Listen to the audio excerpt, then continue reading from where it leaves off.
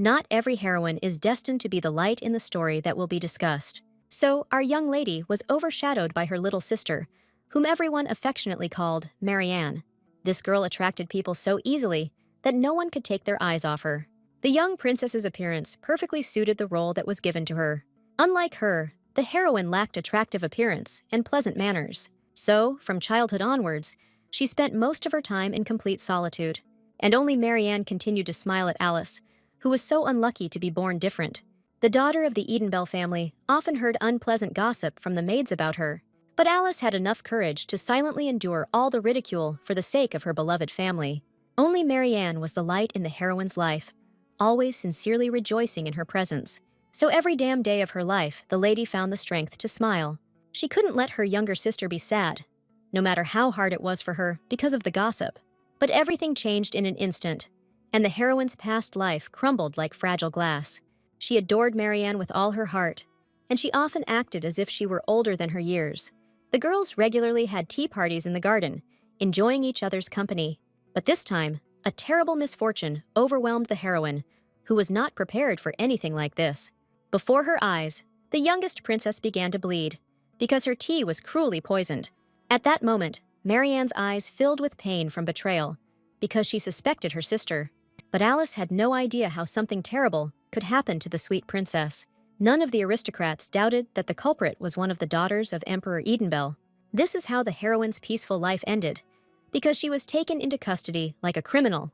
In this dark place, time passed completely differently, and the lady felt as if she had spent an eternity here. Her food left much to be desired, but the girl did not refuse even such meager food. Alice was slowly going mad from despair and hopelessness, because she was not guilty of anything, but misbelieved that her family would soon release her, and it would become clear to everyone that she had done nothing. So the heroine consoled herself with the thought that she needed to hold out a little longer until her family arrived. But it wasn't her relatives who took the girl from the dark captivity of the cold dungeon. That day, the lady especially enjoyed the rays of the sun, which she saw for the first time in a long time. At that time, she had no idea that this would be her last chance to enjoy the bright light. Until now, Alice had hoped that she would finally be found innocent and released. The girl should have guessed from the knight's behavior that the charges against her had not been dropped. The guards treated the princess as rudely as if she were from the lowest family in the empire. The heroine didn't even think of resisting, which only made it more painful for her to fall to the floor. The lady didn't even want to think about why her family allowed her to be treated so rudely, while no one from the imperial family even smiled at the sight of their relative. Unlike them, the girl was ready to share a sincere smile, because she loved everyone. The only thing that scared her was that there was no sign of Marianne, who had been poisoned, but the girl was completely fine, as her condition was quickly stabilized. Only this was important for Alice, who had been worried about her poisoned sister all this time. But the heroine had no idea that no one had forgiven her personally, considering her the culprit of the poisoning. At that time, the girl had no excuses, because someone had set her up very effectively, and Marianne's treacherous smile made it clear to the heroine who exactly was behind the fake poisoning. But none of the relatives even suspected that Alice had actually been cruelly set up. They all sincerely hated the girl who tried to kill her dear and beloved sister. No matter how close they had been to Alice before, no one was going to communicate with her anymore. So the lady could not see a drop of pity in any of her relatives. Everything was perfectly fine with Marianne. But for some reason, no one forgave Alice. Even Emperor Aeol believed that one of his daughters had committed such a treacherous deed, while the heroine did not fully believe that such a crime was really attributed to her. But the ruler was merciless towards the princess, whom he considered guilty. The lady found herself under the crosshairs of cruel glances that gave her only condemnation and hatred. Although the girl did not deserve anything like this, no one wanted to believe her words. The first to break down was the older sister, Adriana, who loved little Marianne more than anyone else. If this lady had the opportunity, she would personally agree to take Alice's life. What hurt the girl most was that she could not prove that she had not harmed her sister in any way. Even Relis, who had previously been close to the lady, no longer wanted to even look at her. All the heroine's attempts to defend herself were useless, because no one wanted to listen to her. The relatives decided that Alice was the culprit and were now waiting for her to confess. So the lady had no choice but to accept her hopeless situation. The situation was further aggravated by the fact that the emperor found a witness who was a treacherous liar. The maid reported that she had witnessed with her own eyes that tea party which almost became Marianne's last. There wasn't a drop of envy on Alice's face then, but her assistant lied about that too. The heroine had no idea that her accusations would turn out to be so well fabricated. Now no one in the family will ever believe the girl, no matter how hard she tries. It was obvious to everyone that it was Alice who put poison into little Marianne's mug that day, and the great emperor could never in his life forgive even his daughter for such betrayal. Moreover, his assistants managed to find the very same vial of poison that was used, but Alice saw this white substance for the first time in her life, which was found in her room. Only now did the heroine realize what a difficult situation she had found herself in against her will. The lady could only shed bitter tears, because none of her relatives needed her truth. She condescended to beg for forgiveness and trust, since there was nothing else left for her to do. But even her closest brother remained just as cold and distrustful of the girl. Before, the elder Lachias always listened to his younger sister, who was so similar to him. But this time, he hit the lady so hard that her cheek burned with pain from the slap. The girl never did anything bad to others, but this was not enough for the family. From now on, only the death penalty awaited Alice, since everyone believed in her betrayal and guilt. No matter how desperately the heroine begged her father to believe her, all her words flew past his heart. Her face reflected genuine emotions, but no one wanted to believe it. Only Marianne could save her sister, because she knew better than anyone how good she was. So the girl turned to her last chance for salvation, hoping for her little sister. But the girl cunningly burst into tears in front of her family, declaring that she was incredibly scared. Marianne's tears were the last straw in the cruel decision to execute the princess. This is how cruelly the heroine was betrayed by the family she always loved and respected for their actions. But now the lady felt for herself how crazy and strict her relatives were. None of them batted an eye when they sent the former princess to a painful execution. Everyone just wanted to get rid of Alice as quickly as possible, as she had become a black spot in their family. The absurdity of this situation brought a smile to the face of the girl who was about to die. In the last moments of her life, she was no longer afraid, because she was tired of experiencing emotions. No matter how much pain the heroine was in, she did not make a sound, despite the brutal execution. Before her death, Alice prayed to the goddess that she would never experience such pain again. The lady's blood spilled across the tiles, but none of the emperor's family flinched. It turned out that the gods do exist on this earth, since the heroine was given the gift of rebirth. Her older brother in the new family was eagerly awaiting the arrival of a little sister who would love him. Her mother was the empress of another country where only peace and tranquility reigned, but even so, the heroine was not ready to be born, as she was experiencing a past betrayal. She would like to become an insensitive creature, just so she would not have to experience anything anymore. But fate decreed otherwise, and now Alice has become Aisha in the imperial family of Elmir. From birth, the girl was haunted by terrible memories from her past life. She had no desire to be the princess of a state that was constantly at war with the Edenbells, so the little girl was always dissatisfied with her fate, which was reflected on her face. Despite this, her older brother, Isis Elmir, was madly in love with the girl who was recently born. He visited her every day, although there was no serious need for it. When the heroine was first reborn, she was very upset that she was human again. Her heart was not ready for the amount of love that all the members of the imperial love gave. Therefore, the newly minted Aisha constantly closed herself off from these strange relatives. But for some reason, a sweet smile still played on Isis's face at the sight of his charming little sister. The girl stubbornly tried to avoid any communication with her brother, not wanting to get close to him. But all her whims only touched the child even more, and he was ready to love his sister without any compensation. The heroine was afraid that her new family would also cruelly abandon her to her fate. However, Isis did not give Aisha the slightest opportunity to begin to doubt his feelings. The girl was surprised that her mother was not her little brother's biological mother. But the boy still loved Empress Irene very much, who replaced his mother. This woman became the emperor's second wife after the death of the first, who died quickly. But the memory of his first beloved did not darken the bright smile of the ruler of Tyrian, Elmir. Thanks to his wisdom and kindness, he quickly became known as the most diplomatic emperor. The people of the country were glad that their lives were full of happiness because of the skillful ruler. Tyrion loved both of his children, despite the fact that they were born to different women. This new family was exactly what the heroine had never even dared to dream about in the past. But because of their boundless love, the terrible memories only haunted the lady more.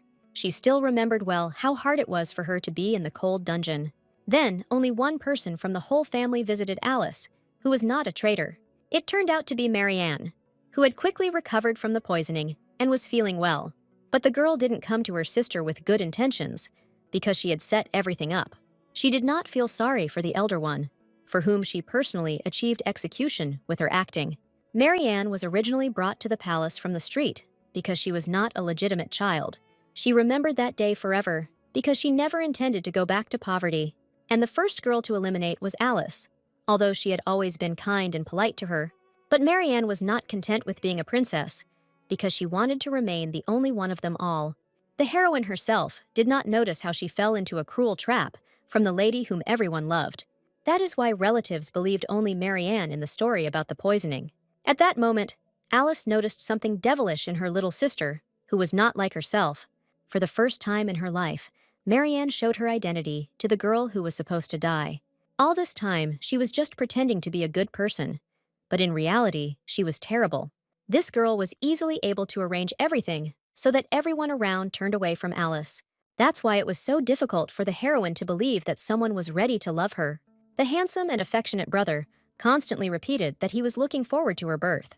But inside, the lady was screaming for death because she didn't want to get close to anyone anymore. No matter how much Aisha resisted, she could not push her new family away from her.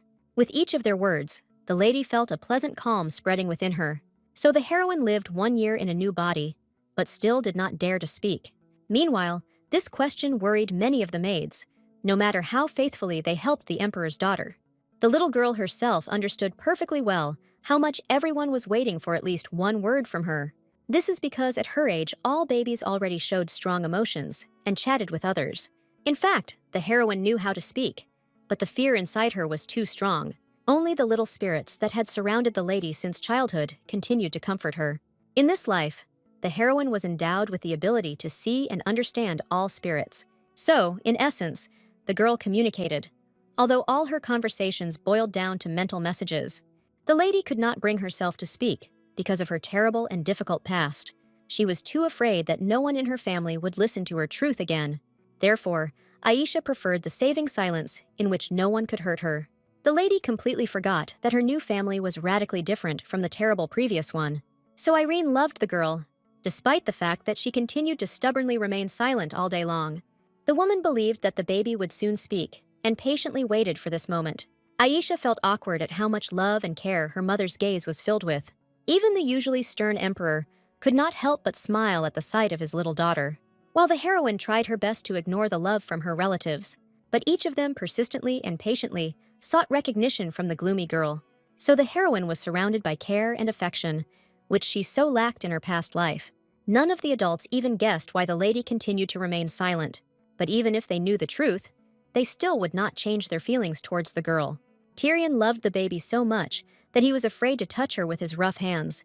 The man was so physically strong that he unconsciously underestimated the strength of his daughter. This behavior of the emperor seemed touching to Irene, who saw his love for his daughter. Aisha could not understand such an attitude towards herself, because she was not made of fragile glass. But Tyrion continued to treat the girl with the same care, waiting for her to grow up a little more. Only after his wife's persuasion did he pick up his daughter in his arms, feeling her warmth with pleasure. The heroine was so taken aback that she almost squeaked, but she covered her mouth in time. She rarely got to be held in her father's arms, as he was always busy with work. Even Irene could see the emperor's constraint as he tried to hold the baby tenderly in his arms. In honor of his daughter's birthday, the ruler planned to organize a large-scale event in the form of a banquet. The heroine didn't care about this, because she was going to sleep almost all the time anyway. But the little girl didn't expect that Tyrion planned to celebrate her day for a whole month. This surprised even Irene, although she fully supported all the ideas of her caring husband. The woman had never experienced such long banquets in the imperial family before, but the ruler was ready to do anything for the girl who was sitting peacefully in his arms right now. But the heroine categorically did not like this idea, which would attract a lot of attention from the outside. The little girl was absolutely sure that her mother would not approve of such large budget expenditures. But Irene was truly delighted by her husband's generosity in wanting to throw a feast. In fact, the status of the previous empress was much higher than that of the current wife of the emperor. This is why the woman was worried about how her daughter would be perceived by high society. From the moment Aisha was born, Madame always did everything to make sure that people thought only good things about her. So the month-long ball could well strengthen the little princess's position among the aristocrats. Moreover, Irene was also happy that she could finally invite her family. Caring for her daughter took all her strength, so the woman had not seen her parents for a long time. She came from the northern lands, from where people rarely came because of the difficult road. But Count Roussel certainly won't be able to miss such a banquet. So Irene will see her family. This only made the heroine feel more and more how different her family from Edenbell was. Even Marianne ended up being a terrible person who framed her own sister. These thoughts brought back unpleasant memories that caused pain to the lady. So she took advantage of the fact that she was a child and burst into tears right in her father's arms. Her mother reacted immediately and picked the girl up in her arms, wanting to calm her down as quickly as possible. Irene's face expressed genuine concern for her daughter, who for some reason felt sad. Until now, Aisha could not get used to the fact that everyone around her cared about her. But the parents were truly ready to do anything, just so that their little girl would smile every day. The Elmire imperial family was fundamentally different from the Edenbells, who were greedy and cruel. The sweet smiles on the faces of adults could easily melt the hearts of even the most unbelieving people. Therefore, with each passing day, the heroine felt more and more at ease in the company of such good people. More than once she had fallen asleep to the pleasant lullaby of her mother, who had tried for her sake. But this time, the lady's awakening came on a quiet night, when the entire palace was sleepy. The baby had hated the dark since her previous life, so she wasn't ready to fall asleep again. But at such moments, little friends who were spirits always came to her aid. Only they warmed the girl with their light in those moments when she was left alone. Aisha didn't know what she would do if the spirits weren't watching over her all the time. But this time, the spirits behaved somewhat strangely, as if they were pointing out something else to the young lady. The heroine was used to trusting creatures who had never done anything bad to her, so she wasn't scared when the spirits silently hinted that something was about to happen outside the window. The girl just looked closely at the place where some movement appeared in the air. Literally, a moment later, a handsome and stately young man appeared in front of the little girl, as if out of nowhere. This man was a spirit king named Rumias, who was worshipped by many. But the heroine didn't know anything about him, and that's why she was scared when she heard the voice in her thoughts. Panic overwhelmed the little girl's consciousness, and she had no idea how to save herself. The king did not miss the girl's emotions, which he had not at all intended to frighten. This little girl seemed funny and interesting to him, as she could understand the language of spirits. The king had never met anyone before who had access to such a skill. The spirits around Aisha joyfully greeted the ruler, who had always been kind to them. Only now did the lady realize who exactly had visited her in secret from the rest of the people. This made the miss shrink even more in fear, because she was helpless before the king. Rumius guessed that the girl was not yet ready to meet him, despite her skills. That's why he erased this conversation from her memory, so that the little girl wouldn't remember anything in the morning. No matter how hard Aisha tried to resist, she couldn't overcome the sudden desire to sleep. The girl was overcome with such calm that even an adult would not have been able to cope with it. The king slowly left the girl's room, intending to meet her only in the future. This is how the heroine forgot that she was the first person to meet the Spirit King. The next morning, waking up was not easy for the heroine, as she did not remember her dream. Aisha did not want to open her eyes until the very end, trying to understand what had happened to her at night. But the maid did not give the lady the opportunity to remember what was so important she had missed in her dream. So all the remnants of memories disappeared, along with the girl's abrupt awakening. Today, the princess was woken up so early because she had to learn to walk around the palace. Of course, the heroine had this skill, but her new body was too weak for it. That's why the little girl trained hard, wanting to walk independently again as soon as possible. The lady herself was annoyed by the fact that up until now she had only managed to take a few steps. But physical weakness did not oppress the heroine as much as her weak moral state. So Aisha didn't even think about giving up halfway, feeling strong support around her. Irene was the one who was rooting for her daughter the most, hoping that this time everything would work out well for her. Seeing the happy empress, the heroine accidentally plunged into memories again. Her ex-mother was such a stern woman that she didn't even look at her daughter, while little Alice was constantly looking for love and support from the empress. But the ruler remained cold towards the girl, who looked very much like her. Instead of love, the lady heard only words about how she should behave as quietly as possible. The empress took her daughter with her only on social occasions, pretending that they had a strong family. Although Alice felt a lie in these embraces, she could never refuse them. And now the heroine found herself in the opposite situation when she was loved just like that. Even if the baby couldn't reach her mother, she was ready to pick her up in her arms. Irene sincerely supported her daughter, rejoicing at even her most insignificant successes. And for the sake of such a mother, the little girl was ready to try even harder to make the woman happier. But this time, luck was not on Mrs. side, as she slipped on the carpet at the wrong time. It was clear to everyone that today, the girl would not be able to reach the Empress in a straight line. But Aisha had no intention of giving up, as she had already set a goal for herself. Despite the defeat, the lady found the strength to get up and set off again. Never before had the heroine so strongly desired to reach her mother on her own 2 feet. But now the girl decided that she would never back down from her difficult goal. Irene's face clearly showed her delight that the little girl had not given up halfway. Aisha began to believe that her mother's embrace would be sincere if it reached her. Unconsciously, the heroine reached out for the love that she had so lacked during her past life. A couple of days after this event, relatives began to gradually arrive at the banquet. The Empress acted like a child when she saw her mother and father, whom she missed. The Roussel family was no less happy to see their daughter, who was doing perfectly well. The heroine saw her maternal grandparents for the first time, who turned out to be good people. They quickly showed interest in their granddaughter, who was famous for her beauty and incredible charm. Their reunion might have seemed sweet and warm to any outsider. Unexpectedly, Irene started talking about her parents' relationship with the neighboring state. The heroine pricked up her ears when she realized that they were talking about her former family, the Edenbells. But the wise count only agreed to talk about affairs with another empire inside the palace. Only the Empress did not understand how secret this information from her father was. What worried Roussel most was that an ambassador from the Edenbell Empire would also arrive with gifts. This news seriously frightened the heroine, who was not mentally prepared to meet her acquaintances. Whoever came from the empire, the girl would definitely recognize his identity from his past life. She wasn't even frightened by the count's cries, who was worried about the appearance of opponents. The little girl was most worried about the arrival of someone from the imperial family. She couldn't even imagine how she would communicate with people who had betrayed her in the past. Overwhelmed with emotion, the lady burst into loud tears in her mother's arms, alarming her. The adults misunderstood everything, deciding that the girl was frightened by their loud speeches. Only when she found herself in Irene's strong embrace was the lady able to come to her senses a little. She found solace in her mother, although even she could not save her from her past in another family. The Empress never understood why the little girl suddenly gave in to emotions in front of people. But soon, Aisha fell into a deep sleep, so all conversations about Edenbell were postponed until later. No matter how capricious her daughter was, Irene still treated her beloved girl well. Never before had a heroine received so much love as from the Empress alone. It seemed that the woman would love her, even if Aisha cruelly betrayed her in the future. This made the lady feel uneasy, because she could not forget her family before being reborn into a new body. But it wasn't just the Empress who loved the girl with all her heart. The same applied to her brother and father as well.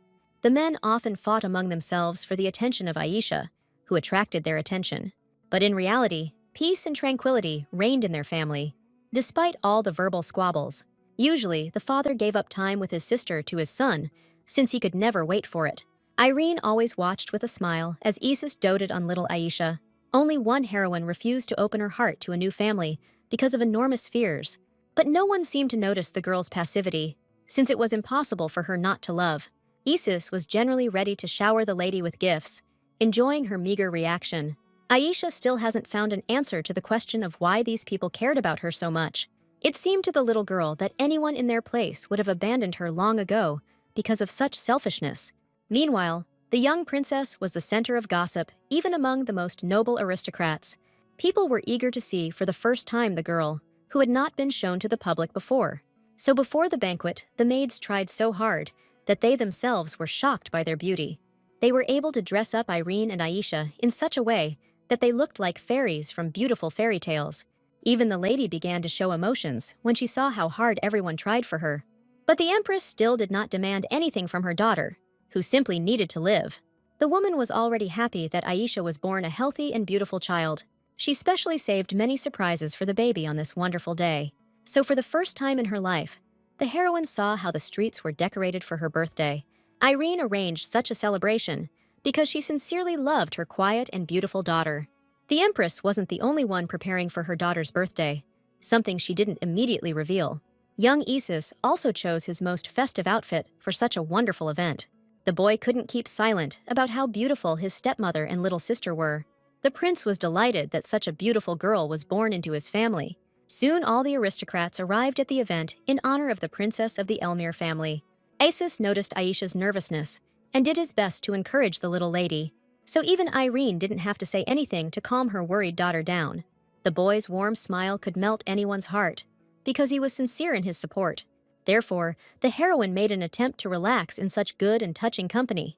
This was the first banquet in her honor, and the heroine was going to enjoy the large-scale event.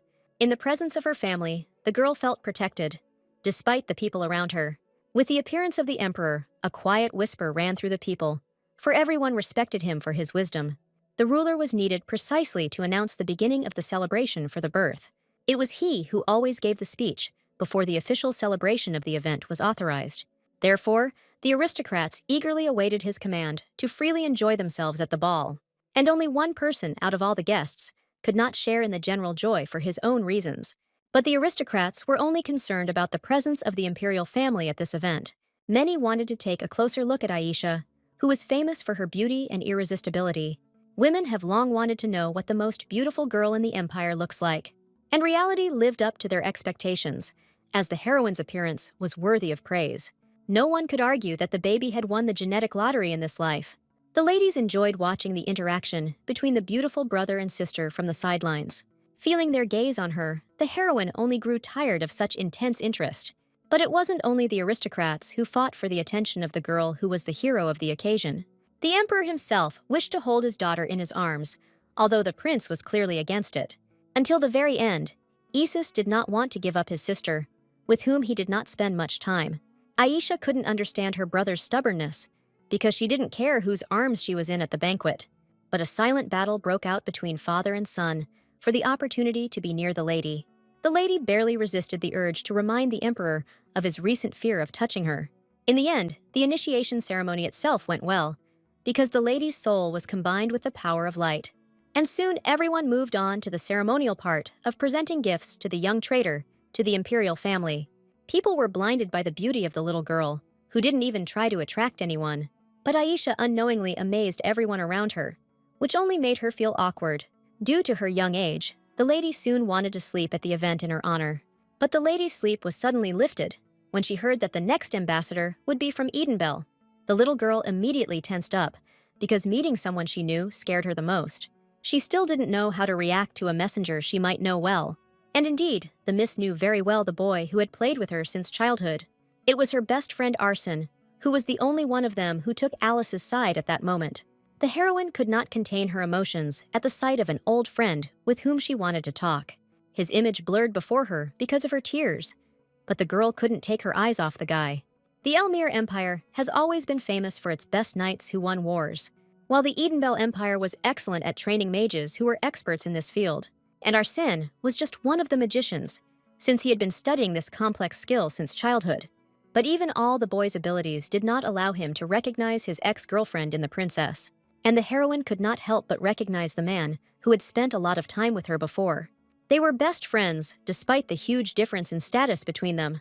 It was with Arsene that the girl shared her deepest secrets in her past life. So Miss was only glad that this man was chosen as the ambassador of the empire. The magician was one of the kindest people the heroine had ever met in her life. That's why she tried not to cry at that moment, because she wanted to remember everything about her old friend. Despite the princess's emotions, the guy still delicately presented her with his useful gift. From the young man's eyes, Miss guessed that he could not recognize her in this new incarnation. But it was enough for the heroine that everything was completely fine with the magician after some time. At the very end, it was Isis's turn to present the gift, and he was already completely ready for it. Aisha couldn't even imagine what incredible thing her brother had come up with for her this time. She would have accepted any gift from her brother, even if it had been the most insignificant in the world. But of course, the prince would not allow himself to give his sister something unworthy of her. The boy smiled tenderly at his little sister, who was in for such a wonderful surprise from him. The emperor was the first to guess that his son was going to give his knightly vows to little Aisha. Isis felt that he did not need any other lady to protect. But the heroine was not prepared for the enormous responsibility that would fall on her. Aisha had heard that in the Elmir Empire, there were knightly vows for loved ones, The knight who chose his man promised to always protect him and support him in any decisions. But Isis did not expect that his decision would cause panic in his sister, who would not be ready for the oath. Only the boy's warm words calmed the heroine, who burst into tears throughout the hall, just to avoid receiving recognition. The little girl was worried that even this would not be enough to prevent her family from turning away from her. But Isis proved in a couple of sentences that the lady could trust him in such serious matters. Aisha has already managed to be convinced more than once that at present her brother is truly ready to do anything for her. This is how the heroine accepted the knightly oath from the prince, although she still doubted their future. Isis was overjoyed that his gift for the little girl was better than the others. Even the emperor appreciated his son's efforts, since few ladies could boast of having a knight. The prince had no doubts when he dedicated his entire life to the little girl who was his relative. The crowd roared triumphantly when the oath was completed, as they were glad to share this moment. Isis waved joyfully at the people who supported him, sharing his happiness with him to the fullest extent. This moment showed the heroine that from now on, her failures from her past life could end, and sweet smiles, like those on her brother's face, will continue to haunt the lady in her new transformation. Only after presenting the gifts did the parents think about putting their little daughter to bed. Isis immediately volunteered for this task, since it was only a joy for him to help the girl in any matter. But the little girl wanted to see the evening fireworks that would be launched in her honor. The parents specially prepared a whole show for their daughter, and it would be a shame if she missed it. This is how the prince managed to see such a beautiful spectacle, together with his little sister. The boy tried to create maximum comfort for Aisha, so that she would remember this moment forever. Isis himself had witnessed fireworks more than once, so he knew how amazing they were. For this performance, the emperor made arrangements in advance with powerful magicians, and soon the performance began, which the heroine would remember for a long time that evening.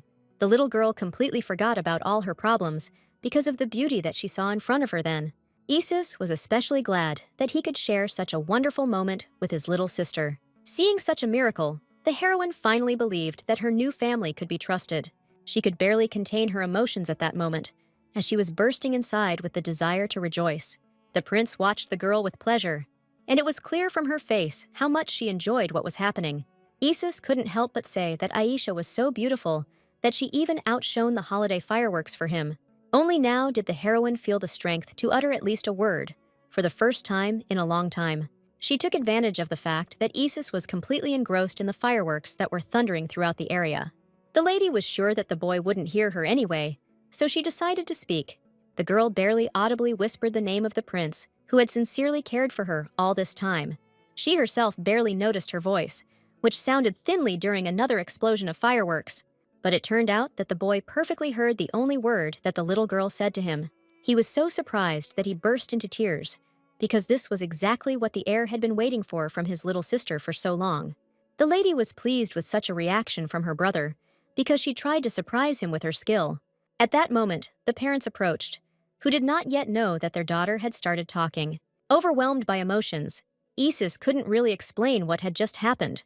Next, Irene heard her name, not expecting such a gift from her beloved daughter. Aisha was finally convinced that nothing bad would happen after her words, so she was touched by the reactions of the family, who had waited so long for the baby to speak. Even the usually calm emperor could not stand it at this moment, wanting to hear his own name. He was so happy when the lady called him dad that the man's cheeks turned pink. The happiness of this family at that moment knew no bounds, because they all loved each other. The heroine was no longer afraid of being deceived in the company of such wonderful people. She had no idea that Arsene was closely watching their joyful reunion. The boy envied the imperial family, which was so different from his rulers. He could not understand why these people exuded such warmth, care, and love. The magician always tried to make his masters happy, but something always went wrong. That's why the guy couldn't take his eyes off such a strong family. He continued to watch them until the master returned to their carriage. The old man had his own opinion on everything, and now he considered the emperor's behavior shameful. Arsene fundamentally disagreed with his mentor, who was not afraid to speak honestly about his thoughts. Unlike the teacher, the magician always kept his mouth shut so as not to say anything unnecessary. The old man saw his student's lack of confidence, so he gradually strengthened his character.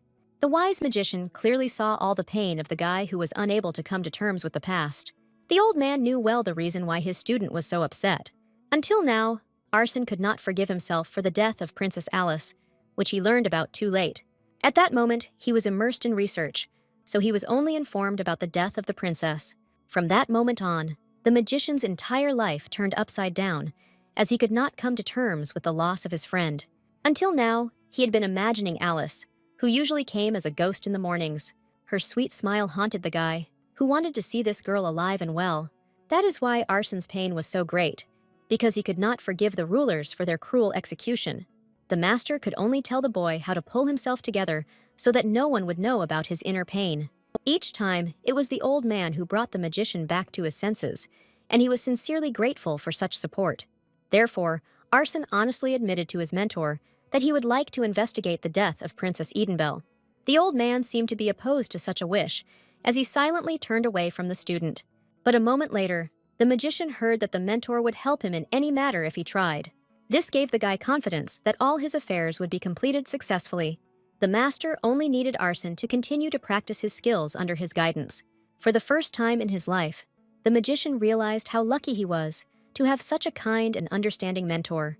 He couldn't change the ruling family of Edenbell to be like the pleasant Elmire family, but the guy was going to do everything to make his rulers answer for their cruel actions. The next 6 years flew by quickly for the little heroine, who studied diligently in the palace. She grew up to be a cheerful and inquisitive child, who was no longer afraid of being rejected. It's all because the brother spent all his free time with his sister, even though he was busy training. Aisha always looked at the guy she had fallen in love with all her heart over all this time, with gratitude in her eyes. Isis had already noticed that the lady was reading adult literature for herself, not paying attention to fairy tales. The heroine never brought herself to admit that in reality she was already well over 20. No matter how strong and warm her parents' love was, Miss believed that her past should not concern them. The girl was pleased with the warm glances her family gave her every time they met. Even at 3 years old, the little girl opened her heart to new relatives, and therefore began to demonstrate her skills. Aisha found any learning easy, because she knew how to read and write very well from her past life. But to everyone, the lady diligently pretended that she was simply a quick learner, and this amazed many in the palace. Quite soon, the princess became known as a little genius, because no other child learned so quickly. Irene could hardly believe that her previously silent daughter was making such great strides in everything she did. And Isis was sincerely happy with every achievement of the lady, even if she simply wrote his name on a piece of paper. The boy's delight instantly infected his parents, who did not expect this from their daughter. The empress grew more and more fond of the girl every day, who amazed her with her rapid learning. The heroine didn't plan to impress everyone around her, but she couldn't spend much time on known knowledge. That's why she switched from fairy tales to studying ancient languages as quickly as possible. Aisha was most interested in any books about spirits, with which she had a close connection. The problem was that even the Imperial Library had little information about them. This is how the lady came to the conclusion that it was in the ancient language that the most information was preserved. Throughout her childhood, the heroine tried not to show off all her talents, so as not to overtake the heir to the throne. But the brother didn't even think of envying his little sister, no matter how much faster she learned than him. Instead, the guy was ready to help the lady in everything, who seemed to be getting smarter every day. Eventually, it got to the point that even Isis had difficulty understanding the books that the young princess read. But the lady saw how hard the prince tried to help her, even in such difficult situations for him. Although he had little free time, Isis spent it all on walks with his little sister. And Aisha was grateful to the heir that he chose to talk to her at any moment. The girl couldn't always control herself, so she would periodically make fun of her brother. And each time his embarrassed reaction only made the heroine happier, and she experienced vivid emotions. But not everything was so cheerful in Aisha's life, because it was not for nothing that she thought about studying the spirit world. The girl still remembered her past life, and therefore collected all the information about the Edenbell Empire. According to the information she has, her entire former family lived quite happily after her terrible death. Only the spirits knew about the girl's sadness, so they did their best to mentally support her in moments of sadness. Aisha was only glad that she had such loyal friends who would definitely help her take revenge. Until now, she has not found an answer to the question of what kind of eye her cunning younger sister had at that moment. When the lady was lost in thought, she did not notice that her brother was closely watching every emotion on her face. She was completely immersed in her heavy thoughts, because revenge was too difficult a task for a child. Seeing such a thoughtful girl, the guy admitted that she seemed much older to him. The lady had nothing to say in response to her brother's assumption, because he turned out to be completely right. This time, the little girl's face showed genuine surprise, because she didn't expect Isis to come to such a conclusion. Of course, the prince could not even imagine how much his little sister had gone through. Therefore, he carelessly attributed all her oddities to the incredible genius of the young princess. Once again, the heroine cleverly turned the entire conversation to the fact that her brother also possessed amazing skills. She was so embarrassed by Isis's suspicions that she began to chatter non-stop about anything and everything. But it turned out that the prince did not think anything bad about his sister, although he guessed that she was hiding something.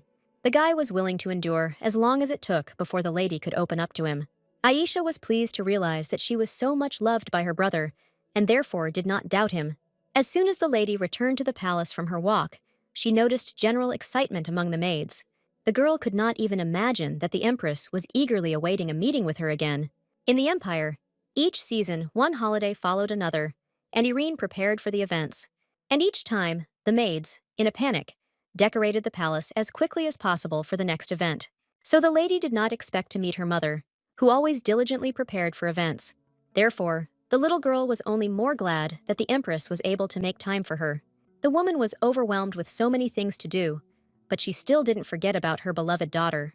During the time that they had not seen each other, both mother and daughter had managed to miss each other very much.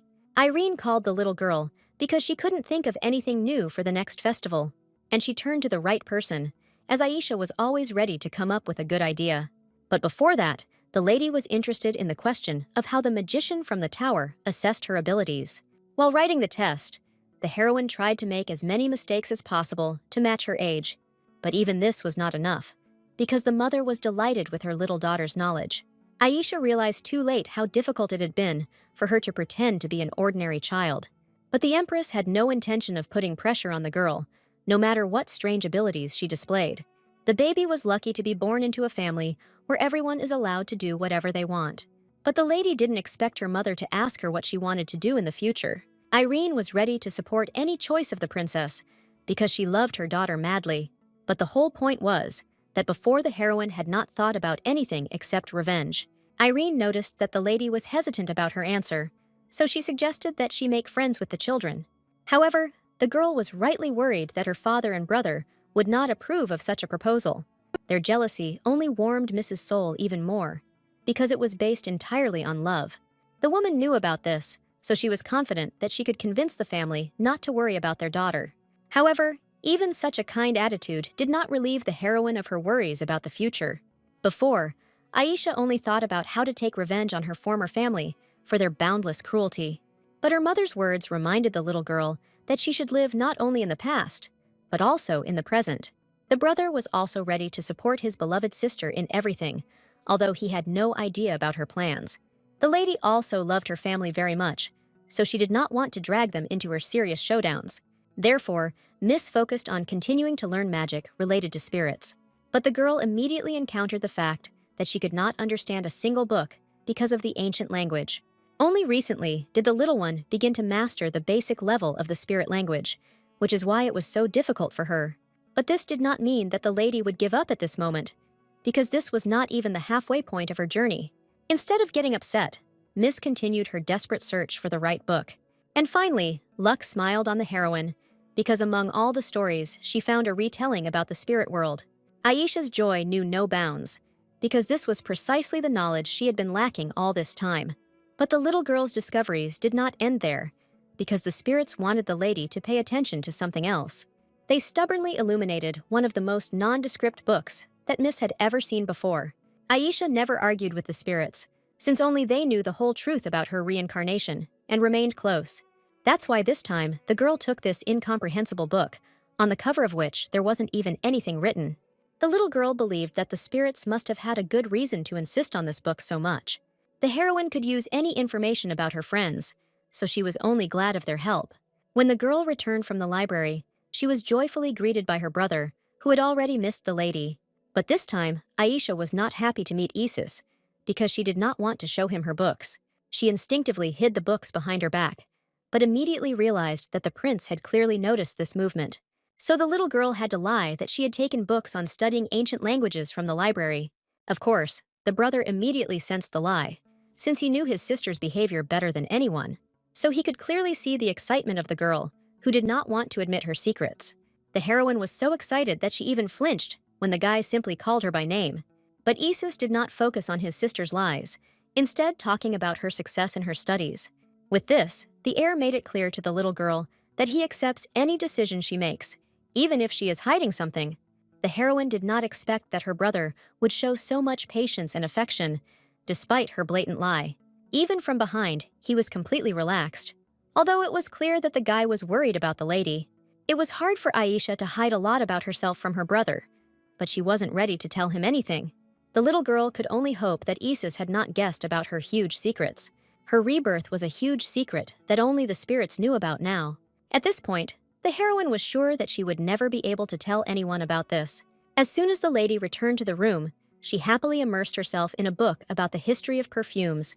Never before had Aisha been so interested in understanding a book in an ancient language. She was delighted to learn more and more about how all the sorcerers had disappeared. But even in this book, the girl couldn't find anything about her powerful abilities. The question still remained in the lady's head. What kind of person was she then? The most offensive thing was that the little girl couldn't consult with any adults about this. But Miss was saved by a discovery about how exactly to summon spirits for all aspiring sorcerers. If Aisha succeeds in this maneuver, she will be able to achieve a lot in a short time. Summoning a spirit for the sake of a contract depended on the power of the creature itself and the strength of the one who summoned it.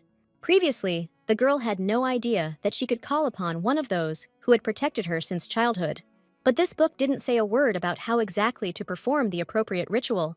This fact angered the heroine so much that she had already prepared herself to talk to the spirits. The girl was very disappointed with the book, which brazenly did not provide all the information. Once again, the spirits tenderly comforted the little girl, who was constantly watched from the side.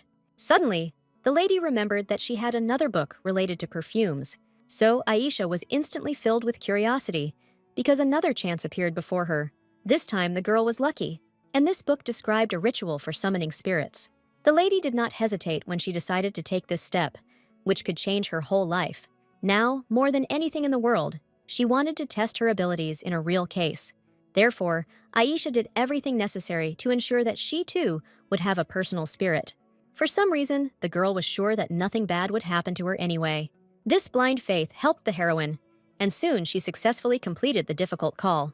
The baby's entire body was pierced by powerful magic, but it did not bring any pain. Aisha took this as a good sign, although she still didn't know what to expect. Suddenly, the entire room was illuminated by a bright glow, in the center of which someone's outline appeared. And exactly after this, the long-awaited spirit that she had summoned appeared before the heroine.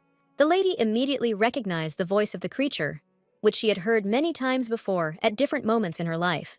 It was this voice that most often supported the little girl when she was especially sad and lonely. So all the heroine's fears instantly vanished as soon as she recognized the spirit in front of her. In her past life, Aisha could never have imagined that she would be able to summon a real spirit. With great pleasure, the lady entered into a contract with the spirit, even though she did not even know its essence. The little spirit himself was glad that he would finally be able to spend time with his beloved mistress. This is how the princess came to have a spirit of light at her disposal, albeit of the lowest rank. This girl's name was Rue, and from now on, she will always be near the little lady. The lady was surprised that her new friend had acquired a slightly different appearance. It turned out that the spirits always acted this way when someone had enough strength to call upon them. The little spirit was extremely cheerful in nature, and his joy was only increased by the summoning.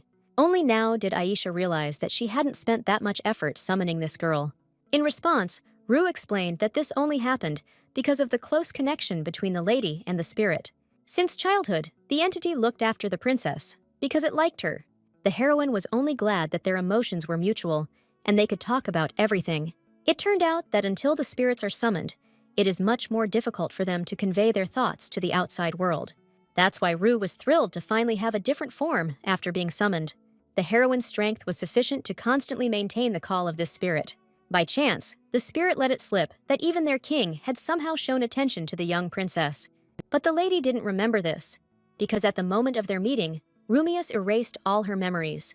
This time, Rue was lucky, because Miss was more interested in the fact that she was popular among spirits.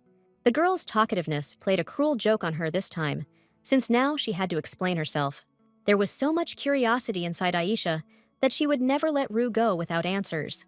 Therefore, the spirit had to admit that for some reason, only the lady could see entities without a contract.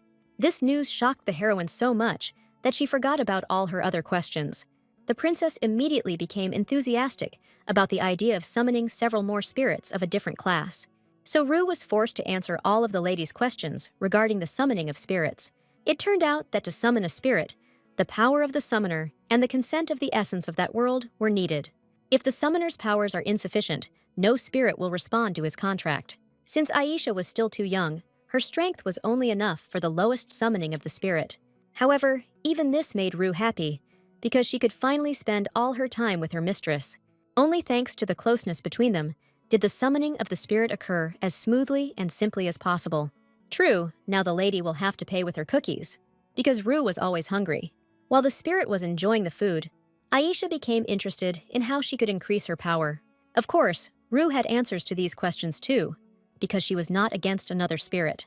What surprised the lady most was that the god of light was one of the highest spirits in the world. He was revered by many, even in other empires, who worshipped the king to achieve their own goals. Rumias was believed to bring good luck and victory to knights who truly believed in him.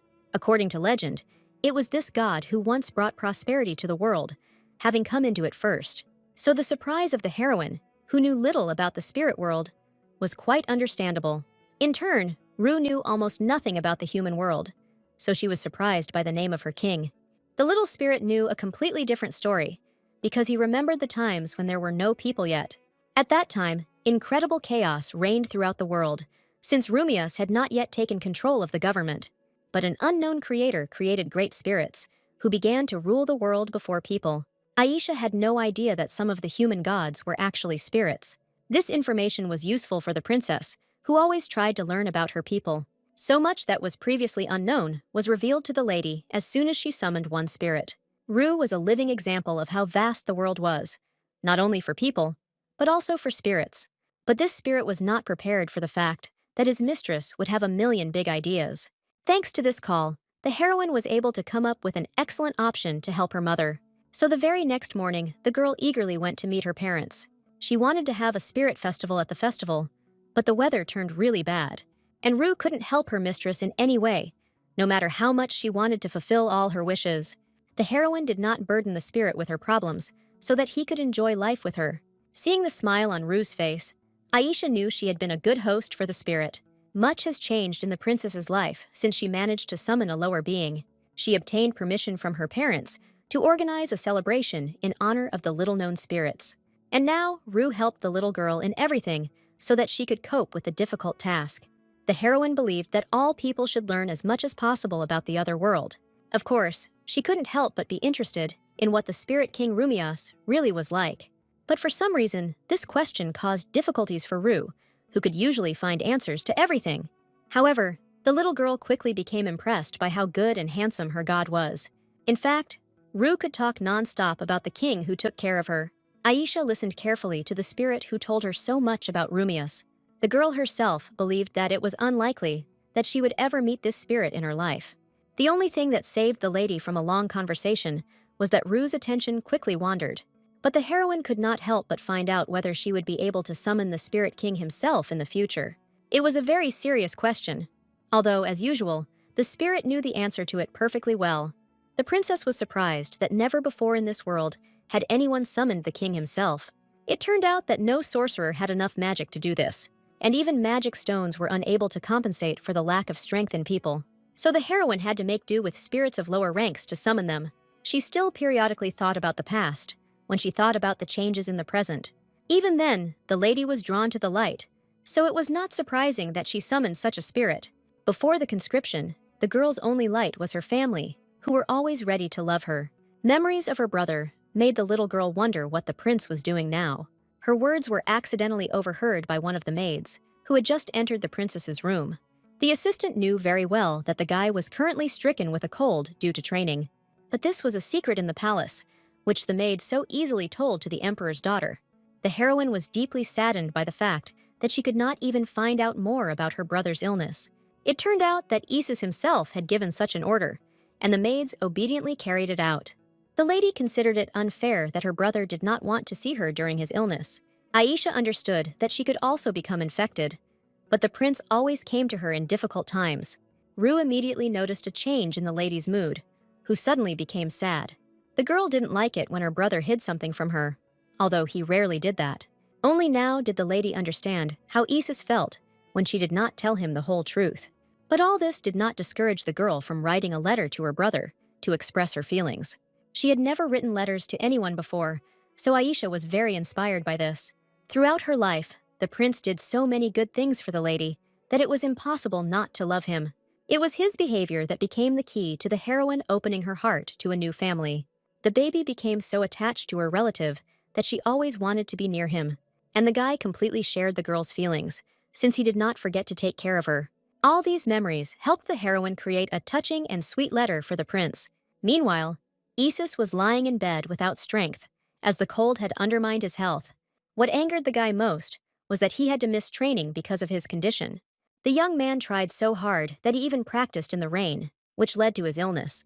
At that moment, the prince allowed only one person to approach him who did not sympathize with him. No matter how much Isis grumbled about his friend's seriousness, he liked this trait. This friend was Vian Belmort, who planned to become the strongest knight in the empire. The young man's character was unusually silent, which made him a good conversationalist. Only from this guy was the prince ready to tolerate rudeness, because he always came to his aid. So Isis silently listened to all his friend's indignation about the fact that he was studying in the rain. The prince himself understood perfectly well how bad an idea this had been for training in the first place. At this point, the heir was informed that a servant had been sent to him as a guest. The guy didn't expect that his sister would send one of her assistants to him at such an inopportune moment. Seeing the prince's ambiguous reaction, the servant suggested sending the maid back. Only Vian couldn't understand why his friend reacted so violently to the news about his sister. It turned out that the assistant brought a letter from Aisha for her brother, who was sick. The guy had no idea that the rumors would still reach the lady, and she would do this because of them. Isis couldn't even believe his eyes when he saw that very letter from the little princess. For a while, he looked at this object with distrust, as if he had forgotten how to write. But a moment later, the prince's joy knew no bounds, because it was a letter from his little sister. Until the very end, the guy couldn't realize that everything that was happening was actually real. He was amazed beyond belief that Aisha had tried so hard for him at such a moment. The prince already knew in advance that he would keep this letter for the rest of his life, no matter what was written in it. He was so moved that tears came to his eyes from the charm of this moment. Right now, Isis didn't need witnesses to see him read the letter. The first thing the guy did was send back the maid who had been sent to him by the princess. Only after this did the prince immerse himself in reading, which quickly drew him in with curiosity. The princess's handwriting was perfectly even and clear, so reading was easy for the boy. Every line brought a smile to his face as the little girl wished her beloved brother good health. At the very end, he realized that he had to become stronger, because this was the only way to protect the lady at any moment. He understood perfectly well that the girl, even at that age, had some secrets from him. But at the same time, Aisha's love was not in doubt, because she was sincerely happy for him. So Isis was ready to grind into dust anyone who dared to offend his dear sister. Seeing his friend's emotions like this, Vian only sighed heavily as he couldn't understand him. Despite feeling unwell, the prince was bursting with enthusiasm and a desire to write a reply to his sister. The guy tried to put as many feelings for the princess as possible into the lines on paper. This even made Belmort feel a little envious, since he didn't have any younger sisters. Isis seemed to glow with happiness from within, just thinking about little Aisha. If Vian could change one thing in his life, he would wish for a brother or sister. This is all because even as a child, the boy remembered well how lost the prince had been before. After his mother's death, he behaved as if he were not a man, but a hunted animal. Isis's face was constantly distorted by the incredible pain that was tearing him apart from the inside. But after the birth of his little sister, the prince changed dramatically and no longer worried about anything. Aisha herself had no idea how much strength she was giving to her brother by her very existence. At that moment, the little girl was busily preparing for the holiday, which she was helping her mother organize, and the maids watched the lady with pleasure, seeing how quickly she was growing up. The heroine was so happy also because she had recently received a reply letter from her brother. In it, he wrote her a little more about why they were both named that way. Even as a child, she once asked her brother to tell her everything he knew about their family. And each time the boy greeted the numerous questions from his curious little sister with a smile. What Isis was most proud of was that their parents had instilled faith in their children into their names. Even then, the prince was ready to cope with any difficulties, like a rainbow after the rain. In a couple of days, it was time for that very festival that everyone had been preparing for so long. The first day of this event always began with public prayers to the god Rumias. Therefore, all the people of the empire gathered in churches to pay tribute to their great deity. Many hoped that their prayers would be answered, and that they would receive healing. And the priests did a great job, as they helped each person achieve what they wanted. Of course, the heroine took little Rue with her on this amazing rescue of people. The girl was glad that she could now see her friend clearly at any time. Aisha couldn't understand why the priests were using the Spirit King's healing powers. It turned out that the priests did not actually take the king's abilities, but simply healed people. This is because all the spirits of light had the ability to heal any disease. So it was only the heroine who mistakenly believed that the priests took power from the greatest god himself. It took the girl only a few minutes to understand something important from this story, and now she has already guessed that, if she wants, she herself can heal other people. Rue was delighted that her owner had figured out this ability without her help. But even after confirmation from the spirit, Aisha found such an amazing skill incredible. Until now, the heroine hadn't even thought about how strong she was. But it turned out that she was quite capable of surpassing even the most skilled priest in her powers. However, the girl did not have plans to serve God, as it would have been a huge responsibility. Only Rue knew that her mistress had such talents, because she was special. Only a few summoners could boast of a large set of good skills. The priests had no connection with the spirits, so they used only a small part of the healing, all because Rumias was ready to share his powers with anyone who sincerely believed in him. The princess not only believed, but could also interact with the spirit world, which made her stronger. No matter how incredible the heroine's discoveries were, she could not yet tell anyone about them. Even to her own family, the lady was afraid to admit that she was actually a spirit summoner. This is all because Aisha first wanted to learn how to use her incredible abilities. As soon as the main event ended, all the aristocrats moved to tea. Only the heroine was not happy that she had to maintain conversations with children. The lady would have preferred to talk to her brother instead, but he was too busy with his own affairs. The girl spent the entire morning participating in the ceremony, so she didn't find time for the prince. And even now, Isis was within Aisha's field of vision, but he was too far from her. The little girl was already happy that her brother looked well, as he had managed to fully recover. This was the only reason the girl wasn't so sad that they hadn't talked yet. The lady also wanted to get closer to her brother because she was interested in his good friend. She remembered that this guy had a great pedigree and followed in his father's footsteps, so Vian could be trusted because he was in close contact with the imperial family. However, Aisha was not interested in handsome guys, as she was still too young for that. But the lady was also an adult when it came to talking to children, as she was already living her second life. This is how the little girl had to suffer in the company of children with whom she did not know how to speak. Among the young aristocrats, there was one lady who talked non-stop only about herself, but none of the children dared to interrupt her, as it might seem rude on their part. Although Aisha was a princess, she was also in no hurry to interfere in this stupid conversation. Instead, the lady dreamed of someone taking her away from this unpleasant company of children. And the girl's wish came true, as Vian himself suddenly called her to talk to him. The guy deliberately pretended that the princess was being called by her brother, who had already missed her. So none of the aristocrats dared to follow the lady, no matter how much they wanted to. This is how the heroine was unexpectedly saved from spending several hours in the company of small children. The lady honestly admitted to Belmort that she had almost died of boredom during this time. In fact, the guy understood all this from the girl's face, and only for that reason he rescued her from that company. The knight was embarrassed to admit that all his words about the prince were just a lie. But the heroine believed Vian, who seemed like a person who absolutely couldn't lie. This confession surprised the lady, since she had no idea that she could be of interest to the guy. It turned out that Belmort had invited Aisha along only because he had noticed the boredom on her face. He couldn't allow the princess to have a bad time on such an important day of the year for her. Aisha was surprised to realize that this man was not only smart, but also very attentive. So the lady was once again convinced that her brother really knew how to choose friends for himself. Although Vian appeared stern and gloomy on the outside, he was a good and kind guy at heart. That is why he paid attention to the princess's condition. Although there was no need for it, Belmort appreciated the approach to the holiday that Aisha personally devised. But even to him, the heroine did not admit that her inspiration was her cheerful assistant Rue. During their conversation, the guy quickly noticed that the lady was speaking too wisely for her age. Once again, the princess forgot that she was still a little child. But fortunately, Vian didn't demand any explanations from her, simply considering the girl smart. They could have continued talking to each other for a long time if they had not been interrupted by Isis's voice. All this morning, the heroine wanted to talk to her brother, so she instantly forgot about Vian. Only now did the prince have some free time, and he immediately ran to meet his beloved sister. The guy hadn't changed at all during the days they hadn't seen each other due to his protracted illness. So Aisha once again remembered the reasons why she loved her brother so much. And Isis could not forget about the letter that the lady had sent him so unexpectedly during his illness. Until now, he carefully kept in his heart all those lines that Aisha had written with her own hand. The heroine had no idea that her brother would never forget even such small gestures. It seemed to her that she had long been accustomed to Isis's selfless love. But this was not so.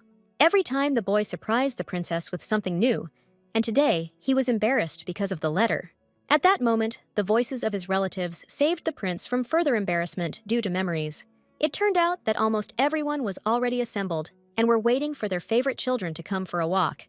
The children rarely had the chance to talk to their grandparents, so they seized the opportunity. Aisha was delighted that she could ask as many questions as she wanted to her patient relatives. She hadn't seen her grandparents for a long time, but they didn't disappoint her at all when they met. The only thing the little girl didn't expect was that Vian, for some reason, would go for a walk with them. But it soon became clear to the heroine that Belmort had personal motives for such communication. The boy wanted to become a knight, and her grandfather was one of the best swordsmen in the empire. But for now, the old man did not pay attention to anyone except his beloved granddaughter. He constantly asked the lady to pose, and she tirelessly fulfilled all his requests. It was easy for the princess to walk under the arch and bring a smile to her grandfather's face. She herself sincerely admired the beautiful plants that their gardeners had worked hard on. But the lady had no idea that this time her grandfather was not just watching her for no reason. Only a few minutes later, the girl noticed that the old man was holding some strange object in his hands. Count Roussel smiled contentedly at his granddaughter, since he had committed one little prank. It was this object that helped him with this, and now it shimmered captivatingly with all the colors. Naturally, this area could not help but attract the attention of the heroine, who was distinguished by her curiosity. It turned out that my grandfather had somehow managed to get hold of a rare photosphere to capture one moment. In all her 2 lives, the lady had never heard of a thing that could capture people's moments. So the grandfather was proud of the fact that genuine surprise was visible on his granddaughter's face. In fact, he didn't plan to hide this thing. He just wanted to make a surprise for the girl. As soon as he shook the sphere, pictures of little Aisha and flowers came to life inside it. The photosphere perfectly conveyed all the movements of the princess that it managed to remember. But what confused the heroine most was that this object even captured her sweet smile. The little girl instantly blushed from the realization that now everyone would be able to look at her. While Isis was eager to get a copy of this amazing footage, but the count had no intention of sharing such a coveted and rare photosphere with anyone. Aisha was amazed at how her relatives fought for the same memory with her. It turned out that Vian also found the fight funny, but he enjoyed watching things like that. The guy admitted that he himself had no idea why this scene made him smile, but the actions of the relatives were full of sincerity, which no one doubted. Belmort wished he had the same feelings about his family, but he didn't have any sisters, so the guy could only watch how the prince showed his love. Soon the second day of the festival arrived, which was supposed to bring even more joy to the people. Early in the morning, the lady slipped into her brother's chambers. Otherwise, she would not have seen him all day.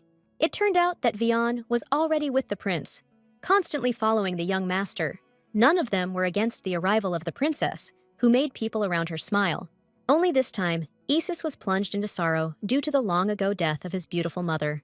Aisha had no idea that her brother was still sad about this difficult loss for him. The boy couldn't help but think about what the first empress would say when she looked at him. Although he was happy with his life, thoughts of his mother periodically darkened it.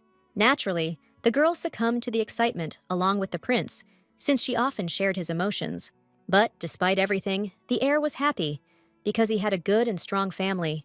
He had cared for the princess all his life, and had no intention of changing anything in the future.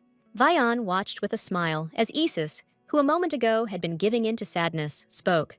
But now the guy was ready to arrange a tea party so that his little sister would not worry about him. At that moment, the lady noticed a new servant who politely brought them drinks with good tea. The little girl was worried by the fact that she had never seen this man in the palace before. However, the lady attributed her ignorance to the fact that her parents could well have invited someone from outside. But as soon as she took a sip, the taste of the tea immediately alerted the heroine. At that very moment, Rue squealed anxiously that the lady should not have drunk that strange tea. The spirit warned the lady about this too late, since he himself did not immediately notice the setup. And now there was blood on the lady's hands, as the unpleasant process inside had begun. The outlines of Vian blurred before the princess's eyes, no matter how hard she tried to come to her senses. At that moment, the heroine was most worried about her brother, who could also have been poisoned. And it was clear from Isis's face that he, too, felt unwell after taking the new drink. The guy's whole face turned pale, and he couldn't squeeze out even one intelligible word. Aisha realized that the guy had managed to drink many times more of the drink than she ended up getting. But even the girl felt ill from the amount of poison, as its concentration was strong. Although Vian was nearby, he could not help the two children of the emperor himself. The little girl clung to consciousness until the very end, but it gradually slipped away from her. She saw her brother reaching out to her, but she couldn't even respond in that terrible moment. That's how Aisha and Isis found themselves sent into the midst of the empire's peace festival. At the same time, the emperor had to keep a straight face in front of the people so that no one would worry too much. But this news instantly spread among the aristocrats, who quickly found out about everything. Vian blamed himself most for what happened, as he was unable to help his friends. The guy was tormented by his conscience, because at that terrible moment, he was next to Aisha and Isis. Belmort trained every day in the hope that he would be able to protect the heir. But in the end, he turned out to be so useless that he was disgusted with himself. The prince was only lucky in that the empress was very close to them. Irene quickly took full command of the children's rescue efforts into her own hands, as she knew what to do. But even the fact that he quickly called for help did not lessen the knight's worries. And now, the guy eagerly awaited any results that the doctors were supposed to bring. Tyrion seemed calmer than Vian, although in reality, he was also very worried about the children. It turned out that the princess's condition had been stabilized, even though she had drunk poison. But Isis could well have died, despite the fact that he was physically more resilient than the girl. But the boy drank so much poison that the aristocrats could only pray for his health. The worst thing was that the high priest with the healing potion went on a journey yesterday, and the emperor had no more people left who would be able to help his son. The man was tormented by the horror that he would never be able to see his children again. So the ruler decided to do everything possible to save the prince and princess. But he couldn't avoid rumors that the heir's troubles were a bad sign. The emperor found it difficult to argue that this had never happened before during festivals. This is why people dared to open their mouths, discussing the fact that Isis was unworthy of the throne. This opinion was most supported by the count, who did not believe in the wise rule of Isis. But even after the death of his son, the emperor will be ready to defend his honor before other people. Tyrion always dealt with gossip easily, by first dealing with its source. So now the poor count had to justify his words to the ruler. The emperor had no intention of forgiving any of his assistants, even despite the holiday. This is exactly what he explained to the count in a few words, taking advantage of the general confusion. So the man no longer dared to say even one unpleasant word about the sick heir. But in reality, all the count's obedience was just a pretense for the ruler. This is all because he was personally involved in the poisoning, which no one knew about yet. Meanwhile, Irene did not leave her daughter's bedside, as she was very afraid of losing her. The woman did not wish for any mother to experience the fear that she was now experiencing. The priests also did not leave the girl's bedside, as it was necessary to cleanse her body.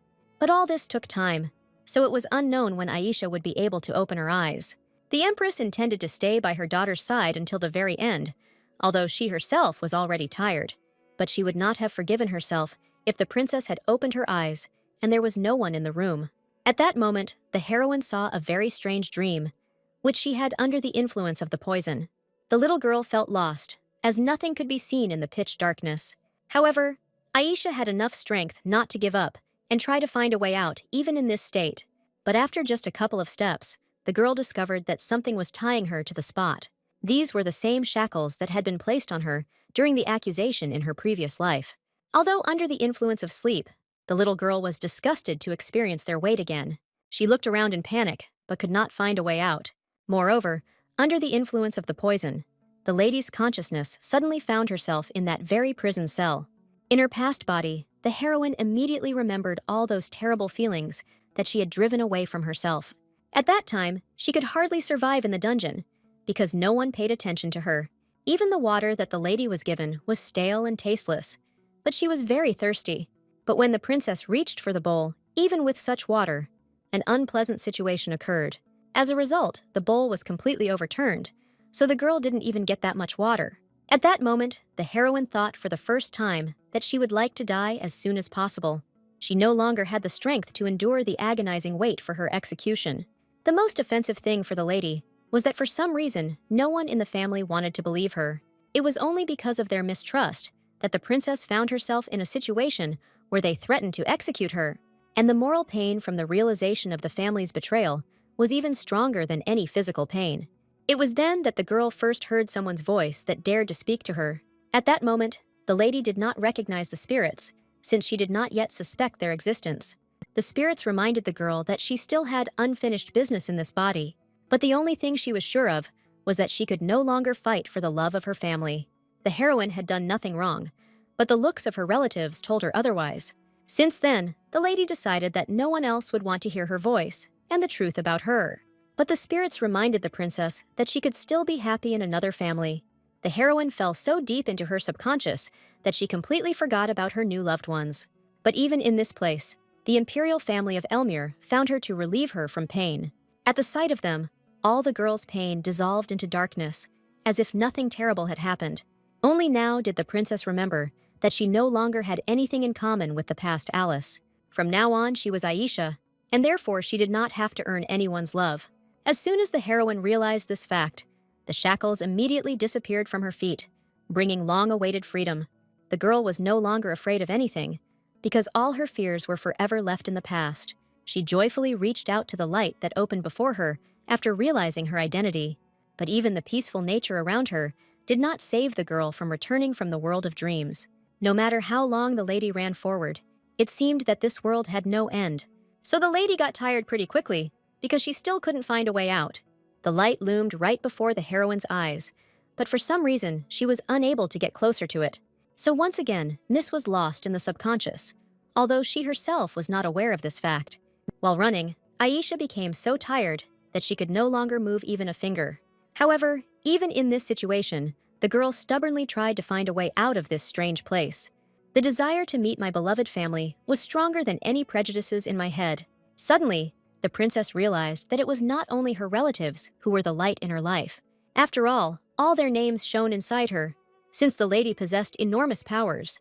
Once she understood this simple fact, a radiance gradually spread within the miss.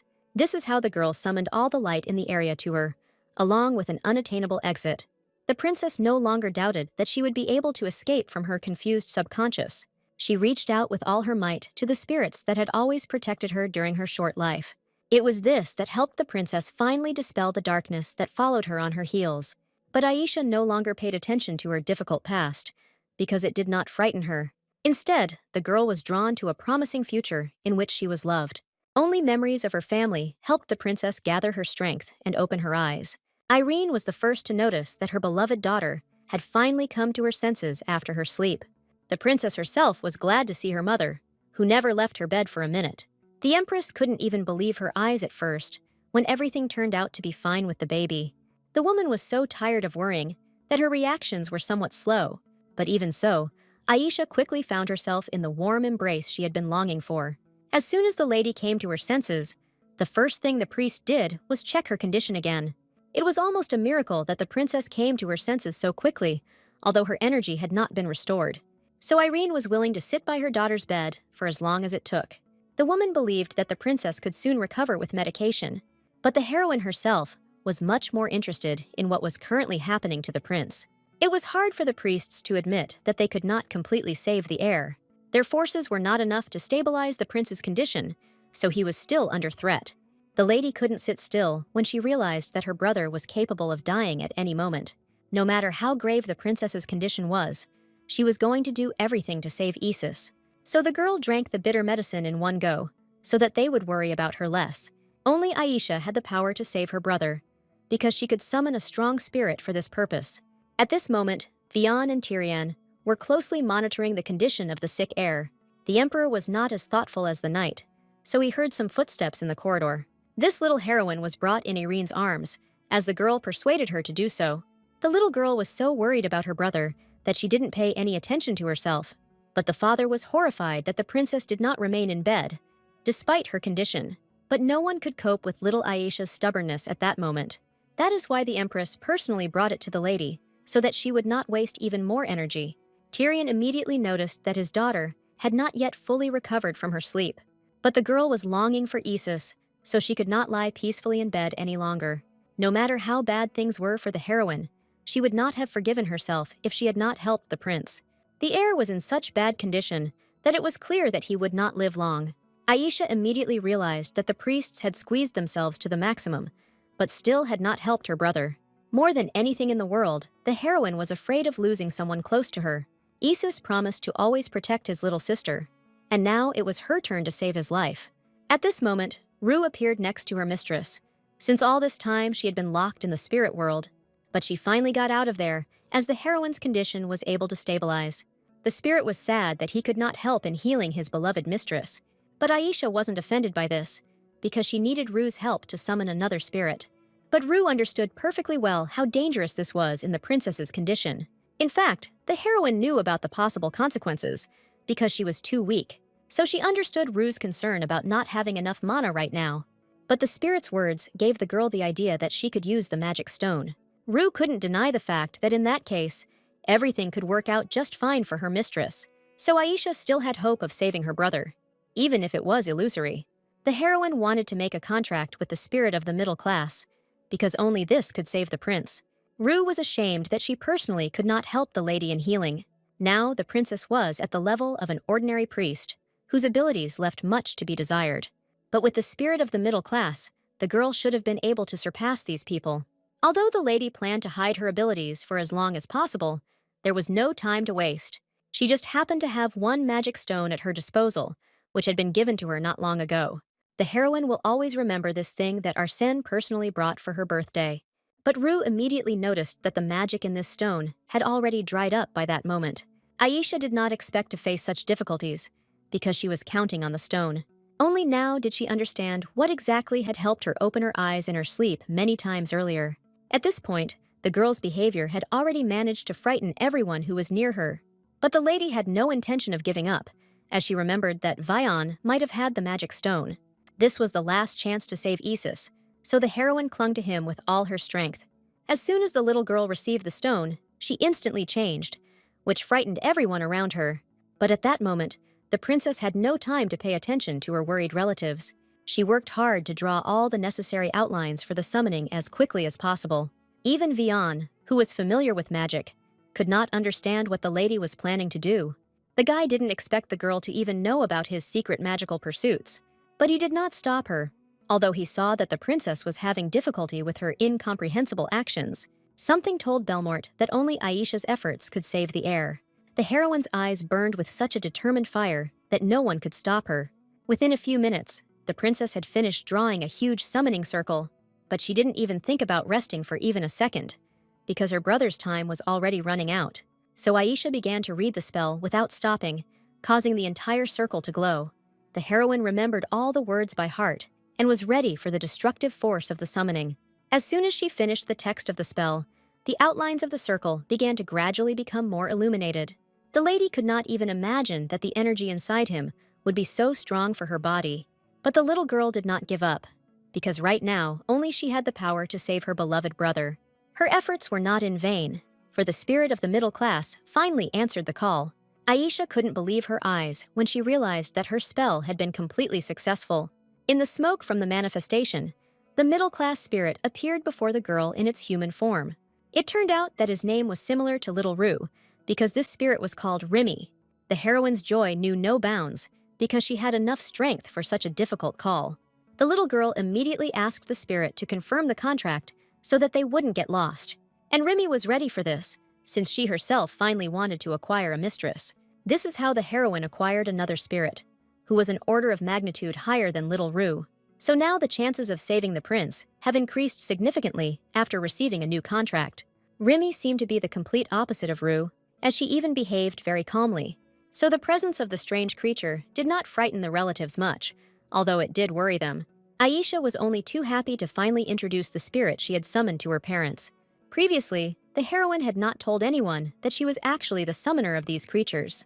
But the lady had long known that the higher spirits possessed powerful healing abilities. But the priests had no idea that there was someone who could replace them. However, the princess was going to save Isis, because she had everything ready for this. The girl saw that she could not hesitate, so she did not doubt even for a moment. Only Remy could have told Aisha how to properly use the power of the spirit. This is because the spirit and its owner were connected from the very moment the contract was signed. But the heroine did not expect that the newly summoned girl would be worried about her condition. The whole point was that Rima knew how weak her young mistress was now. This made everyone in the room nervous, although no one stopped the lady. In a few moments, the spirit transferred all her knowledge to the princess so that she could take advantage of the healing.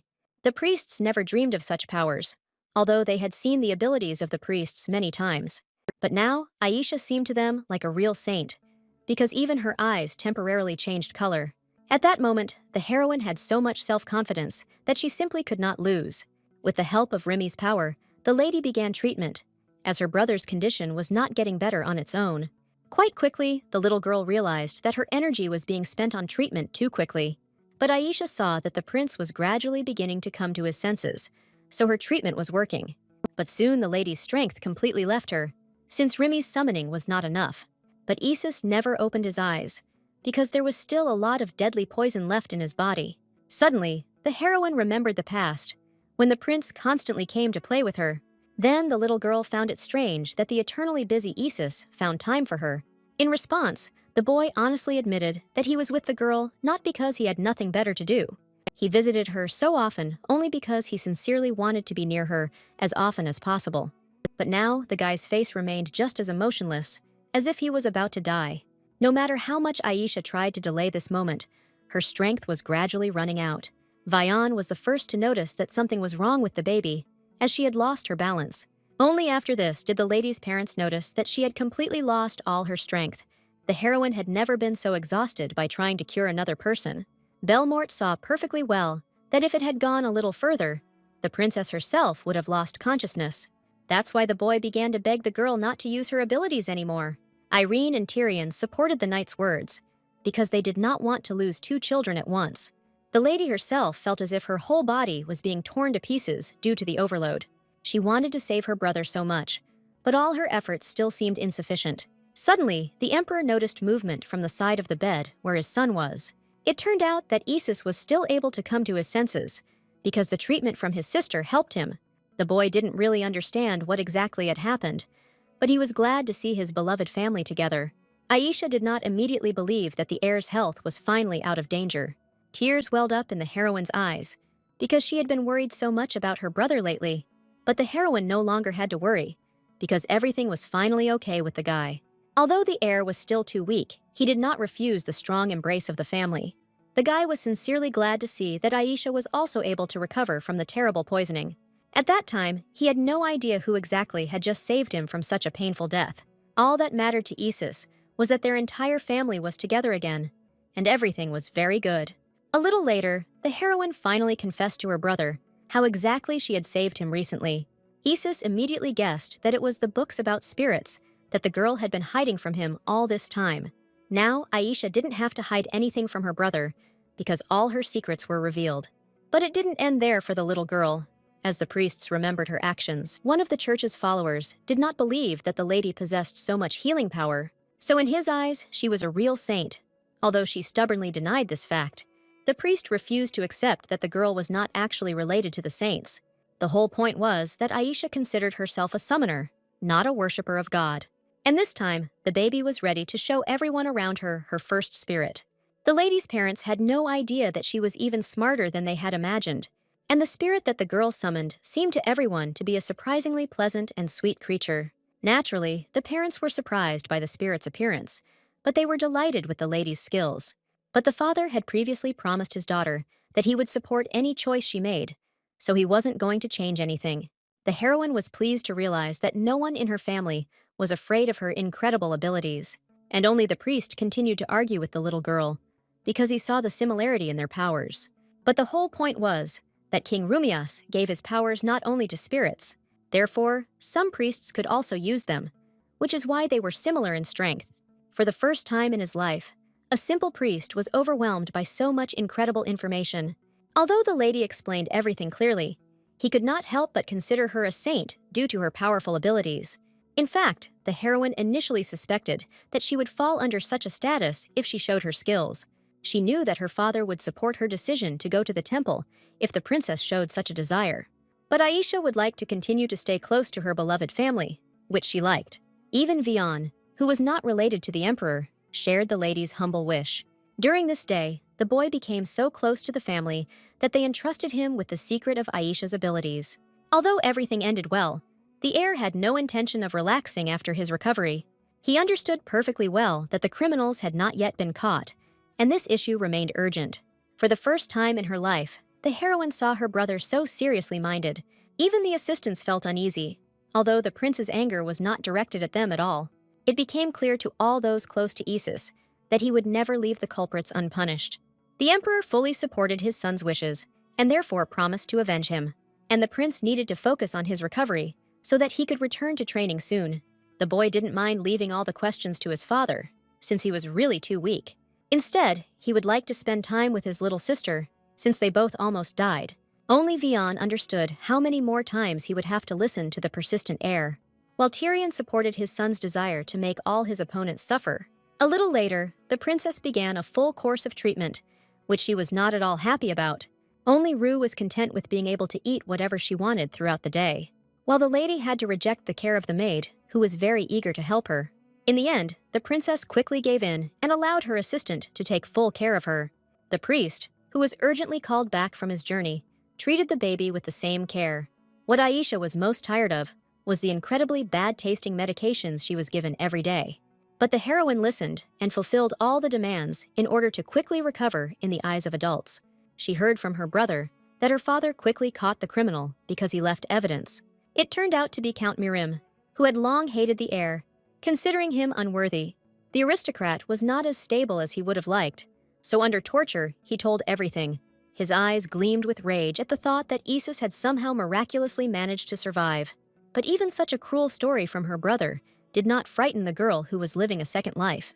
She believed that her father had finally dealt with all the traitors in the empire. So the little girl could only focus on her tedious recovery.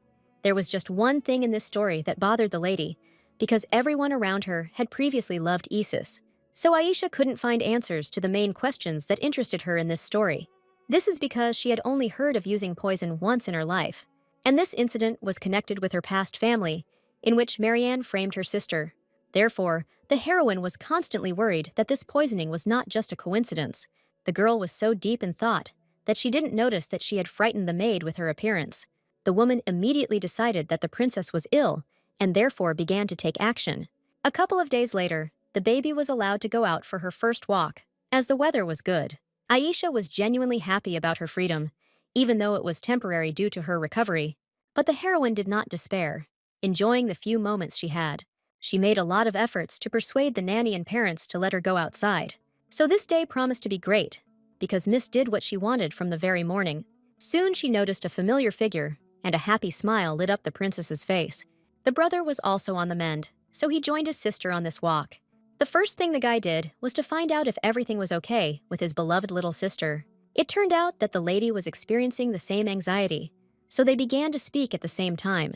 For quite a long time, the brother and sister did not spend time alone due to the huge number of things to do. So now they finally had the opportunity to talk alone about anything. Aisha smiled sincerely at the prince, who had long ago proven to her that he could be trusted. And even now, the guy's face retained an expression of devotion, which captivated the lady even more. The heroine could talk for hours with her brother about all sorts of trivial things, enjoying his company. But it turned out that this time, Isis didn't just come to his sister for no reason, because he had an important conversation. The princess initially suspected that her father had not told her all the information about the assassination attempt, and the brother confirmed these guesses, since he managed to find out that someone was behind the count. He immediately understood that Aisha would not be surprised by such news, since she always thought ahead. The guy sincerely could not understand why his sister seemed so mature and wise to him. After all, she was only 7 years old, but the girl behaved as if she were much older. Due to her age, the prince wanted to protect the baby so that she would not worry about anything. But he needed advice from her, since only Aisha could calmly accept any news. Isis was still upset that he and his father had different views on methods. That is why the prince needed support so much, even from the little princess. The heroine saw that her brother really wanted to talk, so she couldn't refuse him. True, the guy doubted it until the very end, since the whole truth could be too hard. But Aisha demonstrated all her maturity to him so that her brother would share the information with her. A bitter smile appeared on the prince's face, because together with his father, he was hiding something important. The whole point was that the count did not decide to commit the crime himself, but was pushed by another person. As Isis expected, the new enemy turned out to be an incredibly cunning and powerful opponent. The conversation was about the Edenbell imperial family, which had already fought with the Elmir family several times. The heroine was ready to hear anything, but not that her past had caught up with her again. And the prince was sure that their rival had not just organized the terrible poisoning. Within the Edenbell Empire, chaos was constantly growing, brought about by rumors about the rulers. The heroine's insides sank when she heard her brother mention Princess Alice. The girl's legs gave way because she was not ready to listen to a story about herself. Aisha plunged into those dark memories that she had so carefully hidden all this time. Seeing the baby's condition, the prince immediately called for a doctor, although he understood that he would not be able to make it in time. But right now, only the complete truth could calm the heroine, whose heart was beating rapidly. Isis was very frightened by the state his younger sister had suddenly fallen into, but the girl demanded an explanation, as she could no longer suffer from uncertainty. In fact, the prince had no exact evidence, but he was sure that the lady had been hurt accidentally. Aisha was just unlucky enough to drink the same tea that was poisoned for her brother. In this way, the ruler of Edenbella wanted to create unrest in the empire with which he was competing. Isis felt guilty that his little sister was involved in this unpleasant matter, but Aisha didn't even think of blaming her brother, because he hadn't done anything bad to her. While the guy was ready to constantly ask forgiveness from his beloved princess, the heroine was overcome with insane rage because her past family tried to harm her in this life. She could not forgive Marianne, no matter how good she had seemed to her in her distant childhood. The prince interpreted the lady's silence in his own way and decided that this news was too much for her. Therefore, he hastened to end such an unpleasant conversation, which he already regretted. The maid was always close to the princess and was ready to fulfill any of her requests. But this time, the little girl asked the assistant to go away, as she needed to talk alone. The girl did not dare to argue with the lady, although she was worried about her emotional state. The prince had no idea what it was that Aisha wanted to talk to him about that was so important that she behaved like that. No matter how scared the heroine was, she had to tell her brother the whole truth about herself. Previously, Isis believed that he knew every detail about the girl he had raised since childhood. But it turned out that Aisha remembered her past life, which still haunted her.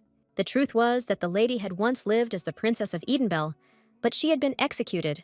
But Alice always remained a kind and decent person, so she didn't deserve this. The heir couldn't believe his ears when he heard this whole sad story from his little sister. She told him about her feelings in the dungeon, when no one came to her aid, and about the cruel words of her own family, who did not believe her, no matter how hard the girl tried to achieve this. The heroine did not hide how exactly her execution took place in her past life. Isis didn't expect that the truth from the princess would be much harder than all his news for her. Aisha had not been able to hold back her tears for a long time, and they completely flooded her sweet face. More than anything in the world, the little girl was afraid that her brother wouldn't believe a single word she said. She kept this secret to herself for so long that the reaction of those around her was more terrible than any death. Now, much depended on Isis's answer for the heroine, who had accepted her cruel past. In fact, the lady herself would hardly have believed it if she had heard such an incredible story from someone. Never before in this world has there been information about reincarnation immediately after death. So the memories only tormented Aisha even more, who was forced to hide her identity. The little girl's heart beat with joy when she heard that her brother believed her completely. The prince's love was so strong that he never doubted his sister's words for a moment. For the first time in her life, the heroine encountered such unconditional trust, which she did not expect. For a long time, she did not believe that the guy had not abandoned the lady, considering her words a blatant lie. The whole point was that Isis saw how sincere the little princess's tears were. At this moment, the guy once again reminded that he would always believe the lady, no matter what happened to them. The princess needed the prince's strong embrace so much that she completely gave in to her emotions. Aisha was glad to finally be free from the enormous burden of her cruel secret. And now there were no more secrets between the brother and sister that they would not talk about. The girl had no idea how much she needed acceptance from at least one person. Only now has she begun to live a full life, without looking back at her crazy past. But even such a warm conversation did not save the heroine from disturbing dreams in which she was lost. She herself could never have imagined that she would see such strange and incomprehensible dreams.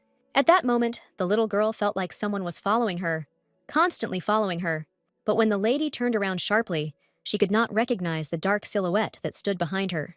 True, by the time of the heart-rending conversation with her brother, she had completely forgotten about this dream. So the little girl's tears flowed without stopping, just because the prince accepted her. The heroine had long dreamed of someone accepting her completely, without questions about her strange past. It was Isis who turned out to be such a person, for which the lady was infinitely grateful to him. She could never have imagined before that the prince would consider her enemies his own adversaries. Now the princess had the final say, because her brother would fulfill any of her wishes. Of course, after everything that happened to her, the girl only wanted revenge on the Edenbell Empire. More than anything in the world, she wanted to prove her innocence, so that no more questions would arise. And now, on the lady's side, were not only the spirits, but also her older brother, who was ready to protect her. The guy didn't want to see any more tears on the little girl's face, as he was also upset along with her. Therefore, Isis did his best to console the princess in this difficult moment. In fact, the heroine still thought that this whole story about her brother believing her was a dream. The prince understood perfectly well why his beloved little sister continued to experience such fears. It was not in his power to save her from her worries right now, but he was ready to continue trying. Isis gave Aisha as much time as she needed to get used to the new situation. As a result, in that terrible dream, the figure of her older brother suddenly appeared next to the little girl. At the sight of him, the lady immediately cast aside all her fears, since she had never been afraid of her beloved prince. Her face blossomed into a joyful smile from the fact that she was no longer alone in this darkness. The prince, with his mere appearance, was capable of saving anyone from even the most terrible catastrophe. And so, together, they left the dark depths of Aisha's subconscious, which she no longer feared. At this time, no less important events were taking place in the rival empire of Edenbell. The heir to the throne, Lachias, visited the temple of the great goddess in search of his younger sister. He had no doubt that he would find her in this very place at this time of evening. On the way, the boy constantly thought about the unsuccessful poisoning of the prince, on which he had bet a lot. Lachias had a hard time collecting his thoughts to confess everything to his younger relative. However, he was the heir to the throne, so he could not doubt such matters. As he expected, the girl's blonde hair immediately caught his eye upon entering the temple. For a long time, Lachias hesitated to call out to the lady, who was so intensely focused on prayer. No matter how terrible Marianne was inside, she successfully pretended to be a good person. In fact, the princess had been waiting for her older brother for a long time, as she wanted to hear news from him. Lachias was still surprised by the fact that his younger sister did not use the temple at the palace. But the girl loved to follow all the rules when it came to her prayers to God. It was this temple that allowed Marianne to be completely immersed in an atmosphere of sacredness. It wasn't hard for her to guess that the heir hadn't come just for the sake of meeting her. But the lady was playing the role of a peace-loving aristocrat, so she pretended not to understand anything. Seeing his happy sister, the guy couldn't help but smile back at her, because he loved this girl. But he was instantly overcome by painful memories of his other sister, who was already dead. Until now, the guy couldn't shake the thought that many years ago he had made a cruel mistake. After all, if he had acted differently, Alice could have been alive. But now nothing could be changed. So Lachias had to put up with the absence of the girl he missed so much. For some reason, these memories constantly caused the prince terrible pain somewhere inside. Although the heir believed that he was morally stable enough, he encountered the opposite. The most offensive thing was that the heir could not talk to anyone about his strange condition. Even when Marianne asked about his well-being, the prince imagined the dead Alice. Of course, the guy wasn't going to admit to his sister what had been happening to him all this time. The lady had once almost died at the hands of that girl, so it would be cruel to discuss it with her. As soon as they started talking about Elmir, Lachius was surprised by Marianne's reaction. It was the first time he had heard the saint regret that any people had survived. Even at this moment, the prince's thoughts returned to the story of Alice, who had been condemned long ago. The aristocrats did not appreciate the outcome of her execution, as it cast a shadow over the entire imperial family. And now, Lachius had to go out of his way to prove to everyone that he was worthy of the throne. He was simply lucky that none of his other brothers wanted to take the place of their weakened father. But people around were still spreading gossip that the prince was not fit for this place. Every second, the guy felt that all the aristocrats' gazes were directed at him. Everything can only change if the prince finally conquers the Elmer Empire. But this turned out to be not so easy to do, since very powerful people lived in the empire. Lachius had long since grown tired of the number of problems he had to constantly solve. For some reason, it seemed to him that his deceased sister could support him during this difficult time, so he couldn't stop feeling the pain of remembering Alice. For this reason, the guy began to consider his memories to be simply useless things. Now he had to focus all his attention on his sister, who was very much alive. However, something constantly repelled the guy about this girl. Although he could not find an answer, Lachius literally forced himself to reach out to the lady who was the only one supporting him.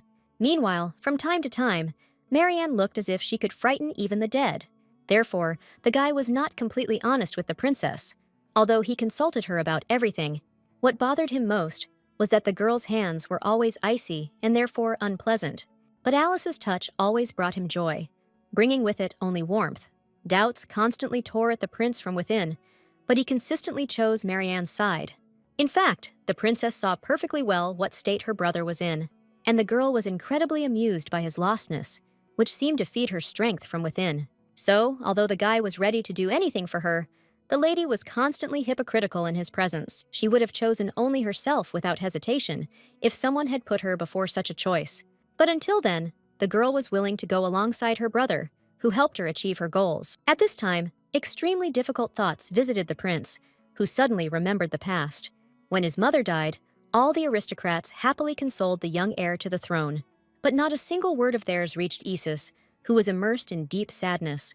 As a child, the boy blamed himself for a long time for the fact that his mother became ill after his birth. The little prince spent all his free time near the bed of the empress, who was ill. The boy tried to smile happily at his mother, although inside, he was constantly eaten up by fear for her. The guilt inside him grew stronger every time the empress's life became more difficult. No one explained to the little prince that Madame had always been in poor health, even without him.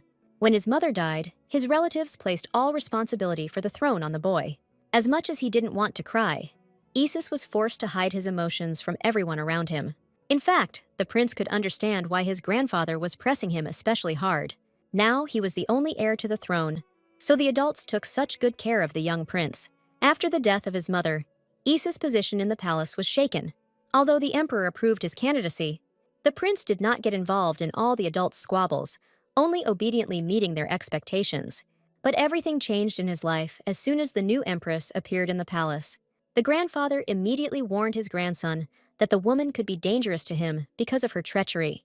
So the child obediently tried to avoid Irene, although he saw only good qualities in her. No matter how much the heir wanted to communicate closer with the lady, he tried to obey his grandfather. Therefore, the boy constantly avoided any conversation with the empress, sitting in his room. But what surprised him was that Irene was the first to write him a kind letter. Other letters followed, but Isis never responded to any of them. In fact, it was disgusting for him to ignore such a good woman, but the prince could not do otherwise. But at one point, everything went wrong, because the boy accidentally met the new empress. At the sight of the young heir, Irene blossomed as if he were the best thing in her life. The prince immediately felt his wounded heart tremble, so he ran away. At that time, the emperor's wife sincerely did not understand why his son was running away from her, and the boy was afraid more than anything in the world of becoming attached to a person who would abandon him. So it was terrible news for him that Irene had finally become pregnant by her husband. The woman herself had been waiting for this moment for a long time, so she was only happy about the successful conception. Everyone around was ready to congratulate the empress, as this was great news. Tyrion had no doubt that his second wife would be able to bear him a beautiful child, and only Isis was not happy that he might have a rival on the throne. At that moment, only the Empress noticed that the front door quietly moved because of the child. She immediately guessed that the prince had heard about her pregnancy, but he never came closer. The boy, meanwhile, retired to the garden, as this was his last walk in this place. He knew that soon the Empress would be constantly walking here, and he did not want to see her. But the prince could not have imagined that a woman would come to the beautiful garden so soon. The Empress had been consciously seeking a meeting with the boy, who had been avoiding her all this time. And this time, Isis was not ready for conversation, because he did not want to get attached to this lady. He honestly admitted that he would leave the garden only because Irene came to it. But what happened next made the woman turn white with fear for her young heir. The prince was in such a hurry to escape that he accidentally tripped and tumbled down the hill. After the fall, all thoughts except his own condition flew out of the boy's head. So he realized too late that the Empress had run after him in panic. Despite her pregnancy, Irene did not spare herself in order to help the fallen boy. It was clear to the heir that he could not let Madame near him, lest he fall in love with her. But the woman proved more persistent than the feeble attempts to drive her away from the wounded child. Isis was unable to object as the Empress confidently began to examine his body. Even with the naked eye, it was clear to the woman that the boy was quite badly injured. She was such a good person that she couldn't just forget about this situation. But it was precisely the lack of emotion on the part of the Empress that the boy needed so much. Irene had never encountered children who were so hysterical around her before. Despite all the lady's kindness, Isis tried to cruelly push her away until the very end. It was hard for the woman to realize that this child was so lost in life. The boy himself understood perfectly well that his stupid words could greatly offend the Empress. Anyone in Irene's place would have given up all attempts to get closer after what they told him. The prince felt like a real coward, but he saw no way out except by rejecting kindness. But the boy didn't expect that, even after all this, Irene would affectionately call him by name. It constantly seemed to him that one day the Empress would give up all attempts at rapprochement. But deep down, the heir wanted to continue to see the beautiful smile on the woman's face. Despite his attempts to be an adult, deep down the boy was still a child, so he couldn't say anything back when Irene suddenly picked him up to help. Surprise completely overwhelmed the boy, who did not expect such actions from the Empress. She confidently sat him down on a stone to at least treat the nasty wounds a little. The woman did not even feel sorry for her beautiful dress, if only to ease the child's pain. Isis still couldn't get a single word out of himself due to the shock he was experiencing. But what surprised the boy most was Irene's question about why he was so merciless to himself. The Empress felt like she was the only one upset by the sight of blood on the body of a small child. But the prince refused to believe that the woman's emotions towards him were sincere. Before, he hadn't thought about the fact that he subconsciously compared his father's new wife with his mother. But now Irene reminded him of this, so the child's soul became heavy again. The Empress was wise enough to understand that Isis needed time. So from that day on, only the Emperor communicated with his son, briefly informing him of the news. Although his ceremony was just around the corner, the boy could not find joy within himself about it. He was sure that his grandfather would be happy with the Emperor's decision, but he himself felt nothing. In fact, the heir felt that he had no reason to live in the palace. But Isis had nowhere else to go, so he had to play his role. Lately, the only thing that kept the boy warm was a scarf from Irene, who had accidentally forgotten it. At the moment of their farewell, the woman gave this thing to the child, since he was still bleeding. Despite the enormous help he received, the prince did not change his silent decision. The Empress only prayed to the prince that he would pay more attention to his health. And now the heir was unconsciously sad, because from that day on, he no longer saw the woman. In fact, the boy was eager to communicate with Irene, which only made him avoid her even more. And exactly at that moment, he heard a familiar, pleasant voice, which he had been waiting for a long time. It turned out that at this very time, the Empress was making her morning tour of the palace. She was glad to see Isis after so much time, so much so that she even congratulated him on his coronation. In fact, the lady already had a plan for the boy, and she would like to talk to him about it. As a result, this time, the heir did not have time to refuse the tea party, which would take place in private. As much as the boy wanted to run away, he obediently followed the wise woman. Irene continued to smile tenderly at the child, hoping that he would not change his mind about going with her. The grandfather had long warned his grandson that the lady might have a request, so he was not surprised. But this did not mean that the boy's heart did not tremble in disappointment because of this. The relative was afraid precisely that this lady would demand something from his grandson, but Irene only wanted Isis to become a good older brother to her newborn child. The prince was surprised that of all the requests he was given, it was precisely such a simple one. The empress was already confident that she would give birth to a girl in a couple of months, and that is why she so hoped that the emperor's first son would be able to become friends with the second daughter. Isis was very surprised, as it was the first time in his life that he was asked to play a different role. Seeing the boy's silent reaction, Irene decided that it was too much for him. In fact, the prince was only glad that he was offered such a simple task. So it was the woman's turn to be surprised when the child promised to think about her request. Her happy smile helped the heir make a final decision right now. Since then, the palace of the emperor's wife has become a true home for the previously lost Isis. He devoted every free minute to spending time with this sweet lady. The boy couldn't wait for his little sister to be born, and he had to look after her. He enjoyed the role of the older brother, although the prince himself did not want to admit it. Even the month-long banquet in honor of his coronation did not please the boy so much. But Isis's grandfather was very pleased with how the succession to the throne was progressing. Since the boy's soul was filled with joy, he greeted his grandfather with a contented smile. The adult had no idea that this smile was not at all addressed to him and the coronation. Only now did the prince gather the courage to tell his relative about his true emotions. The boy never wanted to be an heir in his life, but the adults decided everything for him. The old count was noticeably surprised that his wishes diverged from his grandson's dreams. The prince had no idea whether his grandfather would be able to understand the depth of his experiences and pain. But his connection with the empress showed the boy that he could not hide his emotions. It was Irene who brought Isis to the realization that it was wrong to lie to everyone around him. The heir did not expect that the count actually knew about his feelings, and therefore felt sorry for his grandson. This confession surprised the child more than anything that had happened to him before. It turned out that the grandfather was so desperate that he shifted a lot of responsibility onto his grandson. It was clear to the old man that Isis was still a child, and therefore would be tossed about by unsuitable roles. All this time, the count tried to protect the title of crown prince for the sake of his future beloved grandson. But now it became clear to him that he was driven only by incomprehensible greed and avarice. Having lost his daughter, the old man could not lose his grandson as well, which is why he behaved this way. But Lady Irene opened a completely different world for Isis, and he could no longer forget it. In fact, the count only wished the best for the prince, which is why he was nervous at that moment. He was quite happy with the fact that the boy was already secured on the throne, so he suggested taking a walk. For the first time in his life, Isis was able to smile sincerely at his grandfather, whom he had always been afraid of before. From then on, his visits to the empress became even more frequent, despite his training. One such day, the prince met his father in the corridor, who was also on his way to see his beloved wife. Isis felt awkward admitting to his father that he wanted to see Irene alone. At this point, Tyrion admitted that after the death of his first wife, he had not paid the boy due attention.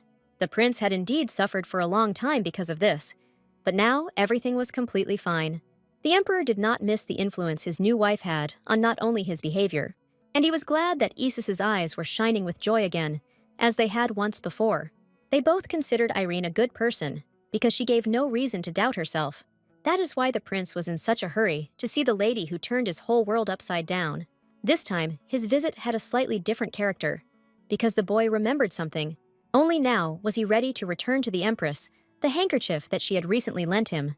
Irene had already forgotten about this thing, since she already had a lot of things to do. But she was pleased to see that the child had tried to return the scarf safe and sound. The woman did not take back the scarf she had once given away, because it was a good reminder of her. Instead, she suddenly started talking about her dream, in which birds were flying across the blue sky. For Irene, this was a direct sign of what exactly she needed to name her little daughter. The woman dreamed that even the name would perfectly suit the young Princess Elmire. But most of all, she wanted Isis and Aisha to be good brother and sister. But Madame didn't expect that all her words would bring tears to the little prince's face. The boy himself could not explain why the Empress's reasoning moved him to tears. He was willing to take on any role if Irene would finally become a mother to him. None of the palace assistants suspected that the fate of the Emperor's family was now being decided. As soon as Isis voiced his desires, he himself became afraid that he might be refused. But the Empress responded with mutual tears, since she herself was glad of this. Without hesitation, she promised to love the prince as she would love her own son. In her warm embrace, all the boy's doubts were finally dispelled, and he stopped being afraid. From then on, He only looked forward more and more to the birth of the baby, whom he had obviously loved before her arrival. The prince's expectations were met, and he devoted all his free time to the young princess. The guy couldn't even imagine a life in which he didn't have the lovely Aisha. Time flew by quickly, and now the maid was waking the heroine up on an important day for her.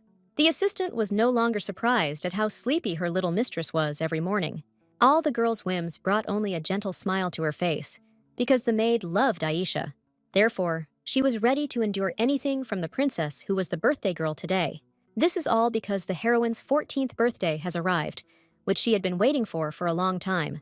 During this time, a lot has happened in the peaceful life of the gradually maturing girl. Aisha grew up to be a person who was mentally prepared for any difficulties along the way. The girl was looking forward to turning 18, not 14. Until then, the lady enjoyed the company of her parents, who loved her madly. It so happened that Miss had to unpack gifts from the very morning, so she was already tired. But, despite all this, the smile on the heroine's face when she saw her parents was quite sincere. The girl couldn't even imagine what gifts her relatives had prepared for her. While Irene knew in advance that many people would congratulate her beloved daughter, the Empress often worried about Aisha's precarious position in the powerful Elmir Empire. But exactly 7 years ago, when the girl first showed her strength of spirit, everything in her life changed. No matter how much the heroine refused, she had to accept the title of saint so that everyone would accept her. From that moment on, many aristocrats did nothing but speak politely about her. This news even spread throughout all the common people's newspapers, which the lady did not expect. It wasn't easy for her to accept such popularity, but the girl tried to get used to her new role. Before the lady had time to finish her thought, it turned out that her father wanted to give her a gift. The man, with a mysterious look, took out of his pocket a map that would help him.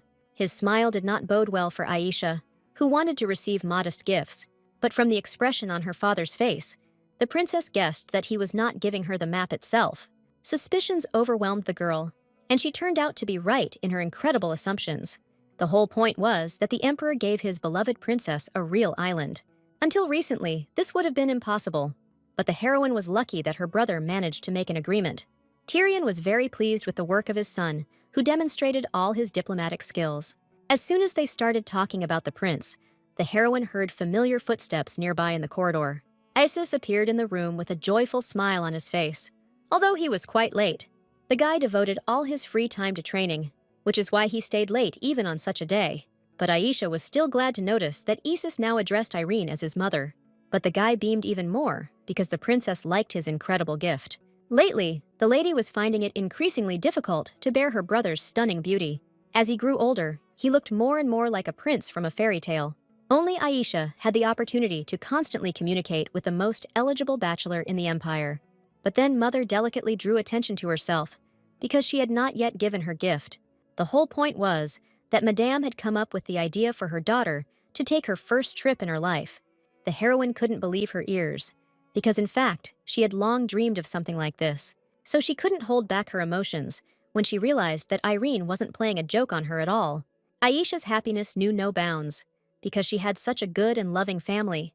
Each member of the Elmir family loved each other, and therefore tried to take care of their relatives. So, no matter what rumors the aristocrats spread, these close people didn't care. However, in the evening, doubts still overcame the young princess, who had a lot of responsibility. So the girl secluded herself with a sweet spirit who could support her in any situation. Rue had no doubt that her owner was up to absolutely any task. The whole point was that the temple obliged Aisha to heal people every year on her birthday. So the lady had to live up to her title of saint, because she wanted to show everyone Rumias's powers. The heroine considered this her duty, because it was the spirits who helped her in this life. But at that moment, the girl was distracted from her thoughts, as she heard footsteps behind her. It turned out that Vian, who had grown up just like the prince, had come to meet the girl. The knight was now no less an enviable groom, although he did not pay attention to the ladies. The lady did not expect to see the duke at such a moment, but was still glad to have the opportunity to talk to him. The guy, as usual, was not sure that he could keep the girl company, but he sincerely sought communication with her, since the lady was a good person in his eyes. His desire was mutual for the girl, who was always happy to communicate with the knight. Until now, Vian had undisputedly held a place next to the heir as his best friend. Aisha would never forget the boy's help when he shared the magic stone with her. Of course, 7 years ago, the girl made several attempts to get him back, but each time Belmort rejected her words, which surprised the young princess. Vian was pleased that the girl would have at least some memory of him. That's why he insisted back then that Aisha keep his magic stone. This is how the lady's collection now included 2 magical items that she had been protecting. Until now, Miss was glad that both of them came to her from good people. In fact, the knight had a lot to say to the girl who was his friend's sister, but he understood that all his words would only add extra responsibility to the princess.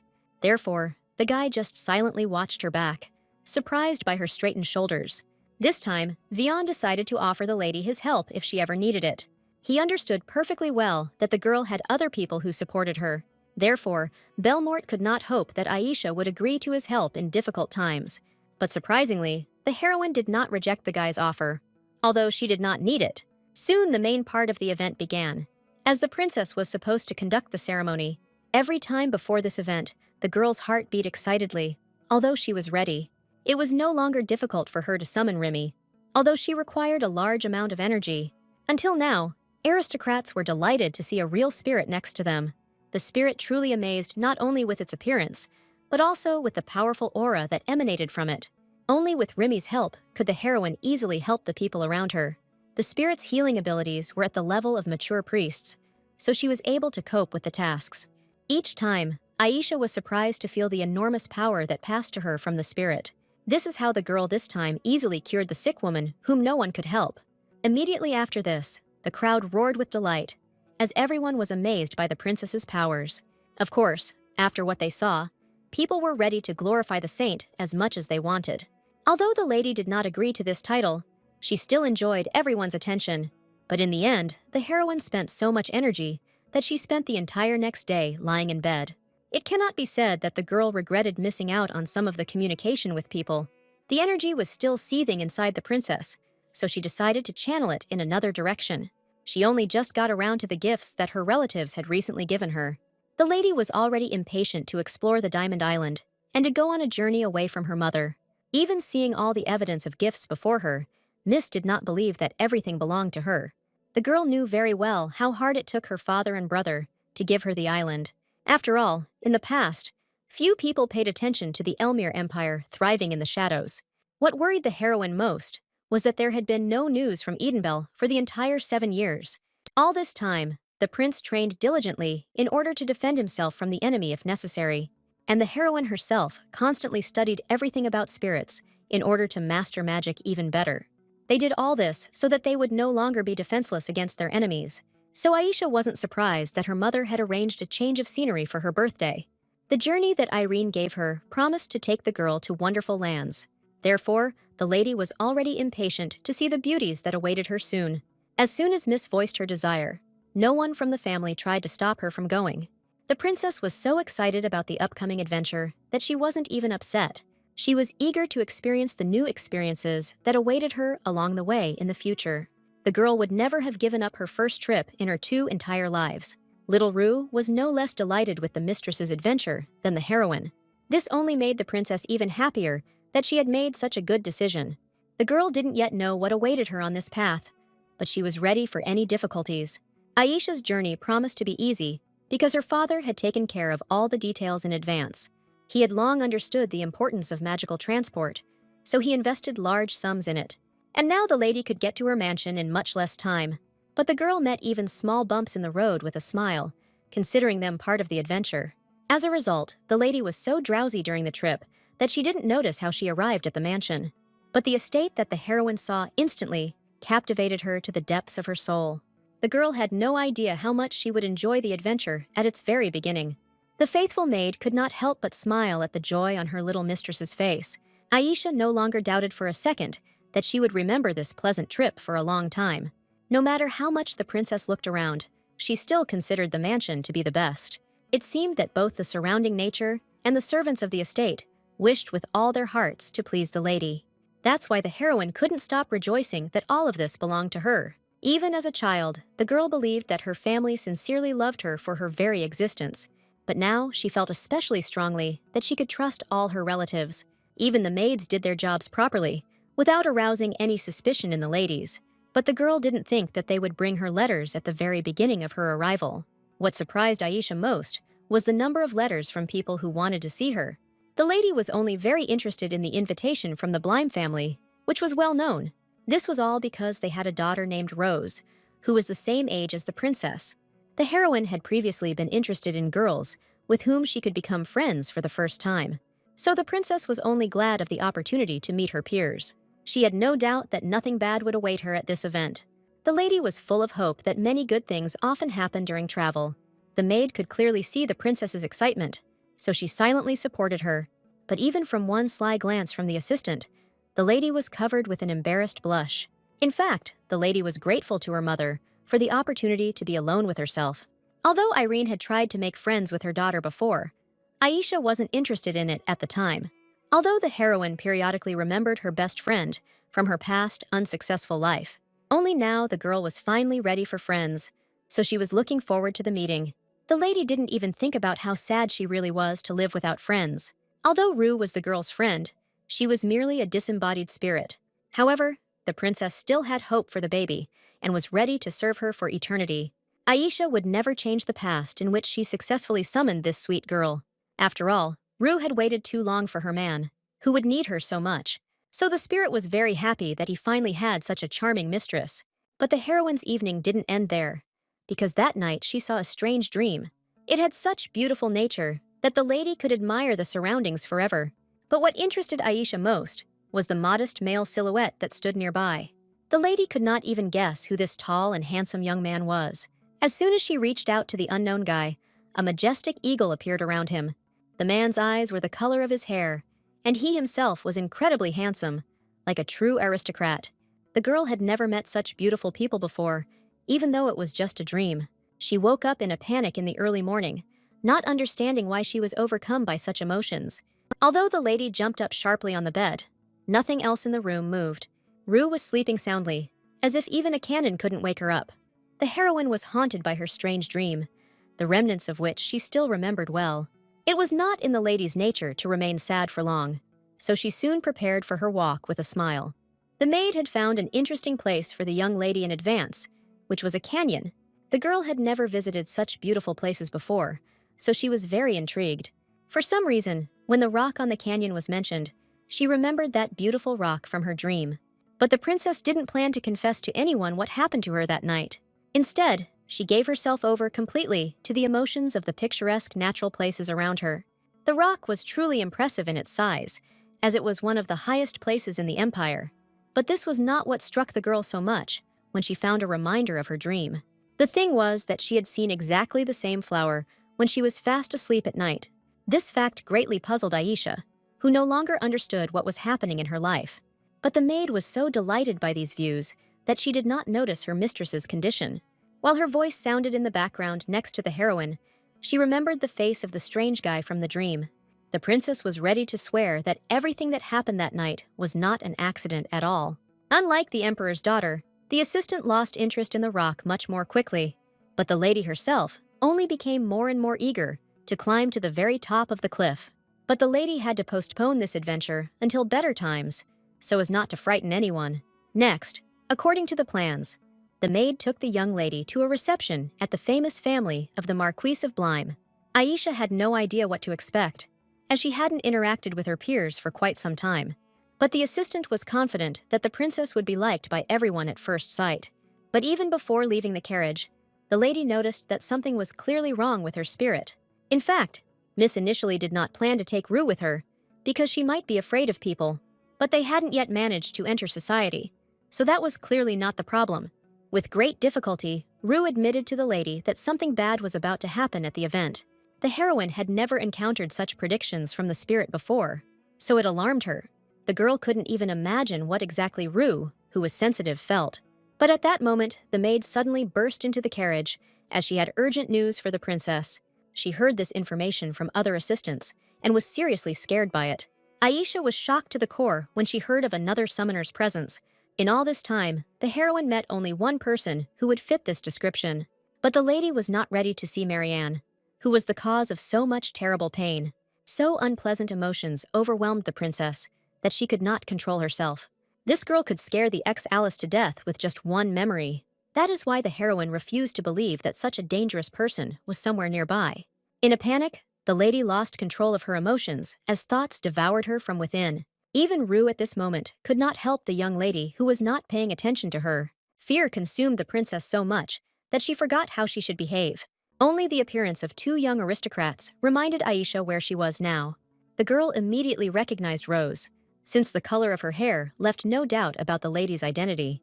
Aisha confirmed that she was a princess from Elmir, although she did not understand the meaning of the question. She alone was the true heir, and there was no one else like her. For some reason, the aristocrats were alarmed, although they were noticeably pleased with such a meeting. As the heroine expected, the red-haired miss was Rose Blime, and she introduced herself as such. And next to her was the daughter of Count Diamond, and this calm girl's name was Chloe. The princess responded in full accordance with the formalities to her new friends, whom she would like to consider friends. They knew best about the summoner's appearance in the main hall, which nothing foreshadowed. Chloe was the first to admit it, as she didn't feel she had the right to lie to the princess. But Rose could not speak calmly about this topic either, because she was worried about something. Blame accidentally mentioned that only Aisha was the emperor's true daughter. The heroine didn't like such conversations, since she didn't understand what was going on at all. Instead of discussing everything on the street, the girl decided to see everything in person. The lady immediately noticed the scale of the event in which she found herself an uninvited guest. She could only think of Marianne, who probably knew how to summon spirits in her past life. Until now, the relationship between the Elmir Empire and Edenbell has been poor, as if they were enemies. But the lady felt that if her former sister came to Elmir, she would be quickly caught. However, the aristocrats continued to rejoice over the princess who had summoned the spirit in their presence. They didn't even pay attention to Aisha, because they didn't know her real identity. Rose felt offended for the guest, whom everyone avoided due to their ignorance. But the princess acted wiser, as she decided to hide her origin for a while. She understood perfectly well that her confession about her gender would heat up the whole atmosphere in the room. Moreover, this action will put Rosa, whose parents organized this banquet, at risk. The heroine had just met these girls, but she didn't want them to get hurt. It is for this reason that the lady temporarily asked not to be called Princess Elmira. It was a difficult task for two aristocrats who did not consider themselves close to Aisha. But the girl had no other choice if she wanted to save this ball through peaceful action. She even ordered her favorite servant not to reveal the fact that she was Princess Elmira. For the first time in her life, the heroine had the chance to study the aristocrats in the hall from the outside. Although Rose was genuinely alarmed by what was happening, Aisha had no doubts about her decision. She had a hard time keeping a smile on her face because she was afraid she would meet Marianne. However, the lady demonstrated incredible courage to help her new acquaintances. Now her fate had to be decided, because much depended on the personality of the summoner. So Aisha breathed a sigh of relief when she didn't recognize the young summoner's face. The heroine couldn't understand what kind of girl it was, and this even made her happy in some ways. The princess's young companions explained that Ashley Rowland had succeeded in summoning the spirit. Rose sadly recounted that it had quickly become popular in the Empire to try to summon the spirit. So all three of them carefully studied books on magic so that they could succeed. Previously, the girls communicated closely and shared all their secrets and mysteries with each other. But everything changed when Ashley suddenly had an unknown magic mentor. And so the efforts of the Marquise of Roland's daughter bore fruit as she succeeded. Aisha found it hard to believe that someone else could summon a spirit, especially in front of people. She was not surprised only by the fact that many aristocrats tried to follow in her footsteps. But this whole business with the calls had gone too far and was now causing problems for the lady. The lady should have guessed right away that Marianne would never show herself off. Meanwhile, everyone around admired Ashley's skills in demonstrating her beauty, so the heroine had no choice but to continue watching the girl in the shadows. Roland left no one in doubt that she was a true summoner. But Aisha didn't understand why this girl was pretending to be her, even if she had summoned a spirit. But what worried the lady most was that Ashley had increased her strength in a short period of time. She was sure that Rose and Chloe had noticed something strange about their friend lately. It turned out, however, that the aristocrats could do nothing to help the princess in her investigation. They met Ashley the other day, and she was acting the same as she always did around their group of friends. Only now did Aisha realize why Blime had told her about Roland with a heavy heart. They were friends, so Rose was worried not about her status, but about the actions of a stupid girl. Only a spirit could tell something about another spirit, so the lady urgently called upon Rue. Although the heroine remembered that she didn't really like crowds of people, she had no other choice. Until now, Ashley had been happily showing off her lesser water spirit named Nias to everyone. But something in this whole story stubbornly haunted the princess. Although she could not find the answer, Rue obediently soared up to the very ceiling to get a better look at the happy girl. It took the spirit a few seconds to understand what the Marquis's daughter's call was. The last thing the heroine expected to hear was that Ashley had some kind of artifact.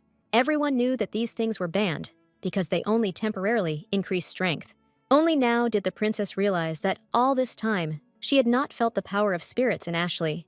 She actually noticed an object on the Marquise's daughter's hand that was emitting dark energy. It was not without reason that these things were banned within the empire, as they caused harm to the owner. When used for a long time, even the most powerful magicians would fall into madness and rage. The princess herself would not have guessed this so easily, so she sincerely thanked Rue. But even the spirit couldn't explain where Ashley got such a dangerous magical thing. Suddenly, in the crowd, the lady saw something that made her forget about the summoner for a moment. The girl couldn't believe her eyes, so she suddenly froze in place, as if struck by lightning. The whole thing was that she noticed the guy she saw in her dream near the wall. There could be no mistake, because the princess remembered that beautiful and majestic face well. But before this, the heroine believed that nothing from a dream could be true in reality. But now she saw with her own eyes the guy she had already met a few nights ago. However, Aisha did not have time to approach the unknown handsome man. As Ashley finished the performance, Roland still pretended to be a powerful spirit summoner, but she had no right to torment her new girlfriend, because she also needed rest. The princess understood that Ashley's words made sense, but she still watched her warily. So she was able to notice that the girl's artifact began to emit unpleasant magical energy. An unpleasant premonition overwhelmed the heroine again, so she hurried after Ashley. But this mansion was so big that the princess quickly lost the girl she needed. Rose quickly came to the aid of the heiress, although she did not understand what the matter was. But the red-haired lady was distracted by her parents, who were horrified that Ashley was considered a princess. The young aristocrat had no excuses for her friend, whom she loved very much. So Aisha drew all the attention to herself, because this was the only way she could save Rose from questions. Chloe politely introduced the real princess, who was secretly present at the banquet. The Marquise and Marchioness of Blyme turned out to be unusually intelligent and kind aristocrats. In fact, the heroine did not even think of punishing anyone for what happened in the main hall. She understood perfectly well that Ashley was now in bad shape, because the powers of the artifact were affecting her. And the lady turned out to be right, because the daughter of the Marquise of Roland could not find a place for herself. What scared her most was seeing the real Princess Elmire in the hall. There was such a commotion in the hall that Roland didn't immediately notice Aisha appear. But the powerful energy that emanated from that girl left no doubt about her lineage. And now Ashley thought with horror that she could receive serious punishment for everything. Only Nia supported the young lady in this difficult and incomprehensible situation for her. The little spirit wanted Ashley to stop using the magical artifact for summoning. But Roland couldn't do that, because then she wouldn't be able to call the spirit with her own powers. What worried her most was that she had no idea how to fix the whole situation. Initially, Ashley didn't try to pretend to be a princess, but when she saw the spirit, people decided everything for her. And the girl, who had been scolded all her life, could not refuse attention from others. She was delighted when one of the magicians noticed her abilities and agreed to help. The girl was not even embarrassed by his sly smile when he offered the lady help from his master. Ashley was so determined to summon the spirit that she didn't care about any consequences. And now difficulties have overtaken her, and the lady could only quietly hide from everyone around her. She knew perfectly well that artifacts were strictly prohibited throughout the empire. But at the moment of meeting with the master, the girl simply did not have time to refuse, so she accepted him. However, inside Ashley was afraid to even pick up an object that was considered forbidden. But she was pushed to do this by her stern and cruel mother, who didn't care about her daughter. The girl was always frightened at the sight of this woman, whose love she had tried unsuccessfully to earn. When Ashley tried to tell her mother about her successes, she didn't receive even a drop of praise. Instead, the Marquise humiliated her daughter, reminding her of what she had still failed to do. And this cycle of insults and humiliations was constant, no matter what heights poor Ashley reached. Meanwhile, the girl just wanted her mother to praise her just once for everything. This is how the lady came to the idea that her mother would praise her if only she would call upon the spirit. But the fears inside Roland were so strong that she did not dare even approach her mother. Instead, the girl continued to run away from people, even if they tried to help her. Ashley didn't want to think any longer about her shame, which would lead to more insults from her mother. Meanwhile, the heroine unsuccessfully searched for Roland throughout the entire estate, which was huge.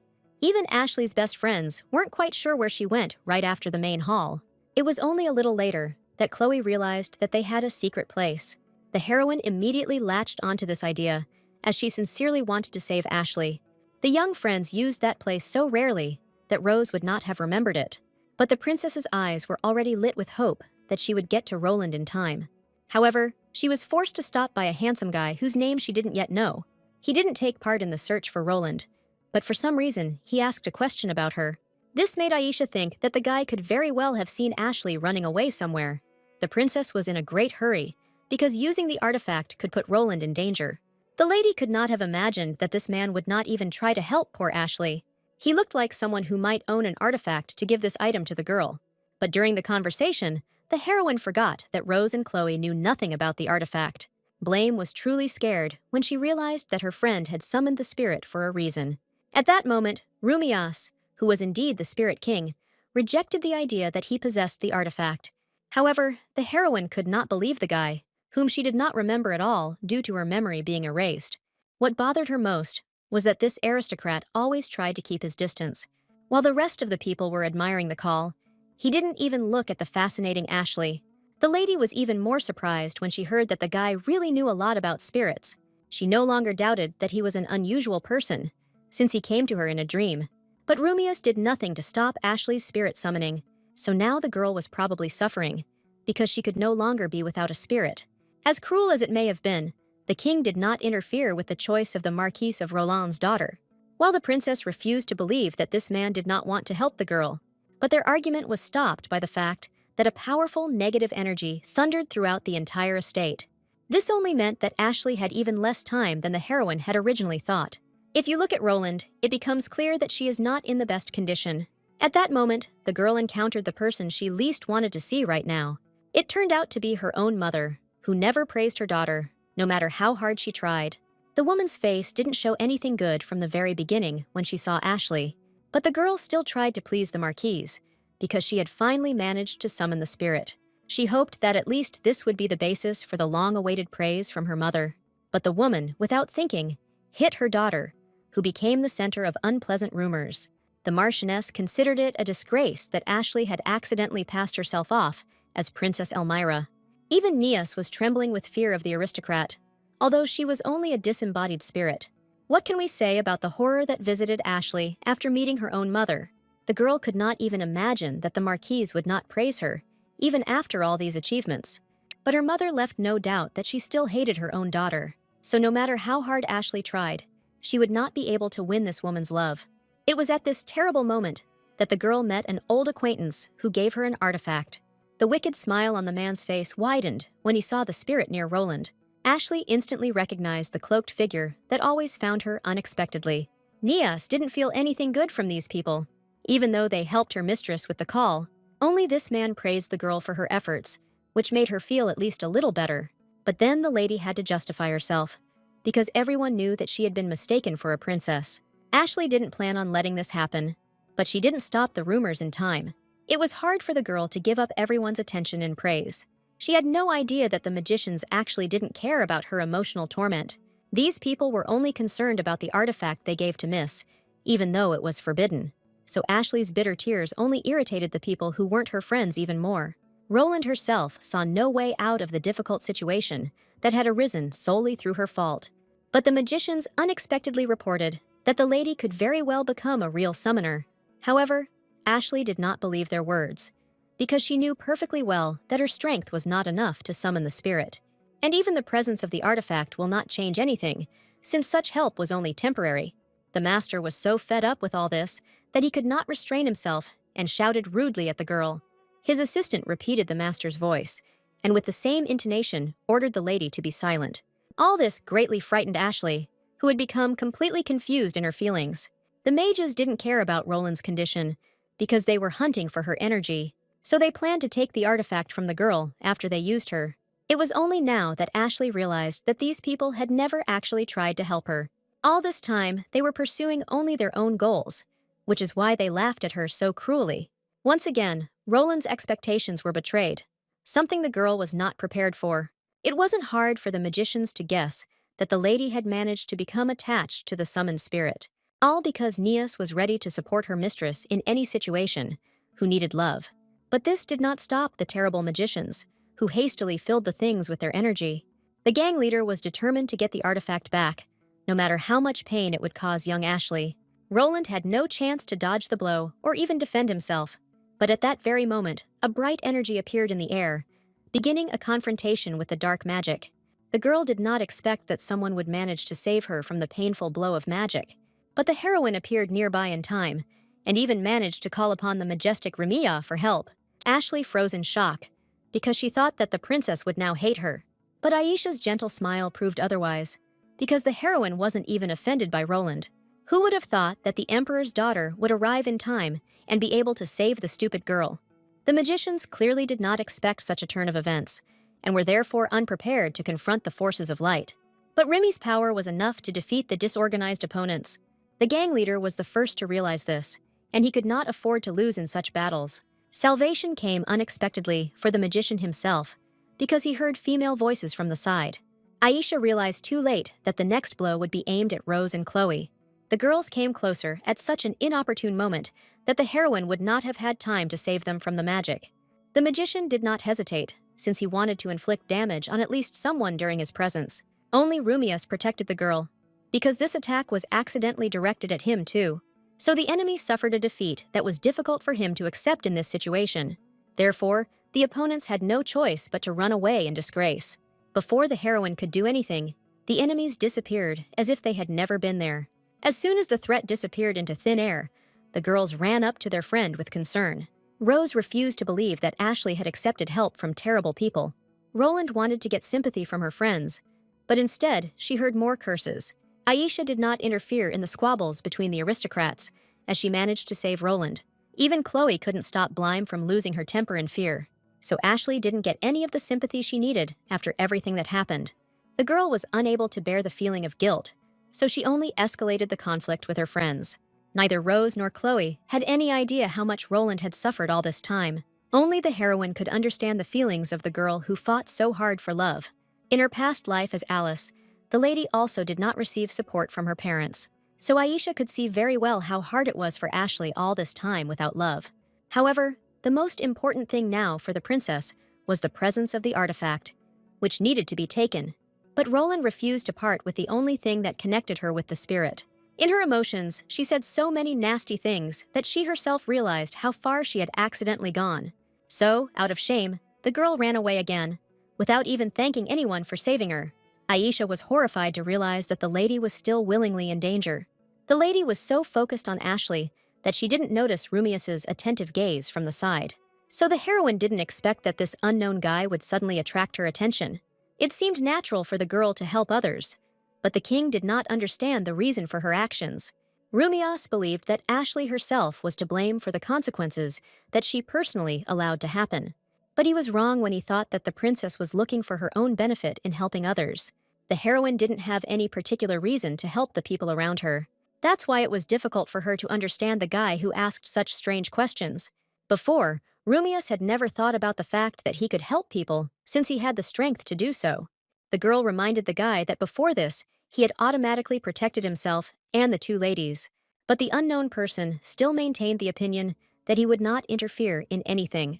The king himself did not understand why he saved the aristocrats, although he could have easily protected only himself. And the lady found an answer for him, because then the guy had enough strength to help Rose and Chloe. The princess was able to prove to Rumius that no reason was needed to help people. Only after this did the girl return to the question of how she could now find Ashley near the estate. The surrounding area was so vast that the saddened Roland could have run anywhere. Due to stress, Aisha began to get increasingly angry with the guy who was constantly distracting her. But this time, it turned out that Rumius had not called the girl to solve his stupid questions. It was not difficult for the heroine to sense the powerful energy from the bird that the guy summoned.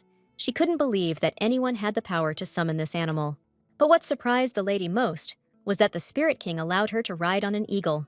Now, Miss had no time to think about the guy's identity, because she needed to save Roland. But deep down, she was grateful to the unknown, because he made her search much easier. With such air support, the princess will instantly find Ashley, who was hiding from people. In fact, although the lady said she had no reason to save Roland, it was a lie. The heroine wanted to help this girl because she reminded her very much of her in the past. As the Princess of Edenbell, the girl also did not receive love from anyone close to her, so she understood perfectly well how much Ashley wanted to be understood by at least someone. Unlike Roland, in this life, Aisha had a wonderful family who loved her. Therefore, the lady was ready to share this love with a man who really needed it. So the heroine was ready to sacrifice herself without hesitation, just so that Ashley would be okay. At this moment, the remorse within Roland reached its highest point. Because of this, the girl could no longer stand on her feet, because she blamed herself for all the failures. She never hoped that her mother would ever sincerely praise her for her achievements. Instead, Roland sank deeper and deeper into despair, finding no support for herself. Never before had the lady felt so lonely and terrible as at that moment.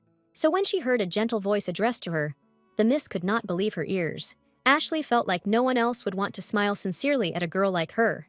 Tears of gratitude welled up in Roland's eyes as she finally lost herself. At that moment, she accepted help from the princess, as she needed it more than anything in the world.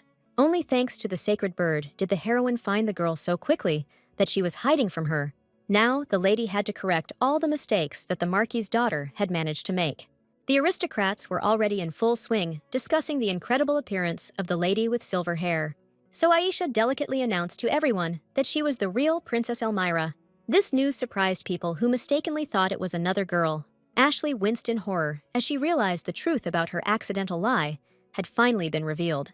She never managed to figure out how to resolve this extremely unpleasant situation in front of people. But Aisha found a solution for her, and she did not blame the lady for making any mistakes. The princess pretended in front of everyone that it was she who gave her powers to the daughter of the Marquis of Roland. So now, no one was surprised that many took Ashley for a real princess. The young aristocrat could not believe that no one would talk about her behind her back anymore. Thanks to just a few words from the heroine, she corrected the situation as if there had been no problems at all. Moreover, people perceived it as if Aisha had bestowed a great honor on the Marquis's daughter. The princess confirmed all the aristocrats' guesses so that no one had any more questions. Even Rose and Chloe couldn't have come up with a better excuse for their beloved friend. That's how easily and naturally Ashley's honor was saved. Even though she didn't put any effort into it, people were filled with respect for the girl with whom the princess herself shared her powers. But they could not forget the situation that had happened in the main hall not long ago. But no one dared to discuss that awkward mistake around the heir to the throne. So the lady interrupted all conversations with her appearance alone, as she proved that she bears the surname Elmire.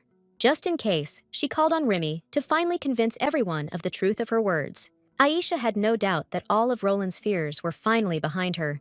The girl's tear-stained face spoke volumes about how grateful she was.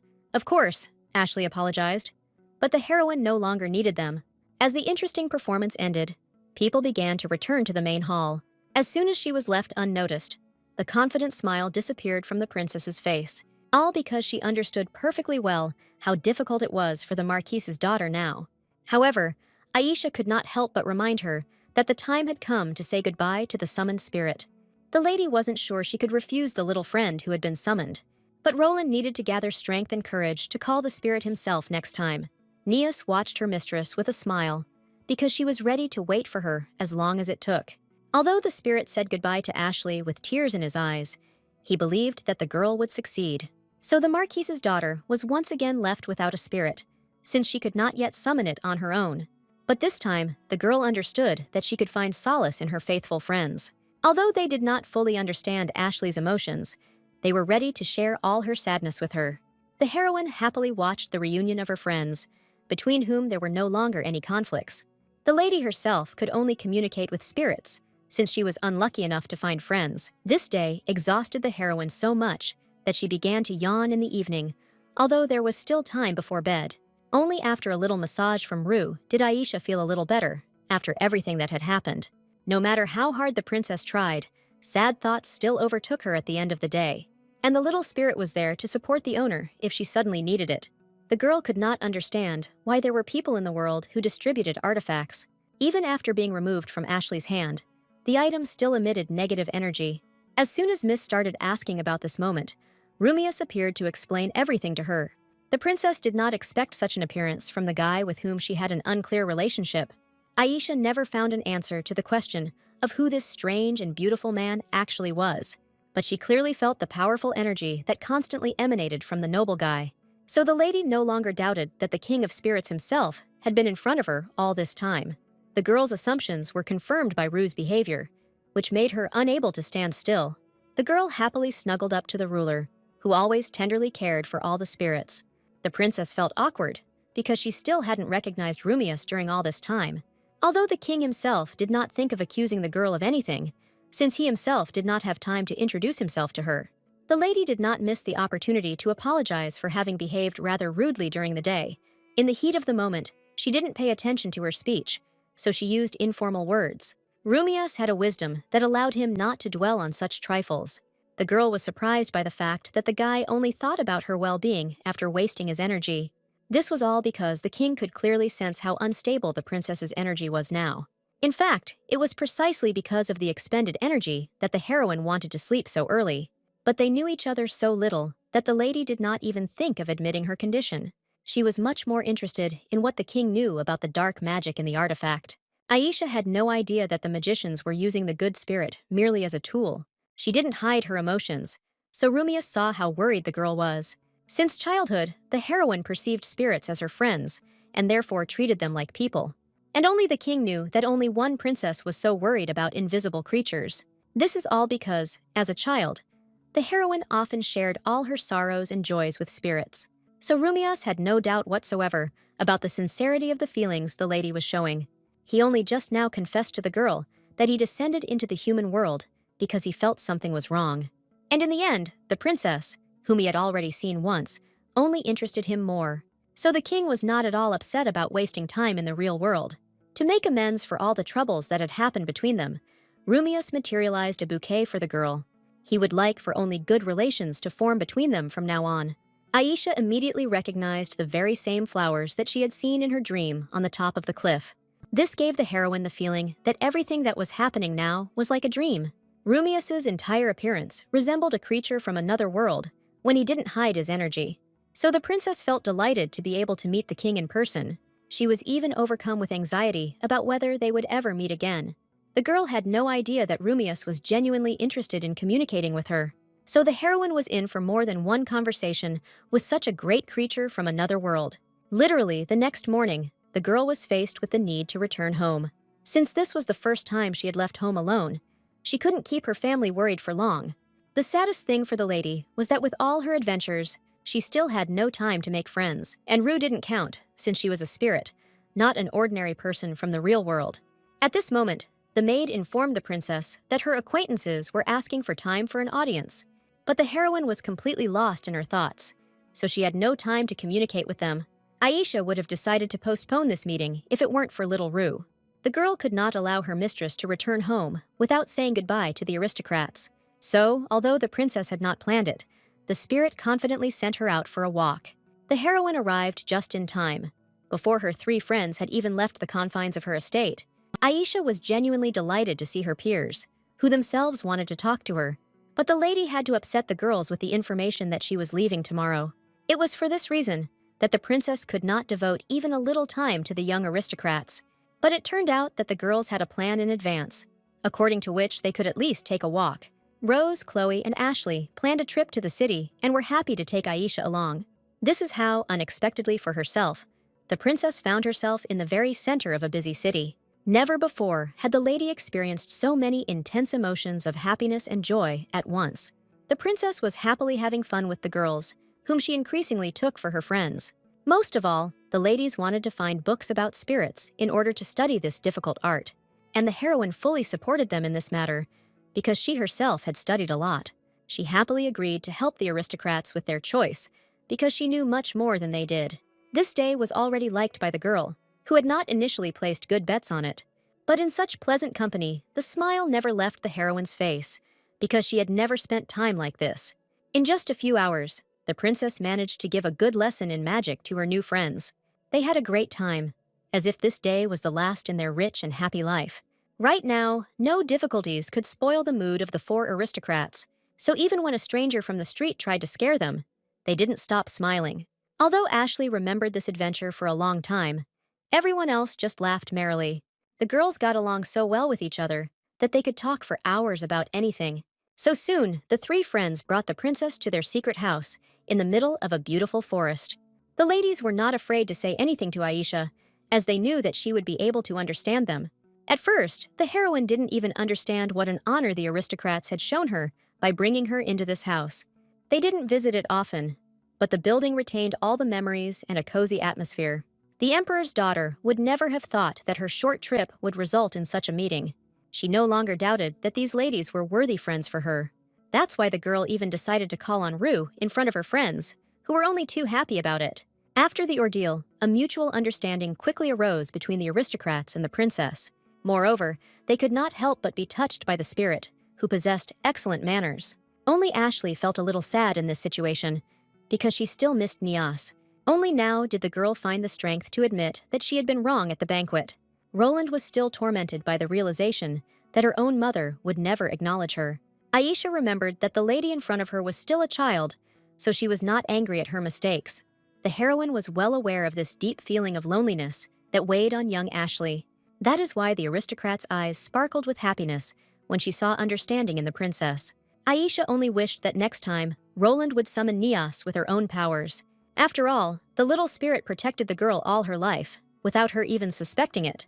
Meanwhile, Rue could confirm the fact that there were always other spirits around Ashley. So the heart of young Roland was finally filled with the love she had been searching for so long. Already in the evening, at the moment of parting, the heroine still did not hide her happy smile. Despite the fact that their acquaintance was short, all the girls became attached to their new friend. The hardest part of all was saying goodbye to the princess for Ashley, because Aisha had supported her so well. Although the heroine acted sincerely, she did not expect the ladies to accept her as their friend. In fact, even in her past life, the emperor's daughter dreamed of having such people around her, so she was happy to know that she was no longer alone outside her home. Now the lady had friends to whom she could come in moments of sadness and loneliness. Only after saying goodbye did the heroine think about how much she would miss her new friends. But it was time to return back, because imperial affairs awaited her at the palace. The last thing Aisha expected was to suddenly find Rumius in the carriage. However, for some reason, no one else saw this handsome guy except the girl herself. The maid looked around the carriage several times, but did not notice anything suspicious. So the princess had to return home in the company of the king of the spirits of light himself.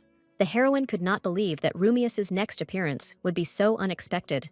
The spirit himself admitted that he was so interested in the lady that he would like to become friends with her. But the lady was not ready for such confessions, although she had communicated with spirits since childhood.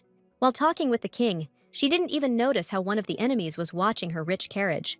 All the magicians had already managed to report to their master about the defeat that had recently overtaken them, so Marianne was eager to meet Aisha in person, which got in her way.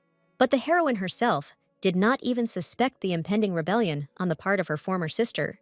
Instead, the girl focused on the fact that Rumius wanted to be friends with her. It was clear from the spirit's face that he was not hiding anything from the lady at that moment in time. But the princess understood that the king knew nothing about how to live in the human world. She was afraid to even imagine what would happen if she returned home with this unknown man. The heroine was sure that the family would not leave a single trace of Rumius, even though he was the king. So the lady was forced to remind the guy that they didn't have to be together everywhere. Rumius immediately realized that people were much more complex than he could have imagined. However, this did not diminish the Spirit King's desire to be near the girl who sincerely attracted him. Aisha had no idea that even all her horror stories wouldn't be enough for this guy. However, the lady quickly realized that she had better draw up a list of restrictive questions for the king. As a result, Rumius concluded that it would be easiest for him to create an identity for himself in the human world. At this moment, the servants informed the girl that they had arrived at the border of the mansion, where they were already waiting for her. The heroine immediately guessed that it was her brother who found the time to meet her upon her return home. The girl herself was already impatient to meet her relative, whom she had missed greatly. Rumius did not miss the fact that the princess became more emotional when her brother was mentioned. The king still had difficulty understanding even such simple human emotions, but the lady didn't expect the guy to ask her how dear her blood brother was to her. The princess didn't doubt the answer for a second, because she wasn't ready to exchange Isis for anyone else. This answer interested Rumius, who was increasingly trying to delve into human relationships. But Aisha had already forgotten about the king, because the meeting with her dear brother loomed before her eyes. The prince specifically cleared time in his schedule to meet his beloved sister back from her trip. The guy was delighted that he could finally hug the girl, and she was completely fine. Nothing much happened during these couple of days, except for daily fencing training, but the heroine could hardly find the words to tell her brother everything at once, because there were so many events. The lady did not expect that her brother would want to ride in the carriage with her in order to spend as much time together as possible. Fear overtook the girl, because Rumius was now in the cart, and it was unlikely that he could have managed to disappear. But arguing with the prince would be useless, as it would only arouse further suspicions about her. Therefore, Aisha could only hope that her brother would not see the guy, just like the maids before. But everything didn't go according to plan from the very beginning, because Isis froze right in front of the entrance to the carriage. The heroine shuddered nervously when she realized why the prince could have suddenly frozen. It turned out that Isis had gotten a good look at Rumius, and this fact made him look angrily at the stranger. All this time, none of the assistants even noticed that there was more than just the princess riding in the carriage, so the girl could not even imagine that her brother would be able to see the King of Spirits himself. In this case, the princess carelessly did not have time to come up with any excuses, because she was not prepared for something like this. But she didn't want Rumius to think badly of her relatives at the very beginning of their acquaintance. So the heroine stood up for the unknown guy, having difficulty coming up with a short and catchy name for him. Now Rumius became Rune for a while, because only this person would not bother his brother. The girl herself understood perfectly well how pathetic all her excuses for the Spirit King looked. But in the few seconds she had at her disposal, the lady could not come up with anything better than what was said. The princess did not expect that Isis's first thought would be that his sister was riding in a carriage with her lover. Of course, there could be no talk of any love between a man and a spirit, but how could one explain this to the prince? So all of Isis's suspicions made sense, although they were incredibly far from the real reasons. So Aisha seriously rejected the possibility of love, because she did not even consider such an option. While the brother and sister were arguing with each other, Rumius was quietly watching them the whole time. He liked this lively guy, who, by coincidence, became a brother to the princess. Rumius introduced himself as a novice of the church in order to dismiss all unnecessary questions. Aisha found this option quite logical, since only a priest could ride in a carriage with a saint. So the idea of the Spirit King turned out to be surprisingly strong, and he successfully created a personality among the people. But even after all this, Isis did not begin to treat the guy riding next to his sister any better. In this regard, the brother turned out to be so jealous that until the very end, he asked Aisha many questions. If there had been such an opportunity, the prince would have dropped Rune off at the very beginning of the trip. The guy was so serious that he was ready to offer the novice a completely different carriage. But the King of Spirits did not allow himself to be offended, because he still did not have enough communication with the beautiful princess. The invisible struggle continued between Isis and Rumius, and there was no winner in sight. In the end, the prince had no choice but to resign himself to the fact that they would deliver the boy to the temple. No matter how much Isis wished for something different, he did not want to needlessly offend his sister's friends, whose choice he always respected. Only one heroine understood the absurdity of this trip with 3 people instead of just her. She looked in horror at Rumius, who successfully hid his true identity from all people. And at that moment, the girl was no less afraid of her brother, who had disliked Rune from the very beginning. Surprisingly, the entire company reached the temple the king needed to get to without incident. The whole time on the road, Aisha was on pins and needles, because Isis and Rumius kept arguing with each other. During the entire trip, Isis never stopped staring suspiciously at the guy who dared to ride next to him. But Rumius was tactful enough not to get involved in the clearly brewing conflict. The heroine had no idea when their next meeting would take place, so she was somewhat upset. But the king, with a dignity that only he could have achieved, quickly left the ill-fated carriage. The assistant was clearly shocked that a previously unseen and handsome gentleman appeared in the carriage. The princess watched the king with concern, not knowing what he would do next. The brother's sudden actions diverted all the lady's attention to him, because she did not expect anything good. Contrary to the girl's expectations, the guy only apologized for the way he had behaved with her guest all this time. In fact, all of the prince's reactions were caused by genuine concern for his inexperienced sister. Only now did he admit how dangerous he considered traveling with little-known people. The prince would never have allowed such a thing even to himself, let alone Aisha.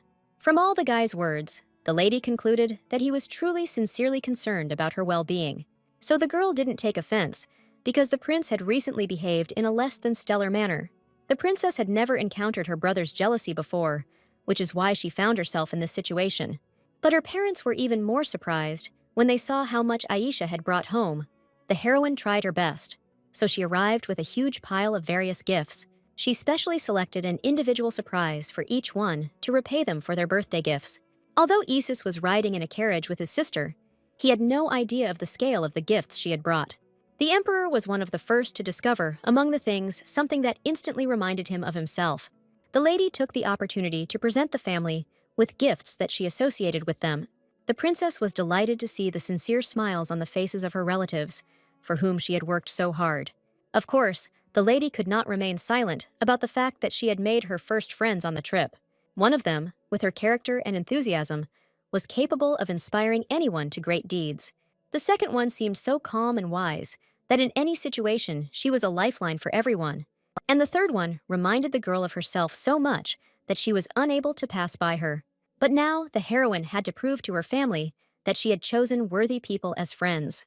But it turned out that all the princess's worries were in vain, because her relatives believed her. Mother had no doubt that her daughter had chosen good friends for herself. Irene had once gone through something similar herself, so she supported Aisha by default.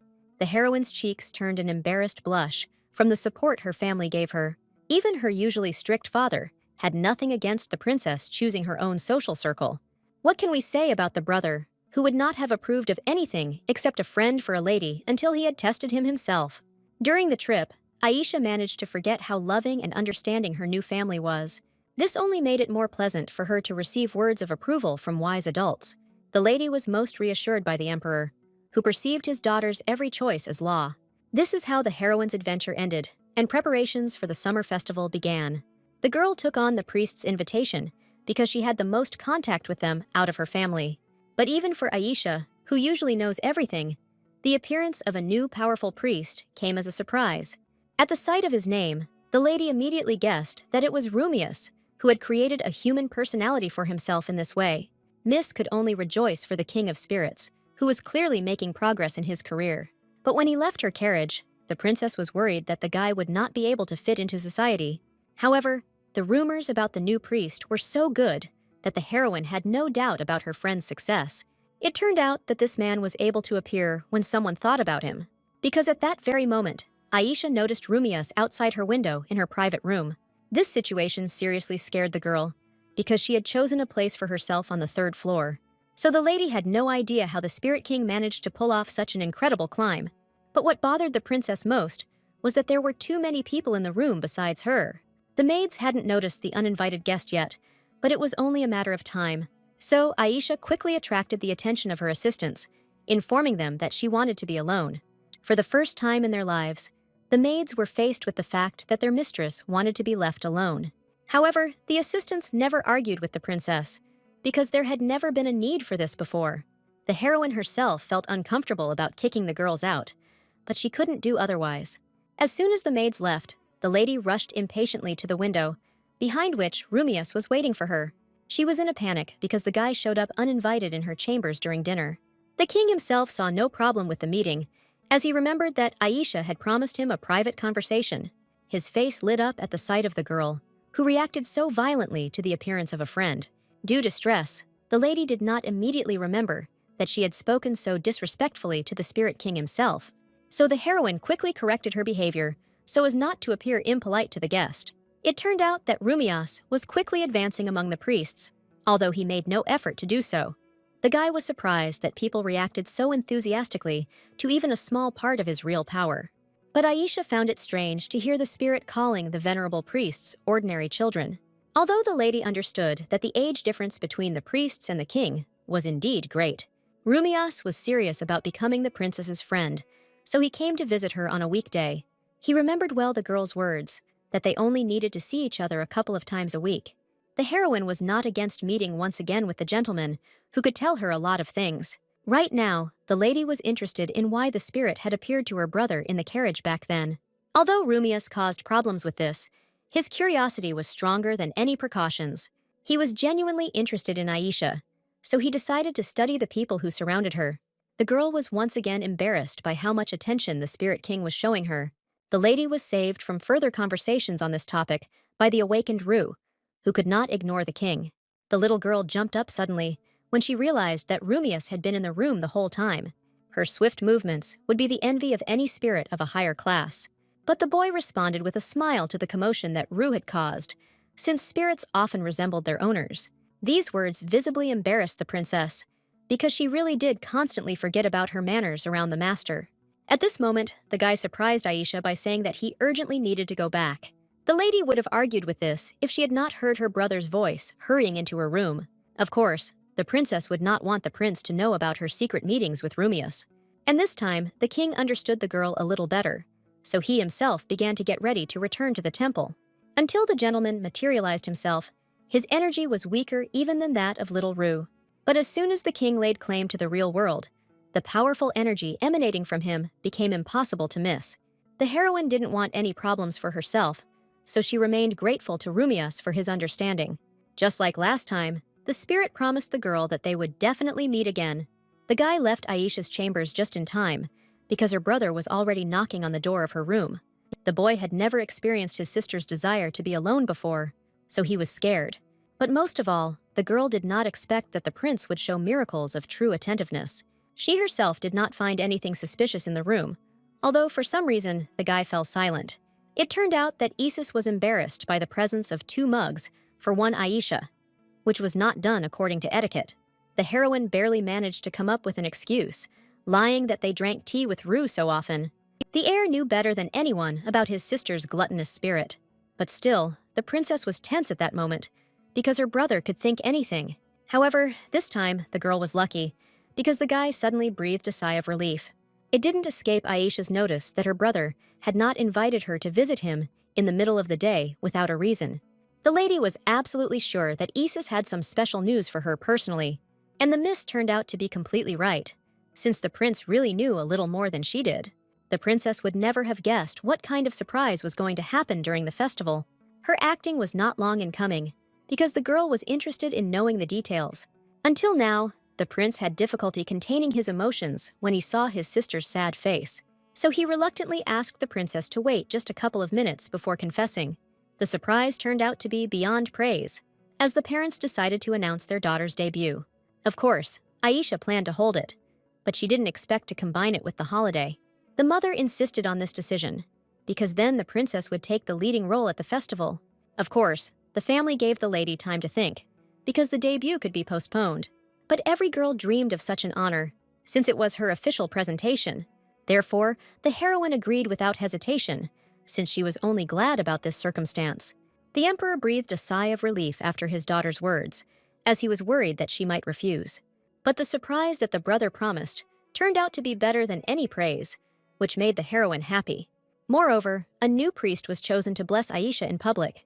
The parents agreed with the choice of the sage, who usually performed this ceremony for everyone. But the princess had no intention of being upset by the change of person at her sacred ceremony. She knew very well how important the blessing was for everyone who lived in the empire. So it is not surprising that the mother and father tried to find the best priest for their daughter. But they had no idea that the wise priest had been replaced by the king of spirits himself. Therefore, Aisha now awaited the moment of her debut with even greater impatience. Seeing such a sweet smile on the girl, the family's hearts trembled with love for her. They even considered not showing the princess to anyone, if possible. So Aisha had to urgently remind her relatives that it was unfair to take away the surprise. That's how Irene finally came to the conclusion that from now on, they would all prepare for the lady's debut. Each member of the emperor's family was ready to provide Aisha with all the help she needed. Therefore, the heroine had no doubt that her debut would go as planned.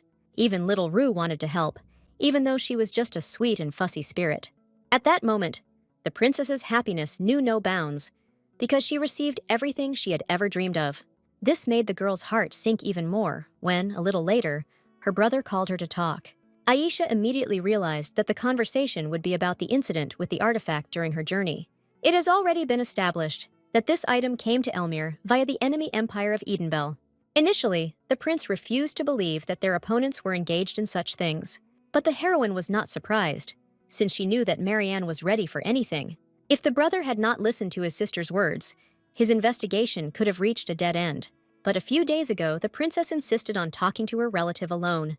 At that time, Isis was too busy to listen to his sister, but he still made time for her.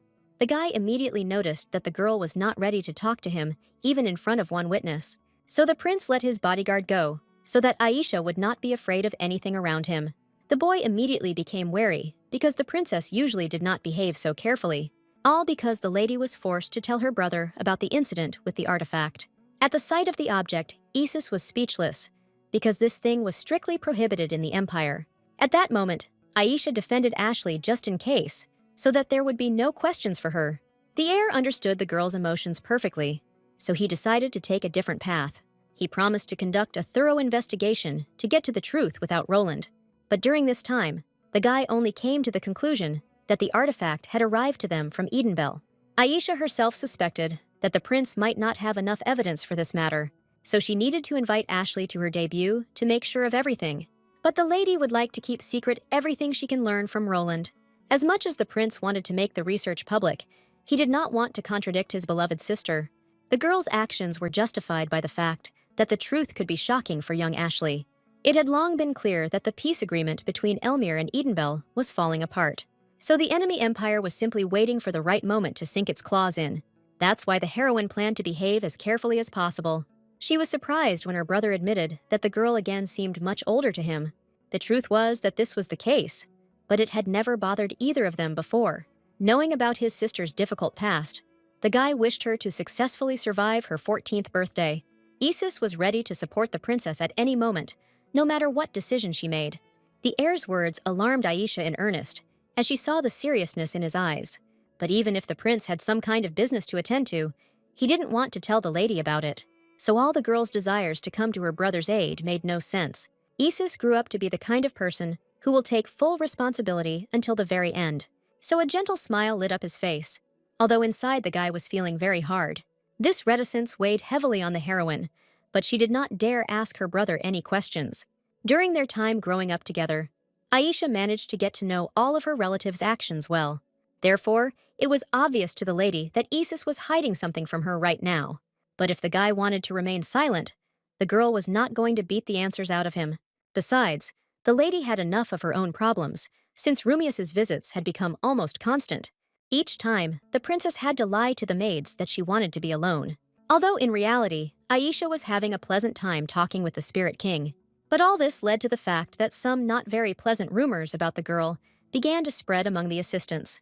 The maids did not know the whole truth, and therefore drew incorrect conclusions about the princess's growing up. They increasingly noticed how Miss was constantly sighing thoughtfully about something, looking out the window. So it was obvious to the assistants that Aisha was only now entering puberty. But as soon as the heroine appeared next to the maids, they immediately returned to work. Of course, the lady did not miss the changes in the assistants' behavior, which seemed strange to her. But the girls stubbornly refused to admit to the young lady that they might have seriously offended her. So Aisha was unable to know in advance about the gossip that was constantly being spread about her. Only a few days later, a faithful servant hinted at the rumors in a conversation with the princess. Initially, the heroine had no idea that her conversations with Rumius would lead to such a catastrophe. However, the assistants were finally convinced of the emperor's daughter's adolescence. And only Aisha knew nothing about the kind of person she seemed to be from the outside. Even in her wildest fantasies, the girl could not have imagined such a turn of events. Of course, as soon as the princess heard the truth, she immediately rejected all the gossip. But her words were no longer enough, because her behavior spoke otherwise. This is how the lady faced mistrust from the maids, who had already drawn their own conclusions. The heroine had no idea what consequences this unfortunate misunderstanding could lead to. But soon the whole family learned that Aisha had entered puberty from the maids. The assistants were only indirectly guilty, so the lady could not blame them for anything. However, until now, her words have not been enough to prove the truth to her relatives. No matter how much the princess rejected this period of hers, everyone around her only believed in it more and more. So, quite quickly, the lady was left without support, even from her faithful maid. The heroine was unable to bear such shame, because in fact she was already over 30. The princess was only saved from such unpleasant conversations by the need to choose a dress. Aisha had no preference in the color of the outfit, so she calmly tried on everything. But a fierce dispute broke out between the maids over what their mistress would wear. Neither assistant wanted to give in to the other on this fateful question of the debut. The lady did not expect that one argument would move on to another, although she did not even want to take part in it. She had a hard time choosing a dress, because she didn't like any of the options yet. So the princess spent all her last days choosing the style and color of a suitable dress. The girl had become quite tired of the constant arguments between the maids who surrounded her. Only the personal assistants did not participate in this silent competition for the dress. Aisha was already grateful for the fact that her faithful maid constantly took care of her. But it turned out that the girl also brought letters from the princess's dear friends. The heroine began reading with impatience, recognizing the lady literally by the emotions in the lines. As usual, Rosa made Aisha laugh, with her inexhaustible enthusiasm and desire to be at the debut. Chloe's letter was much more reserved. But what else could you expect from this girl? The princess had long noticed that this friend behaved calmly when it came to her desires, but the third letter from Ashley touched the heroine deeply from the very first lines. Aisha still couldn't shake the feeling that Roland was very similar to her past self. But now the girl accepted the fact that she could only receive love from friends and spirits. And Rue was good proof that little helpers will never betray. What interested the princess most was that Ashley wanted to discuss something with her personally. But before the meeting, Roland only wished the heiress a good debut in society. Even the omnipresent Rue couldn't imagine that her mistress's third friend knew something like this. But the heroine was already confident that her reception would certainly be a promising event. This is because all her friends, and even the Spirit King himself, gather at this celebration. So Aisha was already looking forward to the time when she could go out into the world. What pleased the lady most was that it was Rumius who would conduct her ceremony. Although only rumors will reach Edenbell, this will already tell his opponents a lot. However, this time the heroine did not have time to rest properly because the maids brought dresses. During the tea party, the girl completely forgot that she had such an important mission. But the princess was ready to choose an outfit for as long as it took. Just a couple of days later, the high priest personally visited the imperial palace. Tyrion was grateful to his old acquaintance for the great honor bestowed upon his family. But Aisha didn't expect that this time the priest would take another person with him. The emperor was only glad to get to know better the priest who would consecrate his daughter. This is how Rumius first legally entered the palace to speak with Princess Elmira. Naturally, the personality of the young priest aroused the interest of the ruler, who loved his daughter. The only fear that remained was that the Spirit King would answer all of the emperor's questions rudely. Everyone except Tyrion himself knew about Rumius's inability to speak according to the etiquette of high society. So the heroine was seriously scared when she realized that the king could ruin everything with one word. Isis was no less tense than his sister, because he remembered well how this guy spoke to him. The priest was also familiar with the speech of his subordinate, but did not have time to warn him about manners. However, this time, Rumius's words were full of respect and politeness towards the skilled ruler. So everyone around breathed a sigh of relief, because the main danger had successfully passed. At the same time, the heroine did not escape the attentive glances of the wise priest. This is all because, in theory, she shouldn't have known the nuances of the new novice's behavior. However, this did not stop the girl from openly demonstrating her good disposition towards the gentleman. Surprisingly, the Spirit King was now good at etiquette, although before he had not even thought about the rules.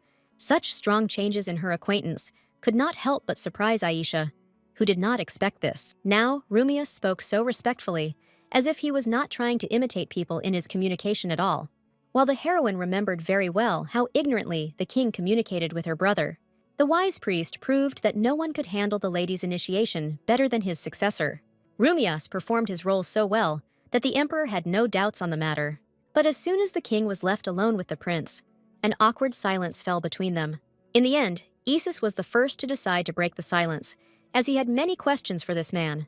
Even when they met in the carriage, the guy noticed that the priest's energy was different from usual. But Rumius himself was not in the mood to talk about this topic, so he again forgot about politeness near the heir. Such abrupt changes in the master's behavior could not help but anger Isis, who had grown up quite hot-tempered. The prince tried until the very end to get at least a drop of politeness from his interlocutor, but it was all in vain. So even such a stubborn person as Isis eventually gave in and stopped trying to talk normally. From Aisha's side, It was perfectly clear how things were going with the conversation between her brother and the Spirit King. The girl didn't even think about interfering, because she wouldn't be able to help Rumius with communication forever. The heroine was relieved by the fact that the priest fully approved of the young master's candidacy. It seemed to the old man that this young man was sent to the princess by God himself for a blessing. The heroine did not tell the priest that, in fact, Rumius was the very god they worshipped. Aisha was already pleased by the fact that the sage had no doubts about his choice of priest for her.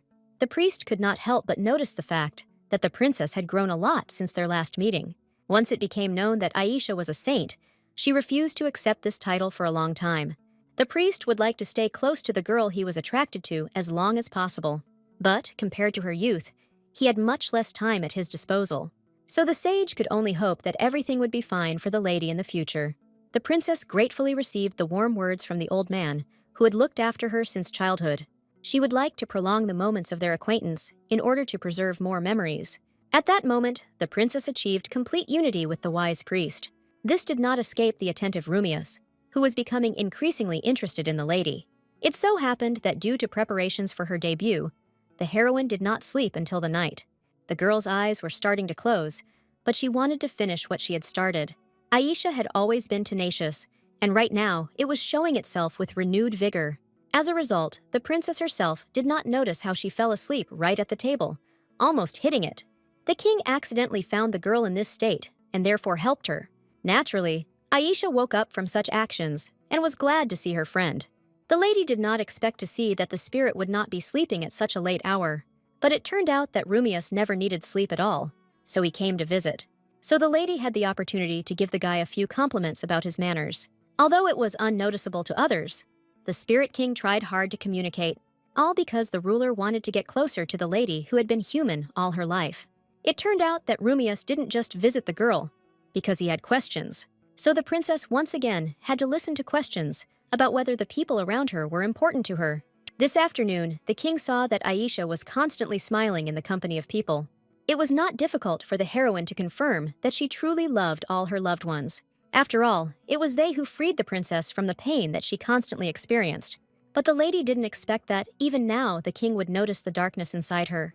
Aisha sincerely believed that she had gotten rid of all her fears. But it turned out that this was not so. Who, if not the Spirit King himself, could best see the truth about the princess's condition? Rumius understood how hard it was for the girl, so he gave her part of his power. Now, after sleep, the lady should have woken up with a good boost of energy and strength. In the end, the princess was left with questions about the darkness Rumius saw in her. Even when she went to bed, these thoughts haunted the lady until the very end. The girl didn't understand why she couldn't get rid of her difficult past. No matter how much she tried to push thoughts of Marianne away, the girl returned to her. The very next morning, even the maids noticed unexpected changes in their mistress. The heroine felt so strong within herself that she was ready for any accomplishments that day. She could hardly believe that it was Rumius's touch that had had such an effect. Of course, the heroine was grateful to the Spirit King for such invaluable help. She was absolutely sure that the gentleman knew nothing about her terrible past. However, the fact that the guy still saw the darkness inside her scared the princess quite a bit.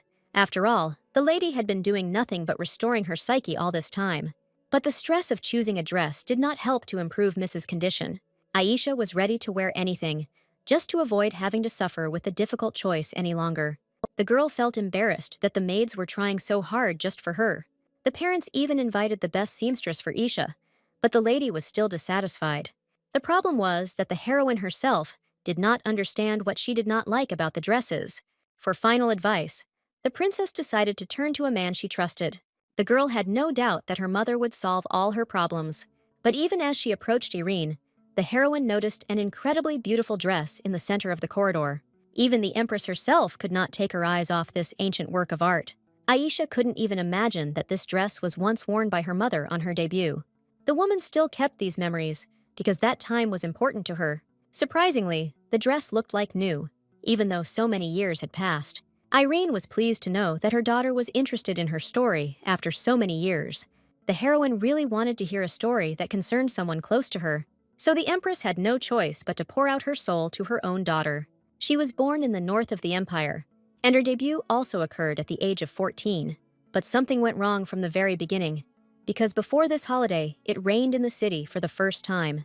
Moreover, Irene's brother was unable to return in time for her debut, so the lady was left without a partner. Everything was falling apart right before the girl's eyes, and she couldn't even influence what was happening. Rescue came unexpectedly, because at that very moment, the miss noticed a handsome guy in front of her. It was impossible not to recognize the prince, who had arrived in advance for the debut of Count Roussel's daughter. His young face was already beautiful at that time, so Irene smiled tenderly at the boy. The future emperor himself offered the girl to become her partner for the duration of her important debut, and the count's daughter was in no position to refuse such a wonderful guy.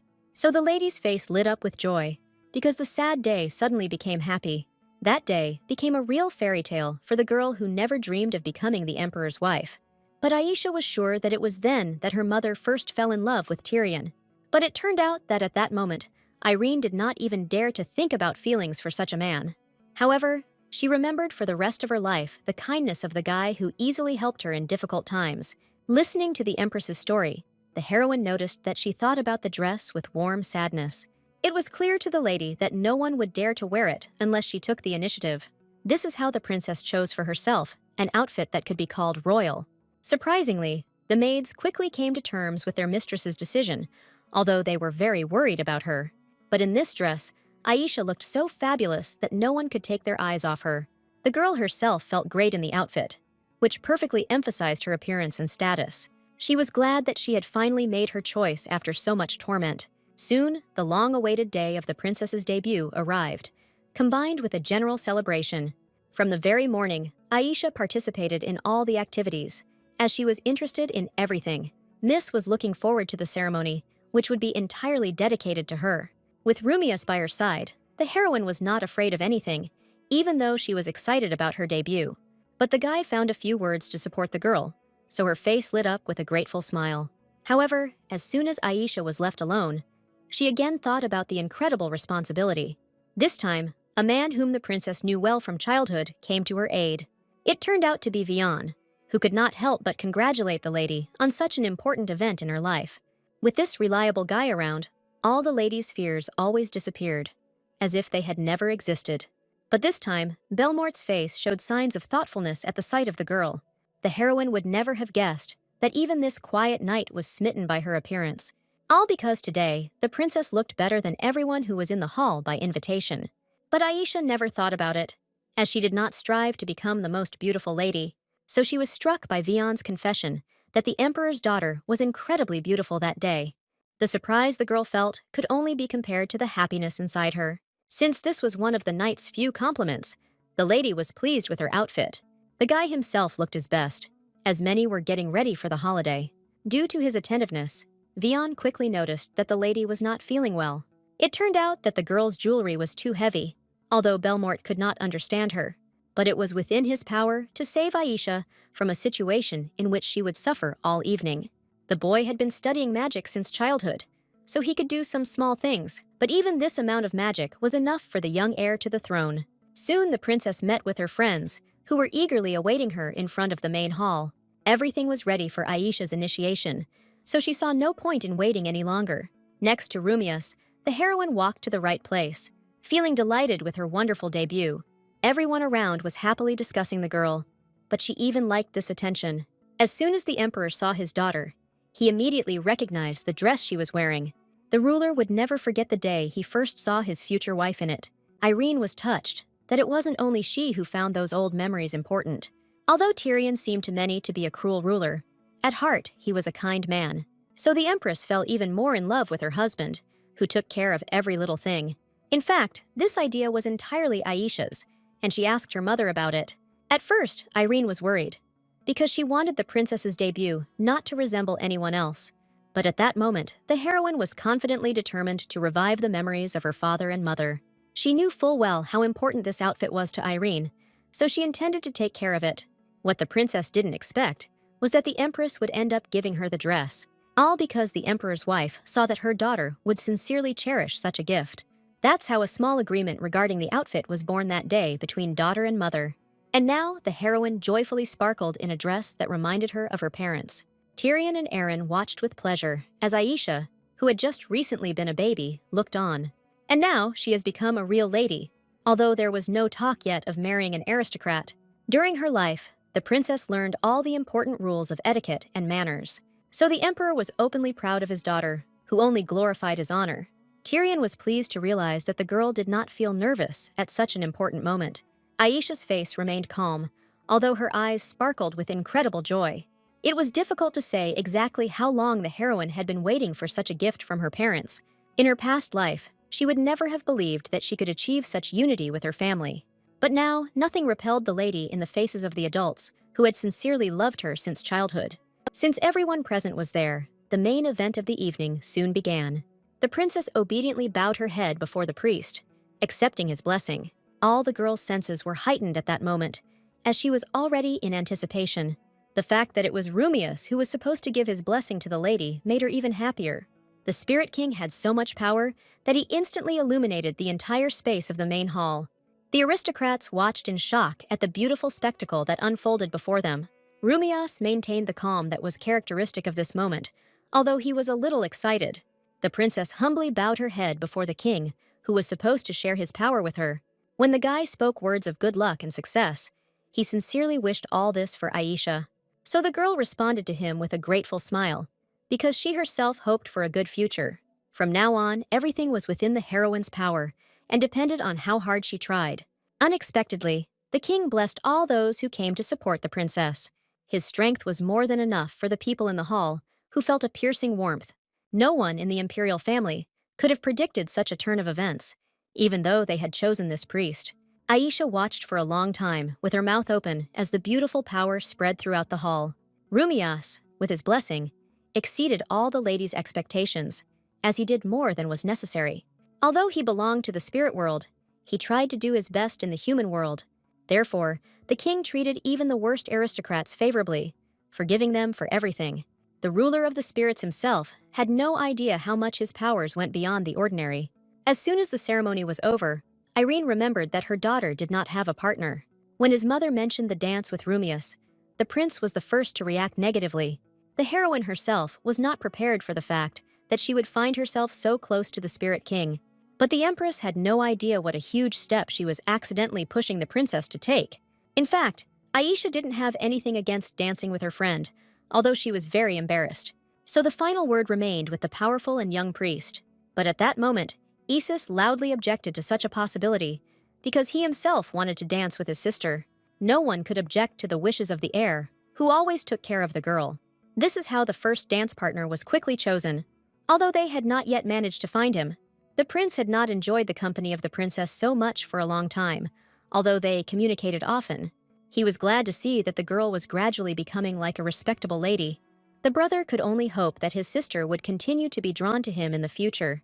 Aisha also wanted to spend all her time with the prince while they had the opportunity, but for some reason this time, the guy didn't promise to always be by his sister's side. But she didn't have time to ask anything more, because the music suddenly ended. The heroine was greatly troubled by the fact that she again could not hear an answer from her brother. To avoid his sister's questions, the prince shifted all responsibility onto Vian in time. Belmort didn't expect to come into such close contact with the beautiful princess. But the guy was not mentally prepared to accompany the lady he had feelings for. But it was not in the knight's nature to refuse friends, including the crown prince. That's why he stood shyly next to Aisha, who attracted him with her whole appearance. The girl was not at a loss, unlike the guy. And so with a joyful smile, she invited him to dance. It was beyond Belmort's strength to refuse such a beautiful lady, so he bowed his head before her. It turned out that the guy was constantly making mistakes in his hat due to embarrassment. The knight only got worse after making mistakes, so he became even more confused in his movements. But Aisha greeted with a smile all the clumsiness of the boy who helped her a lot in childhood. She wanted the knight to enjoy his time with her, even if he was bad at dancing. It turned out that Isis had no idea that his friend had always avoided dancing for a reason. But at this moment, nothing could spoil the lady's good mood at her debut. Everything only became more magical when Miss received another offer to dance. It came from Rumius himself, who was not averse to spending time with the princess. The girl could not believe that the Spirit King was seriously giving her such an honor. All this happened at the moment when the prince was momentarily distracted by his friend, so he did not have time to prevent his sister from meeting the priest who blessed her. The princess had no idea that dancing was the main entertainment for the spirits, so the king skillfully led the girl in the dance, and it was no trouble at all for him. Now, the guy only wanted the lady to boldly call him by his short nickname. Only Aisha knew Rumius's true identity, which made it difficult for her to call him anything else. The king understood that it would take the girl a long time to get used to him, but he was proud of the name that Aisha had given him among people, and so he wanted to hear it. The heroine was a much more important person to the king than she could have imagined. Now the girl was completely satisfied with her life, which she could enjoy to the fullest. As soon as the dance with Rumius ended, the lady was surprised to discover that her brother was missing. Just now he was here and watched with anger as she got so close to the priest. But now the princess could not find her brother anywhere, although she desperately turned her head from side to side. She noticed how the handsome Rumias was quickly surrounded by a crowd of curious aristocrats, so the lady was glad that she had escaped from the priest and the attention directed at him in time. With all her affairs, the heroine managed to forget about the main people she was waiting for at the banquet. Therefore, at the sight of these misses, the girl's face lit up with incredible delight and joy. It turned out that Rose, Chloe, and Ashley did accept the invitation to the princess's debut. During the time that they had not seen each other, the friends had managed to miss the emperor's daughter very much. The girls had accumulated so much information that they were not shy about talking about each other. It seemed that their secrets would have no limits, because a lot had happened during their separation. But at that moment, Rose's stomach made such a loud sound, as if she hadn't eaten for a week. Although it was a breach of etiquette, Aisha only laughed at the awkward situation. Of course, a lot of food was prepared for all the invited guests at the banquet. The aristocrats could hardly drool at the sight of the luxurious dishes they could try. The princess happily spent time with her friends, whom she had not seen for quite a long time. She was interested in every little thing, even concerning the lady's training in magic with spirits. Since the library was nearby now, Aisha could lend books to the girls. Ashley was most pleased about this, as she was finding it increasingly difficult to find new material. The heroine was most worried about Roland, since it was she who was affected by the artifact. Only now the girl admitted that a strange master from the past put her on this path. It was hard for her to remember the moment when she gave in to emotions for the sake of incredible power. But Ashley agreed to meet the unknown master in person, just to summon the spirit. At that moment, the lady did not think about who the master was, whose identity was hidden from her. But Roland immediately noticed that this man was clearly not much older than her age. The female voice revealed the girl hiding under the hood, but she couldn't hide everything. The master promised the young aristocrat that she would share with her the power to summon spirits. This brought Ashley into indescribable delight, because at that time, she was still chasing her mother's love. Roland's aspirations did not escape the girl, who only laughed at the sight of her joy. This moment greatly confused the aristocrat, but she was afraid to retreat in such a strange situation. At that time, Ashley was only concerned with thoughts of how to quickly summon at least one spirit. And if this unknown master could help her, then the lady was ready not to be afraid of him. For Roland, there was no right or wrong action at that moment, so she was glad to hear that she could achieve anything if she put her mind to it. The unknown master had chosen his first victim in advance to give her the artifact. Of course, it was Marianne, and she wasn't going to tell anyone about the danger of this thing. It was much more important to her that this lady use the artifact she received. Ashley immediately suspected something was wrong, because some kind of dark energy was emanating from the thing. But Roland didn't have time to ask the questions she was interested in, because the master suddenly disappeared. This is how the lady remained with the artifact, although she did not know that it could not be used. But this meeting allowed the girl to remember the appearance of the master, who scared her to death. Roland herself had no idea that at that moment, the princess of an enemy country was speaking to her. Instead, the girl regretted angering the teacher, who ended up attacking her. Aisha had no idea that this whole story could be so complicated. The teacher's identity was still in question for Ashley, as his voice sometimes changed. But she was seriously alarmed by the fact that the teacher needed some kind of fuel from the artifact. Although Ashley knew nothing about the story she was drawn into, the heroine understood everything. The princess changed the subject to the library, since this was the only way to avoid her friend's questions. As soon as Roland found herself in the cherished place, she forgot all about her past. While Ashley was looking around the library, the princess was busy looking for the book she needed. But the aristocrat was interested in Aisha's actions, and she didn't explain anything to her. The heroine was so carried away by her experiences that she completely forgot about her friend next to her. She remembered reading somewhere about fuel from artifacts and found it in the tab about demons. Fear overwhelmed the princess, who had no idea how serious things were. Only now did the heroine realize that even as a child, Marianne had occupied a position that was comfortable for her. Not only could she retrieve the artifact herself, but she could also easily recruit people to help her. This is all because the girl was a black magician, and had successfully hidden this fact until now. Before, Aisha thought that her sister had been connected with spirits all this time, but she believed in demons. The heroine turned noticeably pale upon realizing this, as the information was too heavy. If it weren't for Ashley, who supported her friend, the princess would not have avoided panic from shock. But now the lady gratefully accepted the embrace of Roland, who remained close by. Although the aristocrat did not understand the princess's emotions, she did not need answers to her questions. It was enough for the girl that a bright smile finally appeared on Aisha's face. After the princess saved her, Roland vowed to help the people around her as well. That is why Ashley did not ask the emperor's daughter a single clarifying question. Such care from her friend did not go unnoticed for Aisha, who needed support. Although the heroine showed her weak side, she did not feel worse because of it. Soon the girls joined their friends, who had been filling their stomachs the whole time. Rose and Chloe were delighted with the food that the imperial palace offered them. But Ashley was glad that the princess lent her a lot of magical books about spirits. Only Aisha accidentally heard a familiar voice in the corridor, coming from the balcony. This circumstance interested the heroine, because the conversation was clearly not for her ears. In fact, the princess wanted to stay to find out better what was being discussed. But for now, the lady needed to communicate with her friends, who would never leave her alone. Meanwhile, the prince secretly retired with Vian to talk about confronting Edenbell. The knight became increasingly worried about the dejected state of the heir, who was his friend. They both knew that the war with the rival empire was rapidly approaching. No matter how hard Isis tried, Lachias, under the influence of Marianne, was not inclined towards a peaceful solution. So there were rumors that Edenbell was already looking for territories to conquer. And more than anything else, the prince was worried that he would not be able to interfere with his rival's plans. If it were up to him, Isis would have wiped the enemy empire off the face of the earth by now. But he didn't have enough army. The boy's thoughts constantly returned to his cheerful sister, who always smiled joyfully at him. The heir would give anything to spend endless time with her in nature. In those moments when Aisha fell asleep sweetly on his lap, Isis felt the happiest.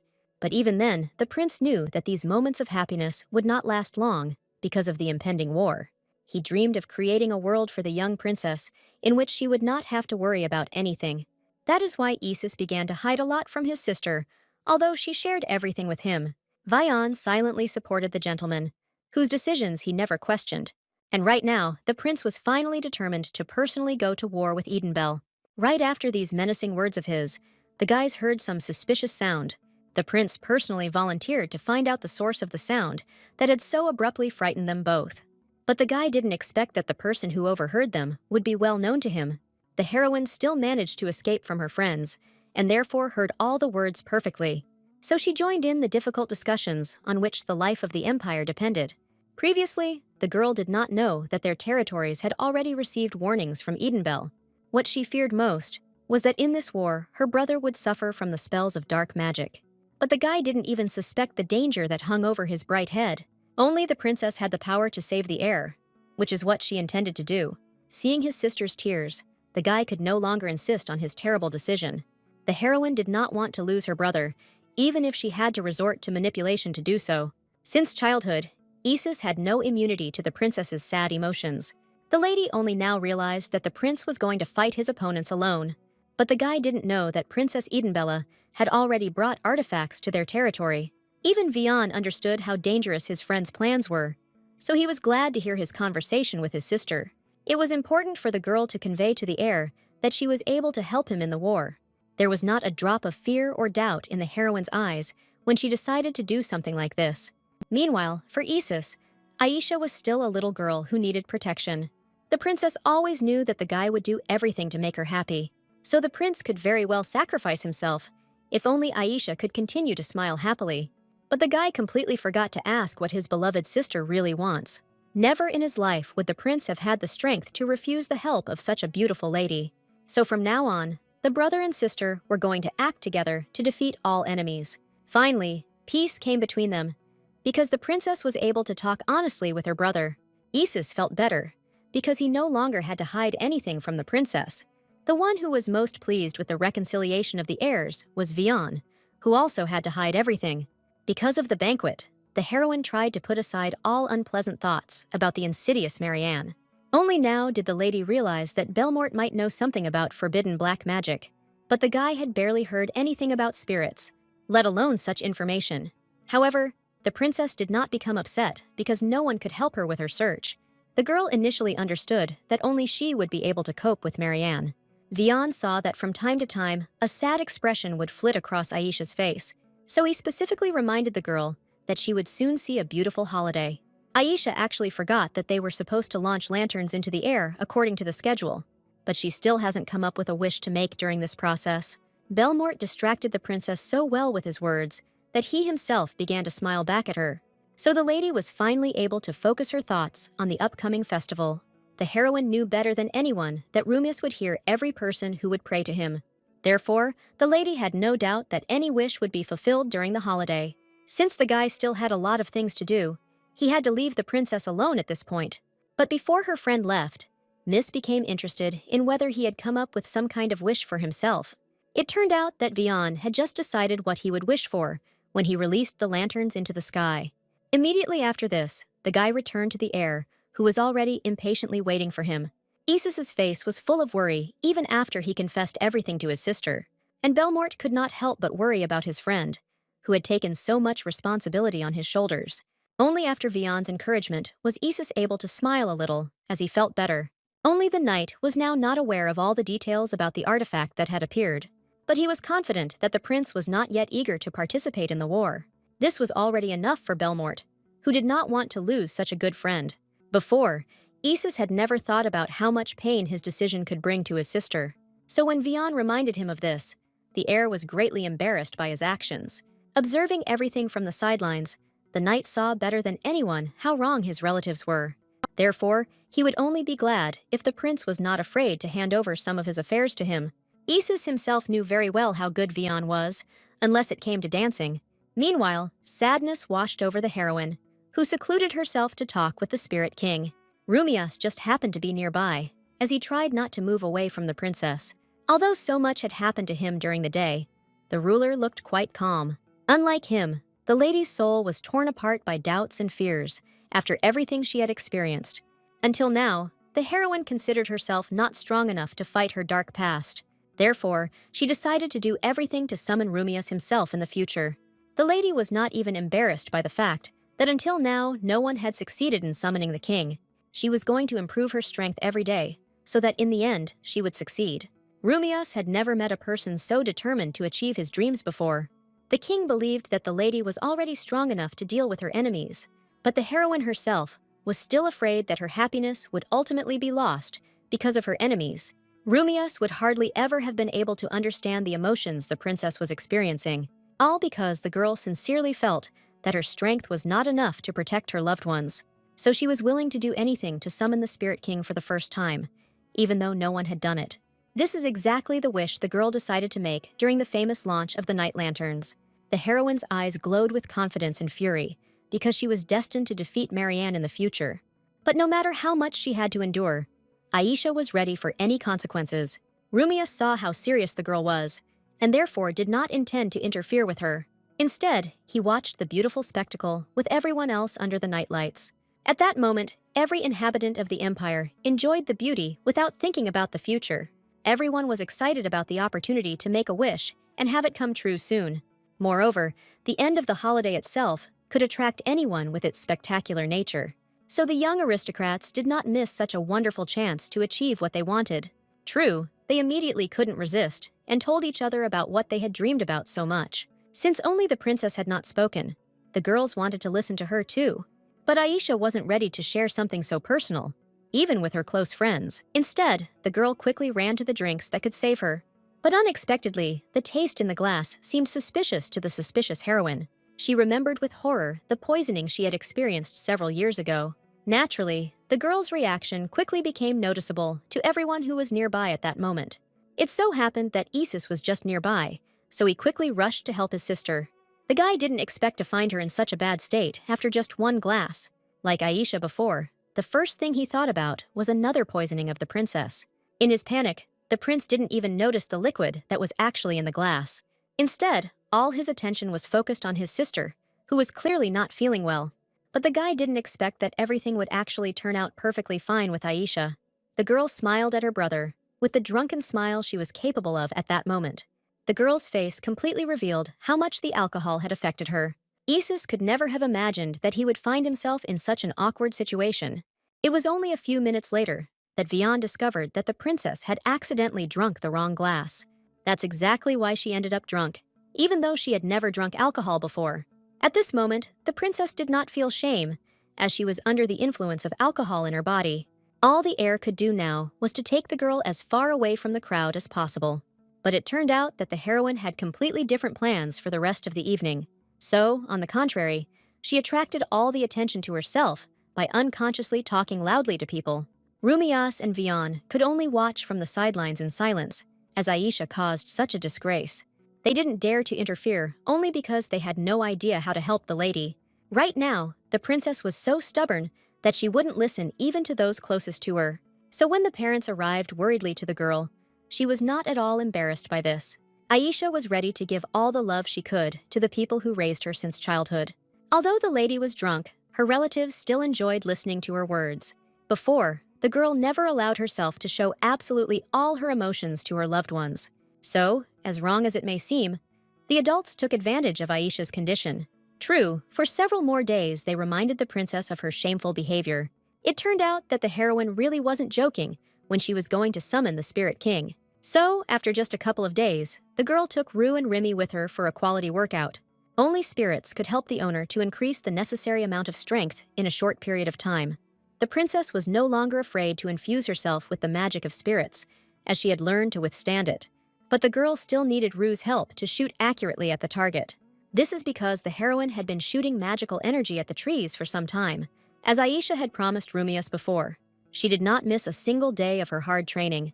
So gradually, the girl made progress, although she was still dissatisfied with the scale of her forces. But each time, the magic that the princess released became greater and stronger.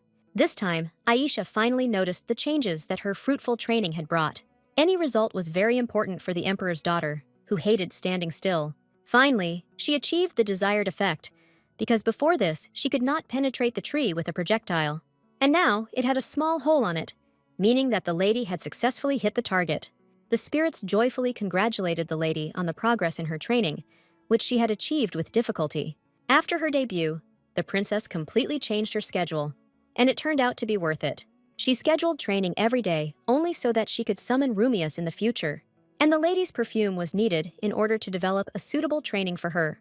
The main difficulty of the training was that the light was intended for healing, while the heroine stubbornly used it to attack for future use.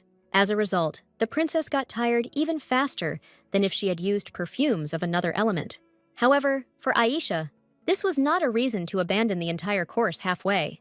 Instead, Miss fondly remembered Rumias, to whom she had made a difficult promise. But the heroine didn't expect that the Spirit King would suddenly appear right in front of her. The whole point was that the ruler could read minds, which is why he appeared at such moments. But the princess had not yet had time to get used to the fact that the king could suddenly appear next to her. Aisha's initial fear passed quickly, because she remembered that she shouldn't be afraid of someone she knew. She was in such a hurry to become stronger that she completely forgot about the need to rest on time. Rumias was pleased to see how hard the princess was trying to summon him. So once again, he shared his powers with the lady to make her life a little easier. Only this time, the king had a cunning plan for his vacation prepared in advance. Even the princess could not have predicted what exactly was on the mind of the wise Rumias. The guy looked so determined that the princess did not dare refuse him a walk. This is how she found herself drawn into an adventure she had not planned for today. Moreover, Aisha barely dissuaded the Soul King from traveling on his beloved pet. The girl tried her best to blend into the crowd, just so as not to attract attention. But the princess did not take into account the fact that their very clothes marked them out as aristocrats. Rescue came unexpectedly, because the heroine's gaze caught on one of the shop windows on the street. It turned out to be a store that had a lot of affordable clothes for people. Rumias couldn't figure out how to get out of the current situation with attention. That's why the heroine used this idea to blend in with the common people for the sake of a walk. Who would have thought that such a simple idea of a girl would turn out to be so successful in the end? Now the King of Spirits was unrecognizable, so he almost ceased to attract attention. The guy supported any idea of the princess only because he was interested in participating. Even though Rumias had disguised himself, Aisha was still shocked by his beauty, so all that was left was to force the king to put the hood on his head and run away. At that moment, the princess was afraid more than anything that people would start looking at them again. However, the guy suddenly carelessly dropped his cover, although he could easily have been noticed. The lady didn't expect to hear that, all this time, Rumias could refract the light so that he was almost invisible. This ability would have been very useful to the princess when a crowd began to gather around them. But the heroine was distracted from her swearing by the fact that all the children around her were rushing to some kind of performance. Aisha hadn't often had the chance to attend such events, so she was immediately interested. The girl had no doubt that Rumias would follow any of her choices. The princess's eyes lit up with joy as she realized how much this walk promised. So the heroine didn't even try to hold back the happy smile that was bursting out. Rumias watched Aisha with surprise, as humans still remained a mystery to him. But who would have thought that the performance would be about the princess herself? The heroine expected anything but a story about how she successfully summoned a spirit. While the lady was experiencing embarrassment, the common people watched the scene with pleasure. The girl was surprised to discover that many people wanted to become summoners following her example.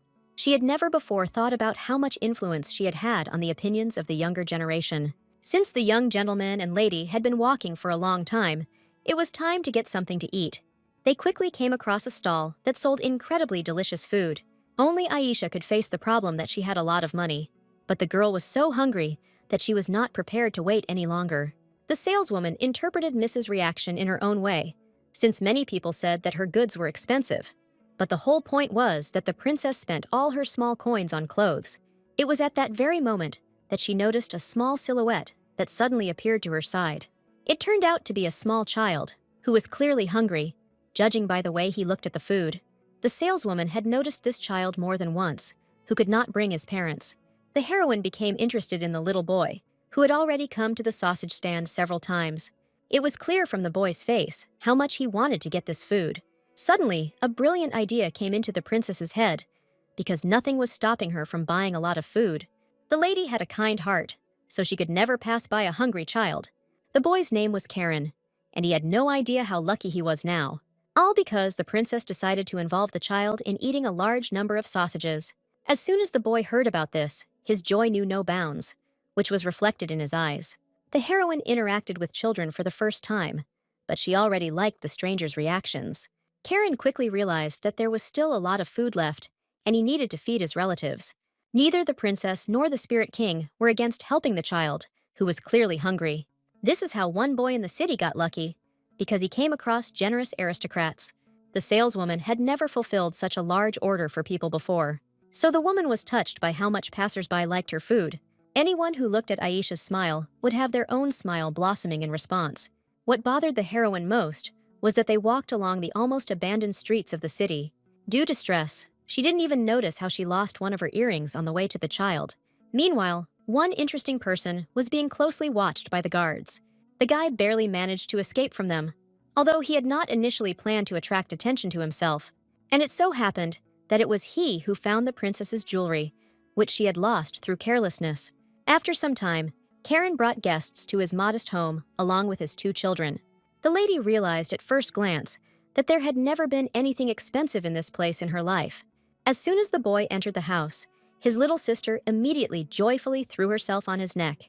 Her name was Rachel, and she had a good character, even though she lived in difficult circumstances. Aisha was pleased to realize that she was able to bring joy to these children who lived quite poorly. It just turned out that there was a 3rd child living in this house, whose name was Eden, and he was naughty. The boy immediately began to scold his brother for bringing uninvited guests to their home. For some reason, the child was sure that no one could do something kind for no reason. No matter how the heroine tried to justify herself in Eden's eyes, it was all useless from the very beginning. He refused to believe that aristocrats could voluntarily help poor children. By doing this, Eden harmed not only himself, but also his relatives, because Aisha came with good intentions. But then the stomach gave away the child, who was actually very hungry. The boy was not ready to admit that he actually needed help from adults. Unlike him, Rachel was more honest with her desires, as she openly demanded food. As soon as the girl tried sausages, her life instantly became better. The little one rarely had the chance to enjoy delicious food, especially in such quantities. Only Eden remained stubborn until the very end and did not want to join the long-awaited dinner. But when his sister forced him to eat, the boy's naughtiness gradually disappeared. Whatever he said, he remained human, and therefore could not resist his instincts. The princess saw perfectly well that Eden was actually a good man, but he was worried about his family. The only thing that bothered the girl was the conditions in which the children had been living for some reason all this time.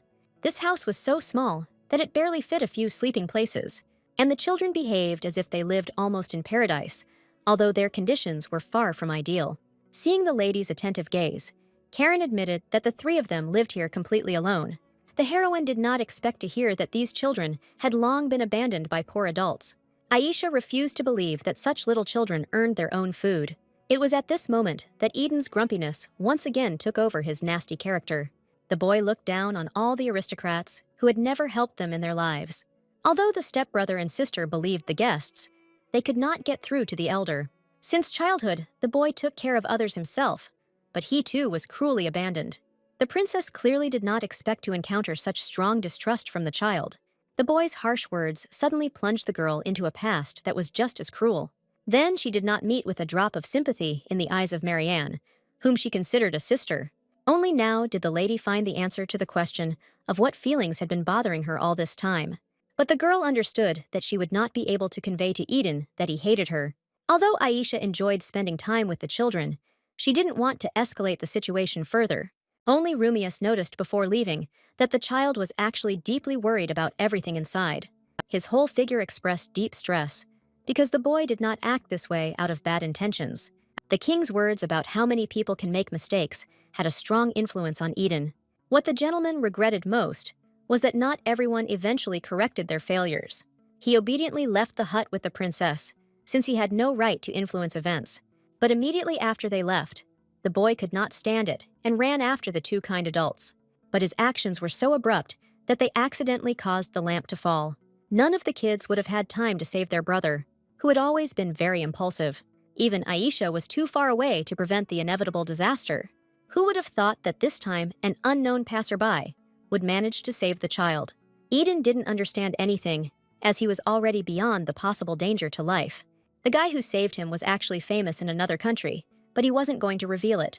At that moment, the heroine ran in panic to the people, who were both lying on the ground after falling. After the miraculous rescue, Eden felt good, although he still couldn't believe it. Everyone understood that if it weren't for the unknown guy, something terrible could have happened. So many are now wondering who the man was, who suddenly appeared out of nowhere. Of course, the new guest was ready for such questions, because he didn't come here for no reason. The princess didn't even notice that she had lost an earring along the way, which her new acquaintance brought back. The young man's name was Aldi, and he was glad that he had arrived on time only because of his curiosity. But what impressed him most was that the owner of the jewelry turned out to be pleasant in appearance. Aisha was not prepared for such kindness, although Aldi saved the small child in time. Rumia suddenly came to the girl's aid, remembering that it was forbidden to approach the princess. That's why the king demanded that the new guy keep his distance from the lady. Aldi didn't even think that the gentleman, who had been standing at a distance all this time, would still show himself. But the girl was pleased to realize that she had such a good protector next to her. As a result, the new acquaintance quickly apologized for his strange behavior around people. But the apologies and thanks didn't end there, because the children also had something to say. Eden rarely said nice words to strangers, but now his life was saved for no reason. It turned out that the fair-haired guy had managed to get to know the naughty boy well, since he heard everything. All this time he was near the hut, as he could not find the right moment to enter. When the danger had passed, Eden again remembered that he had not run out after the people for no reason. While everyone was dealing with the boy, the princess noticed that he had still managed to get seriously injured. She was immediately concerned about Eden's scratches, even though he tried to keep his distance. The fall left a noticeable wound on the boy's leg, although it was a small price to pay for his life. It was not difficult for the girl to guess at what exact moment this damage occurred. Now she brazenly ignored all the protests of the boy, who remained harmful. The heroine's thoughts were occupied by the understanding that without healing power, he would take a long time to recover. So, to begin with, the lady sent the children to fetch water so that they would not notice her abilities. But Aisha had no idea what to do with the annoying Aldi that was hanging around her. The guy clearly didn't know what distance and tact were, as he acted too impulsively. The lady found salvation in the person of Rumius because she knew how to communicate mentally with all spirits. This is how the heroine easily and simply asked her friend to distract their interlocutor for a while. At this point, a memory suddenly popped into the girl's head, as if the king was hiding some kind of secret. But the princess was pressed for time, because Rumius could not distract the fussy guy forever. Therefore, Aisha quickly began treatment, trying to act as discreetly as possible. She spared no effort for the boy, although all this time he only swore and rejected her. However, the princess did not need anything from the child, because his heart already had deep wounds. Realizing this, the girl was even more surprised when Eden finally asked her for forgiveness. So it was the lady's turn to admit that she too was once left all alone. Previously, the child believed that all aristocrats were happy people because of their great wealth. But in reality, the heroine was simply lucky that the right people were by her side at the right time. The lady's story sent the boy into a flashback to how he first found his family. Then, Eden wandered alone for a long time, so he could not leave two children in trouble. From then on, they shared everything they had, although they could barely survive in this cruel world. But none of the children were sad, because they were filled with love and acceptance for each other. Eden hated pity more than anything, and therefore did not accept any kindness from people. Only now did he realize that all this time, his brother and sister had been helping him solely out of love. So the boy's heart at that moment was ready to burst from incredible happiness. Once he understood simple things, Eden's joy knew no bounds, although he almost died. Aisha watched with genuine joy the children whose fates she was able to influence. But this pleasant moment was unexpectedly interrupted by Aldi, who did not feel the moment. It turned out that it was pouring rain outside, and all the children's things were just drying after washing. This is exactly what the guy said, which scared the whole small family of guys to death. Nobody expected such a turn of events, as this summer did not promise to be so rainy. The princess always liked precipitation, but now it was preventing her from returning to the imperial palace. For this occasion, attentive Rumius had his own proposal, because he was always full of strength. Therefore, the guy could very well stop the rain if only the princess wished it right now. The lady would never have thought that something like this would be so simple for the Spirit King. Personally, it seemed to her that it would have been much easier to buy an umbrella at any nearby store for commoners. But the girl quickly realized that for Rumius, everything was completely different, because he always used magic.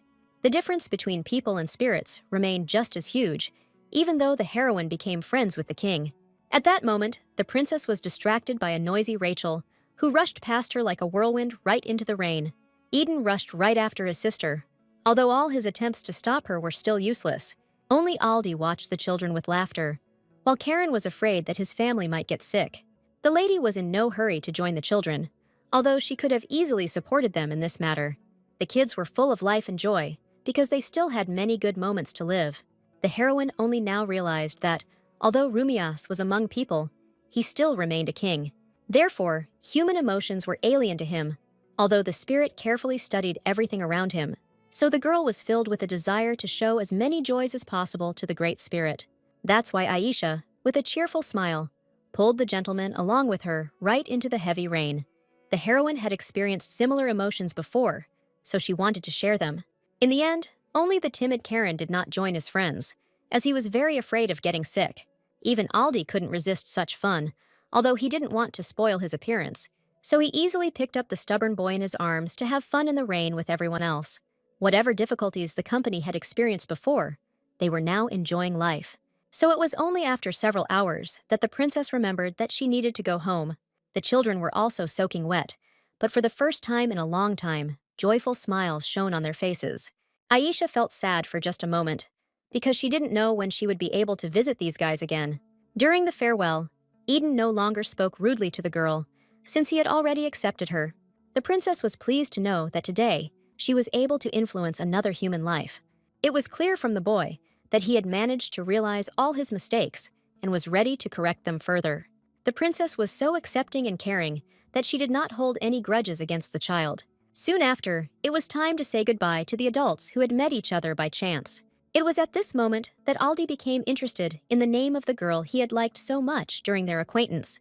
He immediately realized that the lady had given him a false name, but he did not ask her any more questions. This is all because Aldi himself chose to hide his real name, as he was the prince of the Riotan Empire. The heroine did not understand what kind of guy she met on her way, since she had never met such people before. True, the young man turned out to be surprisingly impudent, because he decided to keep the girl's jewelry for himself. He ran away so quickly that Aisha didn't even have time to say anything against this action. This is how Miss realized how frivolous her new acquaintance was, and he quickly ran away. But in reality, all of this was part of the image of a prince who had long served for the good of his empire. This guy was not as simple as he wanted to seem, because he felt the energy from the lady during the healing. Of course, he had too little data to understand what exactly happened at that moment, but the joyful smile of the unknown girl sank deep into the prince's soul. Although his fate was determined, the boy returned home not late enough for his sister to go to bed before he arrived, so he came face to face with the warlike Almina, who had something to say to her brother. The princess was very offended because the guy spent the whole day on the side. After all, she personally was preparing with all her might for the important mission that they had to carry out for the sake of the empire. In fact, Aldi was also constantly thinking about the task, so he decided to have some fun before it. Soon the prince was brought the very cloak that he was supposed to put on before going to visit. It's all because Prince and Princess Ryotan decided to visit the imperial palace. But at that moment, no one from Elmir's family suspected that guests would soon arrive. They happily spent time together, enjoying the last days of summer in the empire. So it came as a surprise to the heroine when her parents found out about the marriage proposal to her. It turned out that this matter concerned the prince too, and he had already reached the age when he could marry. That's why they were both surprised when they learned that Aisha was also invited to marry, despite her age. However, the emperor remained calm, despite the fact that his daughter could leave the empire. This is because he did not plan to marry the princess off without her consent. The children did not expect that their parents had already decided to refuse their request for a wedding so as not to harm anyone. Tyrion believed that this offer from Ryotan was sent only out of interest in the culture of the Elmir Empire. Aisha and Isis guessed that otherwise the emperor would have personally sent the refusal to the neighboring empire. So the prince breathed a sigh of relief, since no marriage was threatening his sister in the near future. However, the empress looked at her son's situation differently, since he was already old enough to marry. The guy himself understood this perfectly well, although he had not previously thought about which bride to choose. The princess was sad even to think that one day her brother would leave her because of the necessity of marriage. But these thoughts could wait, because the girl had to personally accompany their guest. The emperor was counting on the children, so he delegated some of the guardianship of the guests to Isis upon their arrival. The heroine guessed that her father had planned a difficult strengthening of relations between the two empires, and Aisha was ready to support any decision of the ruler, because he would have done the same in her case.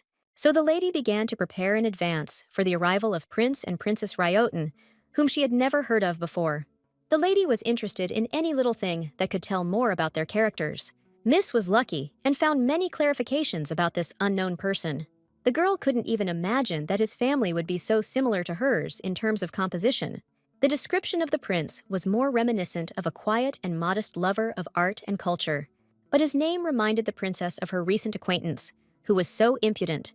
Although the description was too similar, Aisha refused to believe it. The emperor's daughter was scheduled to go on a trip, so the maids reminded her about it. The princess was so lost in thought that she completely forgot that she had to go to an appointment. As a representative of the Elmir family, the lady increasingly participated in events after her debut. Everyone greeted the heroine with smiles, but from time to time, it seemed to her that people were not sincere. It was the same this time, but the princess had already gotten used to not showing that she was embarrassed by anything. The aristocrats clearly wanted to say something to Aisha, but for some reason, they couldn't bring themselves to do so. For this reason, the girl acutely felt the unspoken words that constantly hung in the air. Suddenly, one of the ladies couldn't stand it any longer and started asking emotional questions about the priest. Aisha was prepared for any questions, but such interest was not part of her plans for the event. It turned out that all the girls were delighted with Rumius, and therefore wanted to know more about him. Those of them who managed to speak personally with the priest attracted the most attention. The ladies had long since realized that the rumors about Rumius's beauty only partially described him, so the girls were dying to meet such a wonderful representative of the temple in person. It was therefore not at all surprising that the princess unwittingly became the center of their conversations. Although Rumius served the temple, he had no prohibitions on love or even starting a family. But the heroine herself had not previously paid attention to the handsome guys around her. So the lady did not think about Vian and Isis, who also aroused the curiosity of the ladies.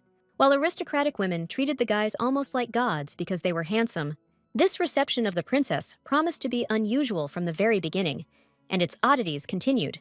All because the girls began to find out what kind of ladies these handsome guys liked. They were most interested in Isis's preferences, since he was the heir to the throne himself. But Aisha didn't have an answer to the question of what her ideal type of man was. The ladies had already surrounded the heroine from all sides, but she could do nothing to help them in this situation. So the princess had to admit that she had not thought about such things before. But no one could stop the aristocratic women in love, because their curiosity was stronger. When they didn't hear about Aisha's ideal type, they started asking about guys' preferences. Every lady hoped that she could at least somewhat match the descriptions from the princess. After all, in that case, they had a ghost of a chance to please the guy they were in love with. The trap into which the heroine accidentally fell did not give her the opportunity to escape. So the girl felt even more the difference between herself and the miss who was her age. She couldn't find the strength to refuse, so she promised to find out everything, and the ladies beamed.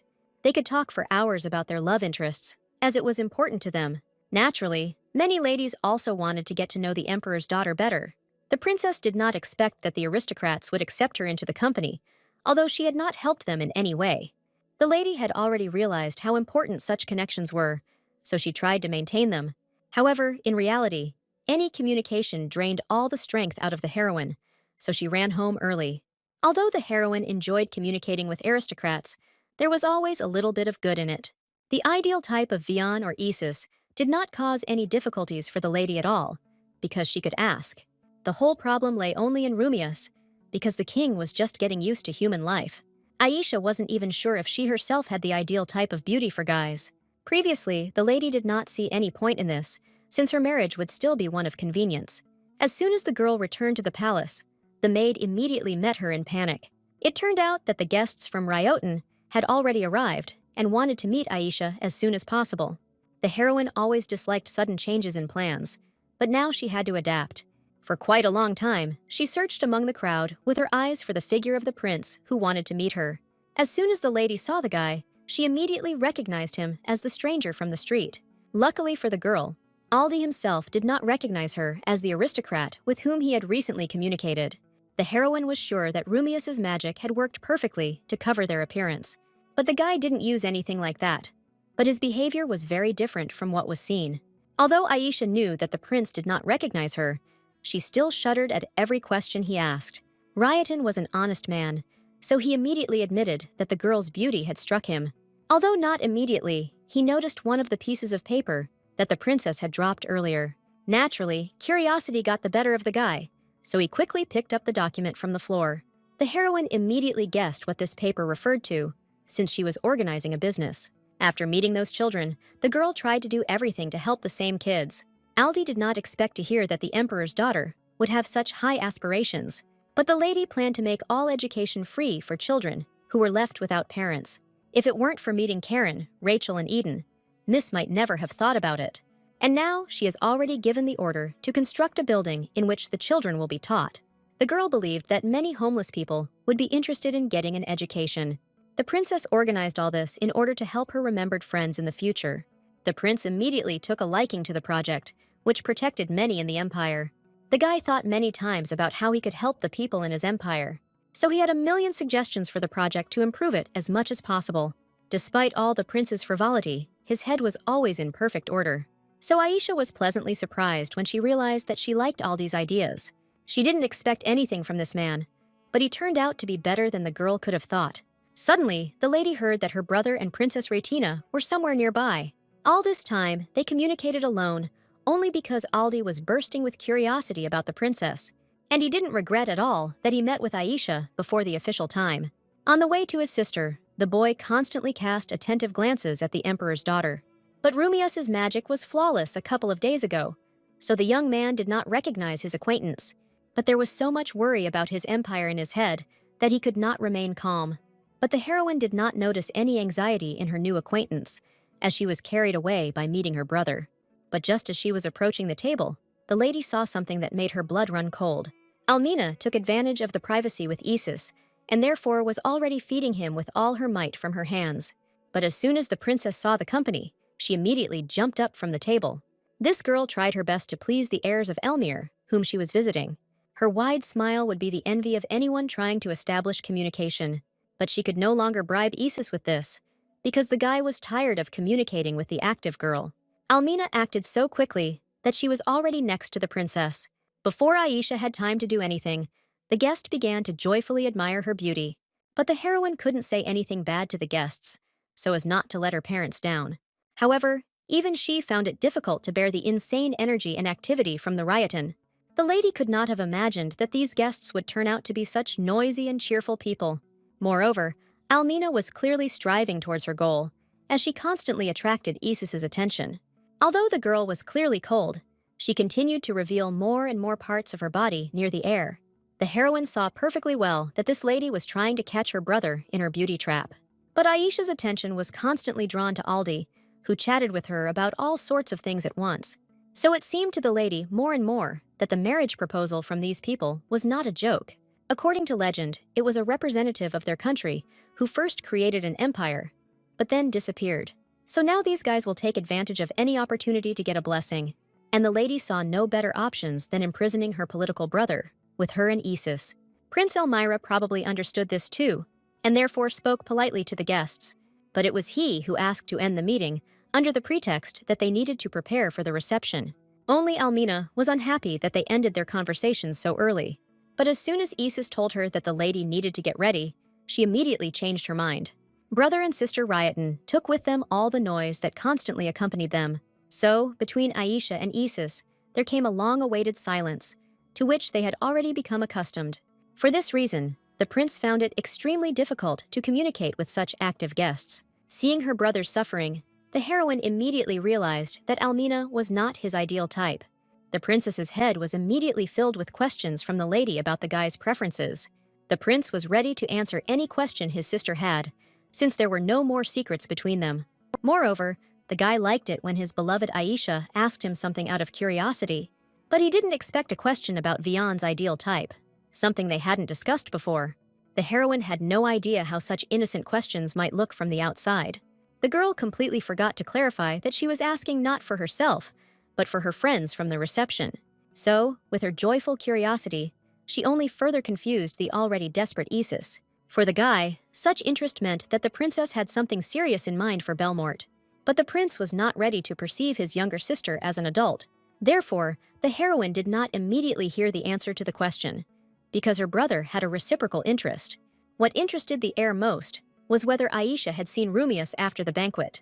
The good part of the lady immediately reminded her that they planned not to lie to the prince anymore.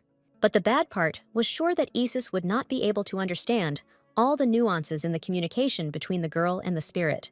Therefore, the boy never heard the truth, but he easily believed the words of his younger sister. The lady saw that the questions were not over yet, so she prepared to answer again. And this time, the prince was interested in what the ideal type of priest Rumius was. The heroine could not predict such a turn of events, and immediately fell into a logical trap, just like her brother. All the memories of the friendship between the spirit and the brother instantly flashed through the girl's head. But she couldn't allow the prince to have any feelings for Rumius. So the lady's reaction was violent, because she expressed all her disapproval openly. But in fact, the emperor's son did not put any personal initiative into the matter. Only now did Isis realize that there was clearly some kind of misunderstanding between him and his sister. It took them only a few minutes to figure it out, and it turned out that they had misunderstood each other. The boy and girl breathed a sigh of relief when all the unspoken words were cleared up. The princess had no idea that her brother was so worried about her interactions with boys. But Rumius was indeed getting closer to the palace every day due to his promotions. Unlike the prince, the heroine had nothing against seeing the spirit more often. Here the brother described the girl that Vian liked as being very similar to his younger sister. The lady listened carefully to her brother, because she needed to convey his words to the girls. But the guy hadn't previously thought about what kind of aristocrat he might like. Miss did not expect that the prince would wish for someone older and much more experienced. It turned out that Isis had too many demands on the future great empress, so the princess had to interrupt the guy, who was getting very carried away in the discussion. It immediately became clear to Aisha that it was unlikely that any of the ladies would be able to live up to her brother's ideal. However, she had nothing against such criteria, because the chosen one would have a lot of responsibility. It wasn't easy being around Isis, who had a huge number of obligations. The funniest thing was that Rumius met every requirement from the heir.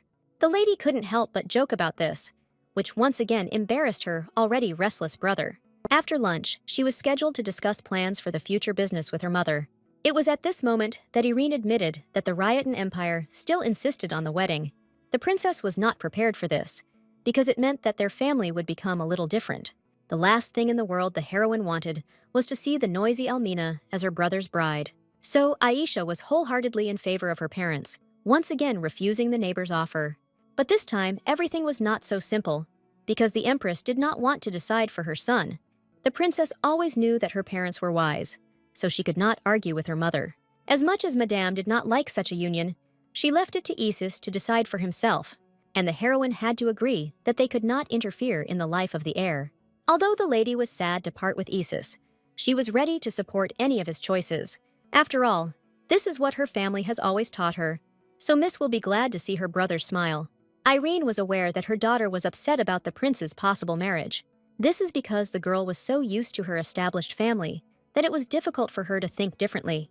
The empress herself had once gone through something similar, so she gave her daughter time to think. She gently reminded the girl that no one could take away their family love. These words turned out to be important for the heroine, who had become confused in her emotions. But my brother always said that Aisha would never cease to be his beloved sister. So, no matter what woman he chooses as his partner, this fact will remain unchanged, and the girl will still be able to visit her brother any time she wants to talk. Only this reminder from her mother helped the heroine cope with the emotions inside her. Looking at the empress, the princess suddenly realized whom her brother had taken as his ideal. After all, her mother was an excellent ruler who skillfully managed all the affairs of the palace. The lady herself could not imagine how it was possible not to fall in love with such a luxurious woman. So that evening, all the maids noticed how serious the princess was. None of them suspected that the girl had planned to carry out a large-scale test on Almina. It was all because Aisha wanted to personally make sure that the lady was right for her brother. Although Aldi was visiting the Elmir family, heavy thoughts did not leave him. The guy kept thinking about how he had to save his empire from destruction and famine. A few weeks before this trip, the aristocrats of Ryotan held an important meeting. The prince was only a guest at this meeting, since no one would have taken his opinion into account anyway. But the adults were genuinely concerned about how they could protect the empire from war. In the end, they all came to the conclusion that a political marriage of a prince or princess was necessary. Then, Aldi realized again that he was just a tool in the hands of an unloved father. It was the emperor's children who were the last hope for the gradually fading empire. But the prince thought it was unfair that he wasn't the only one being considered for marriage. However, the adults were not bothered by the fact that Almina was still too young to get married. Aldi was not satisfied with the decision made by the aristocrats, which was detrimental to the wishes of his sister. But in such a situation, the guy was powerless, because he had no status in the eyes of high society people. Until now, the prince was perceived as an unreasonable child who refused to obey. He was given a huge responsibility, and Aldi was expected to rise to the challenge. Meanwhile, inside, the guy was increasingly resisting the revival of the world in which he lived. But no one cared about the feelings of the emperor's children if the empire no longer existed. So even before the trip, Aldi hated with all his soul the aristocrats who attracted his sister. Almina had always been a sensitive girl, so she guessed that her brother needed her help. As Princess Ryotna, she was willing to do anything to save her country. At that moment, the prince was so deep in thought that he did not notice how Aisha quietly approached him. The attentive princess did not miss the fact that there was a deep sadness on the guy's face, but Aldi quickly switched to compliments, which noticeably embarrassed the girl. So the lady completely forgot to ask about this point, and then it was too late. However, the heroine could not get the fact out of her head that the prince was very worried about something. As soon as they arrived at the main hall, they found many ladies in a moment of great depression. This behavior frightened the prince, and Aisha explained that everyone had found out about Isis's ideal type. So now, many aristocrats became even more attracted to Rumius, who was not so demanding. The heroine didn't expect that the craze for handsome guys wouldn't subside, even after strict criteria were met. At that moment, Isis and Almina arrived at the event, both looking gorgeous. The princess was initially confident that their guest would never leave the heir's side. Moreover, Almina began to shower the lady she wanted to befriend with compliments. What surprised the heroine most was that all the princess's words were embellished. The girl desperately pretended that she wanted to stay in this beautiful empire forever. But Aisha didn't feel a drop of love in her words for Isis, around whom the lady was spinning. Judging by the heir's reaction, he was holding on with all his might in the company of the restless girl. So the heroine attracted all the guests' attention to herself in order to save her poor brother. The lady promised that next time she would be the one to accompany Riotane so that the prince could study. She specifically hinted to the guests that her brother had no plans to get married recently. It did not escape Almina's notice that Elmir read all of her intentions extremely easily and naturally. So after her speech, Aisha was sure that her guest would behave much more quietly. The lady's reaction was not long in coming, as she pretended to suddenly feel ill. The girl was skillful at lying about her condition in order to make others worry. She hoped that Isis would not leave her in trouble and would take a walk alone so that she would feel better.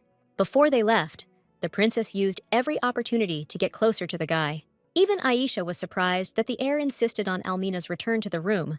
The guy knew how to play with emotions no worse than his foreign and noisy guest. So the heroine was able to watch how skillfully her brother escorted the girl away. The princess was overjoyed at the thought that Isis had no intention of marrying Almina. As soon as they left, it became quiet around Aisha, so she concentrated on her work.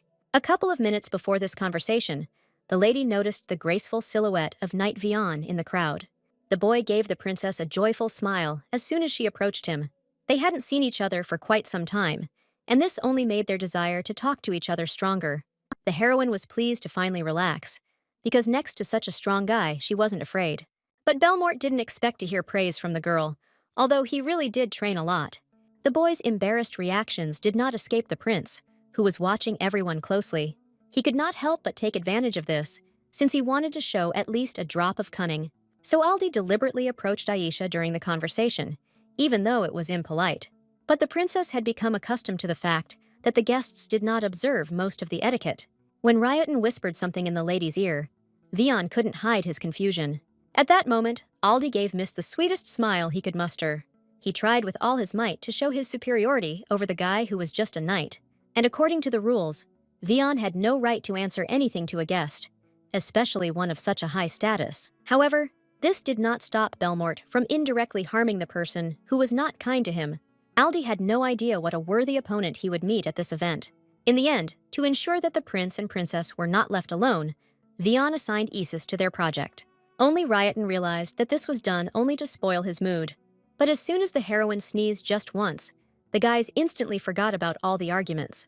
The girl didn't even try to attract their attention, but quickly found herself in the center. She herself felt awkward because of how worried the two guys were about her well-being at the banquet. Aisha saw that they didn't get along with each other, so she tried to distract at least one of them. Luckily for the lady, Aldi noticed that the dancing was about to begin. The guy couldn't miss the opportunity to dance with the princess he wanted to be his bride. In fact, he was initially afraid that this empire would be hostile to their small country. But Aisha treated the heir so well that he no longer worried about anything while visiting. The heroine was pleased to hear that their hospitality was at its best for people. What she didn't expect was that while they were dancing, Aldi would get closer and closer to her. The brother returned to the main hall too late to prevent this unpleasant encounter, but he immediately noticed the situation his younger sister was in at that time. It so happened that Vian also only now noticed this circumstance, which angered him. Therefore, both guys ran towards the couple at the same time to stop the active prince. Aldi knew in advance that his actions would only provoke these guys further, but his desire to somehow show himself turned out to be stronger than the possible consequences. It so happened that Aisha took all of Rayatna's actions as innocent and kind. Therefore, unlike Isis and Vian, who were burning with rage, the lady did not have any complaints. That's why the heroine was surprised to see her friends trying to save her. She had always suspected that Aldi was unpredictable, but she hadn't thought about these consequences. At that moment, sighs were heard throughout the hall, which attracted the princess's attention. The whole point was that Rumius finally showed up at the banquet, although he was very late. The priest's handsome face immediately attracted all the glances of the aristocratic women. Even Aisha couldn't resist such a smile, even though she knew this spirit well. To the heroine's surprise, this time the king communicated so well with everyone that he did not arouse suspicion. The lady had planned to teach her friend something else, but there was no longer any need for that. During its entire stay in the human world, the spirit managed to learn a lot from people, but there were still many things he didn't understand, so he said whatever he thought. Of course, Rumius recognized the prince, although he did not suspect that their meeting had previously been secret. Only now did the heroine realize that all her painstaking cover could quickly be blown. So the girl had to urgently take the priest with her for an important conversation. But Vian didn't let Aisha just leave, as he threw his cloak over her shoulders for warmth. In return, the heroine gave the guy her beautiful smile, full of gratitude and happiness. Until now, the knight had not even admitted to himself that he had feelings for the lady. From the outside, the guys saw this perfectly well, but they did not dare tell Belmort about this nuance. As soon as the princess was alone with the spirit, she told him about their secret walk. While the heroine was worried about this secret, Rumius had no idea that it was a secret. So the king remained just as unperturbed, despite the fact that he almost gave them away. Since Aisha had nothing to say to the guy, she remembered that she didn't know his ideal type. But the princess had no idea how to explain the essence of such a complex issue. Miss herself had not yet decided on her choice of love interest, and that was why she was confused. But it turned out that Rumius already had a ready answer, because he liked Aisha the most. The lady was not ready for such a confession, although she always knew that she interested the king. The spirit himself did not understand why he was not allowed to experience such feelings for the princess. Only now did the lady realize that the king had taken all her previous words too literally. He knew so little about the human world that it was useless to explain anything to the guy. So Aisha gave up on the ideal spirit type, because it was impossible to convince him otherwise. But the lady didn't have time to return back to the hall, because Rumius suddenly started talking about the summoning. He felt perfectly well all the girl's attempts to call him, so he knew about her failures. This topic was so painful for the heroine that she froze in place from shock. All this time, the lady had indeed been studying ancient documents in order to summon the Spirit King. She made many attempts, but never came close to figuring out how to do this. Rue supported her owner in everything, but even she couldn't help with her difficult case. A couple of days ago, the princess decided to summon again, as she had greatly increased her skills. Just like before, the magic circle filled with the girl's magic, responding to her call. The heroine's entire body tensed in anticipation, because now her fate was practically being decided. The princess put all her strength into the summoning, feeling the energy filling her body. The lady was ready to squeeze herself to the last drop, just to achieve her cherished dream. But even at that moment, only silence became the girl's answer, because again, nothing worked out for her. Aisha took every failure hard, as her powers were sufficient for the summoning. But for some reason, the Spirit King did not answer her call, because not all the conditions were fully met. So the room that Miss had prepared for the summoning remained just as empty. In desperation, Aisha tried again and again, but for some reason, the result remained the same. Rumius felt every call from the girl perfectly, because it concerned him directly. Only to him did the heroine confess that she was ashamed to talk about her failures to her loved ones. She had set such a high plan for herself, being confident of victory, and now she was constantly losing. But even in such a situation, the princess was not going to ask the Spirit King for advice. From the first moment they met, the lady tried to do everything herself, and now nothing has changed. It was precisely this trait of the girl that attracted Rumius, so he was ready to wait for her for an eternity. This support from the king greatly encouraged Aisha, who had become upset. So a happy smile blossomed on her face again, because not all was lost yet. If Rumius himself believed in the princess's success, then she should not doubt herself either. Throughout this conversation, the guys continued to eagerly await Aisha in the main hall. It turned out that by the time the princess returned, her brother had urgent business. But the lady could always talk to Isis a little later, so she wasn't too upset about it. It was much more important for the girl to return Vian's cloak back, so that it wouldn't turn out like with the stone. At this moment, Belmort still could not contain his feelings for the lady. True, the guy didn't have time to put his emotions into words, so the princess didn't understand that this was a confession. Vian himself denied to the very end that he was head over heels in love with the emperor's daughter. Instead, he admitted that he could recognize a lady in any crowd. Aisha knew so little about love that she didn't even guess that the conversation had been about it all this time. Since the knight was very embarrassed by his words, he hurried to run away. That's why the princess didn't understand anything that the guy was desperately trying to convey to her. The heroine already had enough headaches, so she quickly threw this moment away. But her companions immediately realized that they had almost witnessed a declaration of love. The very next morning, Aisha had to smile from ear to ear at a meeting with Almina. This is all because the guest herself was acting out in order to maintain good relations. But the girl's smiles were so forced that they clearly felt awkward.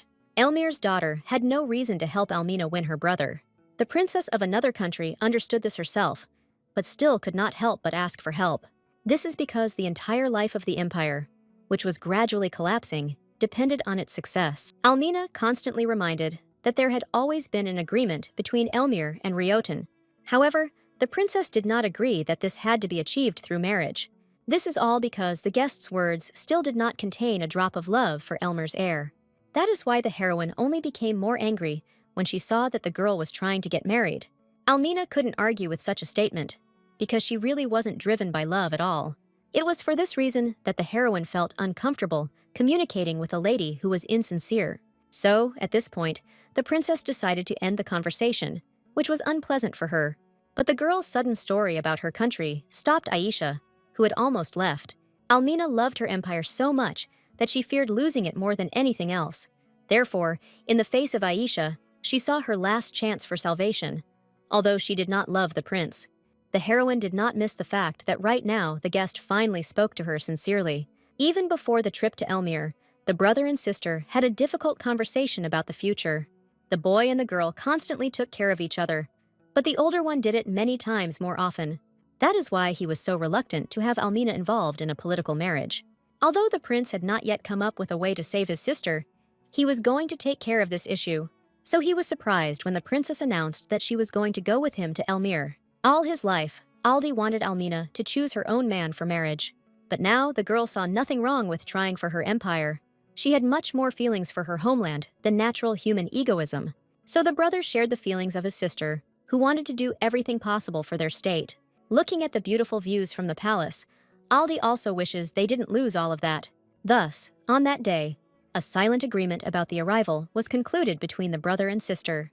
It was for this compelling reason that the princess could not back down when it came to her empire. Almina would never have forgiven herself if she had not even tried to get married.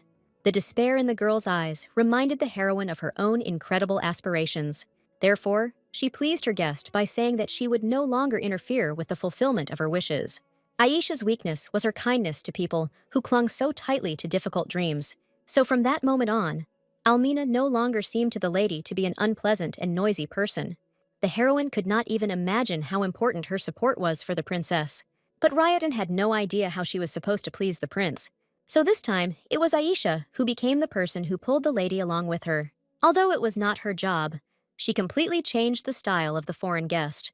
And now, Almina almost completely corresponded to Elmer's ideal type of heir. The girls had a surprisingly good time together, even though they hadn't been able to be together until recently. But when all the secrets between them were told, Aisha was no longer afraid of the guest. At that moment, Aldi just arrived at the princess's chambers to spend time with her. The sister did not bother her brother, so she ran past him so quickly that he did not recognize her.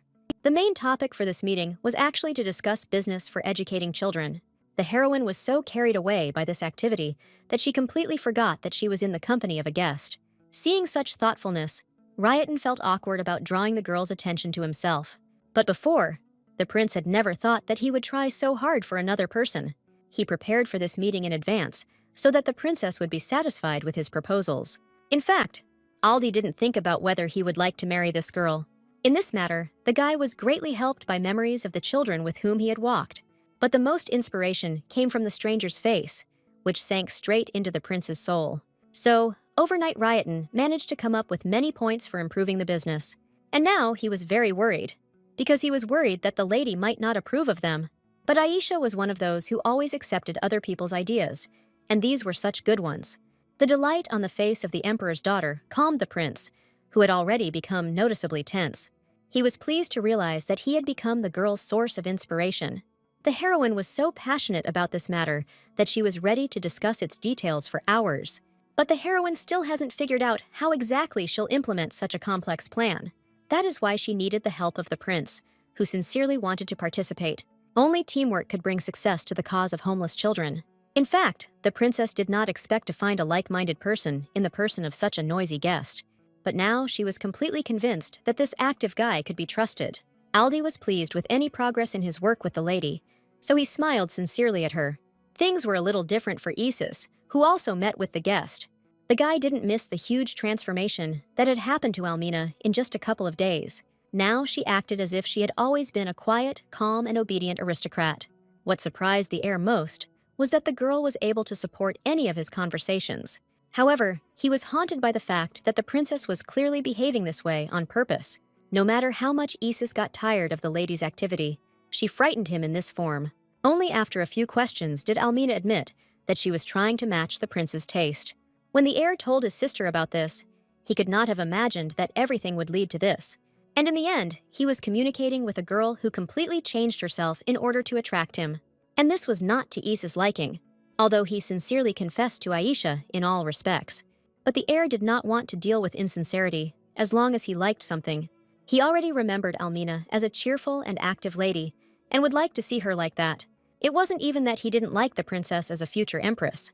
Isis tried to convey that he would like to see next to him a lady who does not pretend to be different. So, with her transformation, Almina only made things worse, even though she tried to please. But the prince wanted the princess to always feel free in his company. This is how the guest admitted her defeat, which she later told the emperor's daughter. None of the lay could have predicted that Isis would react so wisely to the transformation. But now Almina could become herself again, which was a pleasant bonus for the girl. Aisha immediately realized that all was not yet completely lost between this lady and her brother. So the girls concluded that the heir had grown up to be a truly noble man. But immediately after this, the princess had to accept compliments directed at herself. Although Almina had no idea what to do next, she had no intention of giving up. The guest was full of enthusiasm to see things through to the end in order to ultimately charm Isis. The heroine completely shared the lady's thoughts, that it was better to try and fail. She herself had encountered something similar, because she was never able to summon the Spirit King. At this point, the lady's conversation turned to magic, so Aisha confessed her failures. Although Almina had heard about the princess's abilities, she was still surprised.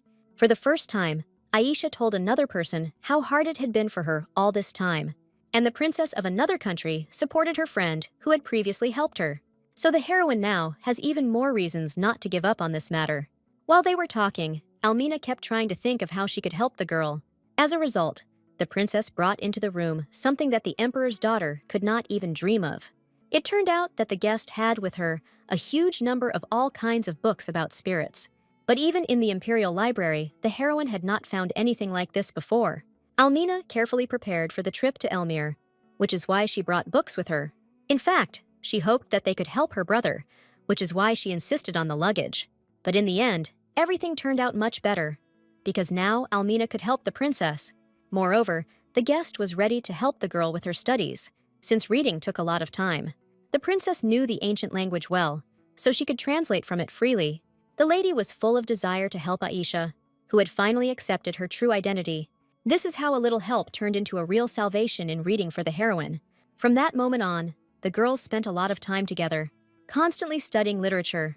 Because of their mutual efforts, the work went much faster and more cheerfully than it otherwise would have. During the reading, both princesses became very close, so they became real friends. But even all these hours of study did not bring the long-awaited answer to the heroine. But the girls managed to discover something important that could help the princess in the future. Before, Aisha had no idea that it was possible to summon a spirit using magical engineering. This opened up so many new possibilities for the lady that she could never have imagined before. But the ladies didn't stop there, because they still had many books to study. As a result, the heroine noticed too late that she had once again spent the whole day reading. But what surprised her most was that the guest unexpectedly fell asleep right while reading the book. She didn't know exactly how long the princess had been in this sleepy state. The lady guessed that Almina had never spent so much time trying to help someone before, so the girl tenderly covered her friend, who tried so hard for her. At that moment, the princess resembled the most ordinary girl who was sleeping so peacefully. The heroine was pleased to see this side of the lady, who usually tried to behave noisily. Aisha had no doubt that Isis would also have liked to see Almina like this. But then her attention was caught by a small letter sticking out of one of the books. Due to the princess's actions, the guest suddenly opened her eyes, as she heard an incomprehensible rustling sound. But the girl was not offended by Aisha, because she was also interested in the contents of the envelope. Both princesses stared at the paper that was so carefully tucked inside, but they couldn't understand a word, because all the information was written in the language of spirits. So they had no choice but to turn to these creatures for help. Of course, Rue was only glad to somehow help the mistress, who had studied so many books. It was no trouble for the spirit to read the letter, although some of the words were difficult for her too. Aisha's joy knew no bounds when her faithful companion began to translate the essence of the text.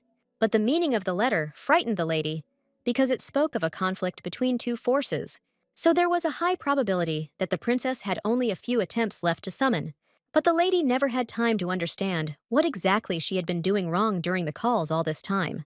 Almina didn't have answers to these questions either, although the girl had managed to study a lot. It turned out that the owner of this letter also faced the same failure that haunted the heroine. It was only in the evening that the girls went to their rooms, but the princess noticed her brother. Despite the late hour, the boy was still studying materials to help Aisha with her business. Almina had no idea that she would not be the only one who would try so hard for the sake of the emperor's daughter. The brother and sister didn't even notice how attached they became to the girl, who always greeted them with a smile. But before, both of them were afraid to go to the empire, which could well ruin their lives. But now the heirs of Ryoton saw that Elmir would not bring them any problems. Aldi initially hoped to attract the attention of the heirs, but ended up getting drawn in himself. His sister wasn't far removed from her brother, having become very attached to Aisha over the past few weeks. Only now did the girl notice that the guy didn't have any candles for reading, but she just had with her the item that the heroine generously shared with her. This magical thing could illuminate everything around it brighter than other objects for a long time. So Almina was only too happy to share the borrowed item with her diligent brother. As long as magical energy remained inside the object, it could glow for as long as it wanted. Since the princess was tired from the whole day, she left Aldi in silence. But the lady had no idea that the prince would recognize the magic that emanated from the lantern. The next morning, both girls went to the temple to find answers to their questions. The priests joyfully greeted the saint and her friend, who came to them for a walk. The princesses were led to a part of the temple that had been abandoned by people for a long time. But Almina was only more inspired to perform feats at the sight of the beauty that surrounded her. This is exactly the kind of short walk that the heroine, who was mired in her studies, was missing all this time. Suddenly, she felt a subtle energy of power coming from somewhere nearby. The source of magic seemed so pure to the lady that she immediately became interested in it. That is why Aisha deviated from her intended path in order to satisfy her curiosity. She eventually led her friend to a sacred place that was still full of power. The heroine had never encountered such powerful energy before, which was concentrated in one place. One glance at the altar was enough to understand that it was burning because of magic. Suddenly, the princess realized that this was exactly the kind of strength she had been lacking all this time. Aisha was so inspired that no words from Almina could stop her. So, in just a couple of minutes, the girl had prepared everything to summon the Spirit King. The princess's intuition told her that this time everything would definitely work out for her. The light from the magic circle was many times brighter than during all the spirit summonings before. Almina couldn't believe her eyes when she saw the power that came out of her young friend's body. It was the first time in her life that she had encountered such a powerful source of magic in one place. The heroine felt with her whole body the vibrations of the power that she was collecting from the entire temple. In response to her call, a huge column of bright light burst upward from the magic circle. This action did not go unnoticed throughout the city, as the flash was too bright. But only the prince guessed what exactly had happened, since he was in close contact with Aisha. For some time, the bright glow did not dissipate, as if it was diligently fighting for its life. Almina was almost knocked off her feet by the magical power that spread throughout the place. But the lady was seriously scared when she didn't hear a sound after the call. The light gradually began to fade, taking with it all the smoke due to yet another failure. The guest desperately searched everywhere for the emperor's daughter, who did not respond to her call, all because this failure finally broke the girl who tried her best. So from the moment of the summoning, the lady did not find the strength in herself to lift even a finger. Her entire consciousness was filled with pain, because even with such power, she couldn't do anything.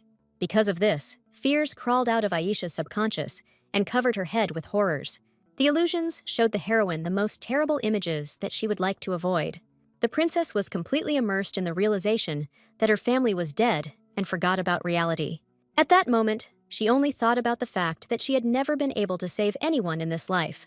No matter how much the lady reached for the hands that were nearby, they did not bring comforting peace. Instead, the heroine sank deeper and deeper into the depths of horror, completely forgetting about herself. Aisha had almost completely come to terms with the idea that from now on everything was lost for her. If Almina had not brought the girl to her senses, the mist could have disappeared into oblivion forever. The princess couldn't even look her friend in the eyes, because she had failed once again. But the guest didn't even think of blaming the girl for anything, since she believed in her strength. Almina's words reminded the emperor's daughter that she was not alone in this situation. The girl still had close people, who always brought her back to light and warmth. The realization struck the princess more sharply than all the pain she had experienced before. The guest's chance words brought the long-awaited answer to Aisha, which she had been searching for so long. This time, the lady used only the light that was always within her to summon. And finally, the King of Spirits answered the call, for that was the condition of his appearance. After so many days of torment, the heroine achieved what she wanted and was the first to call Rumius to her.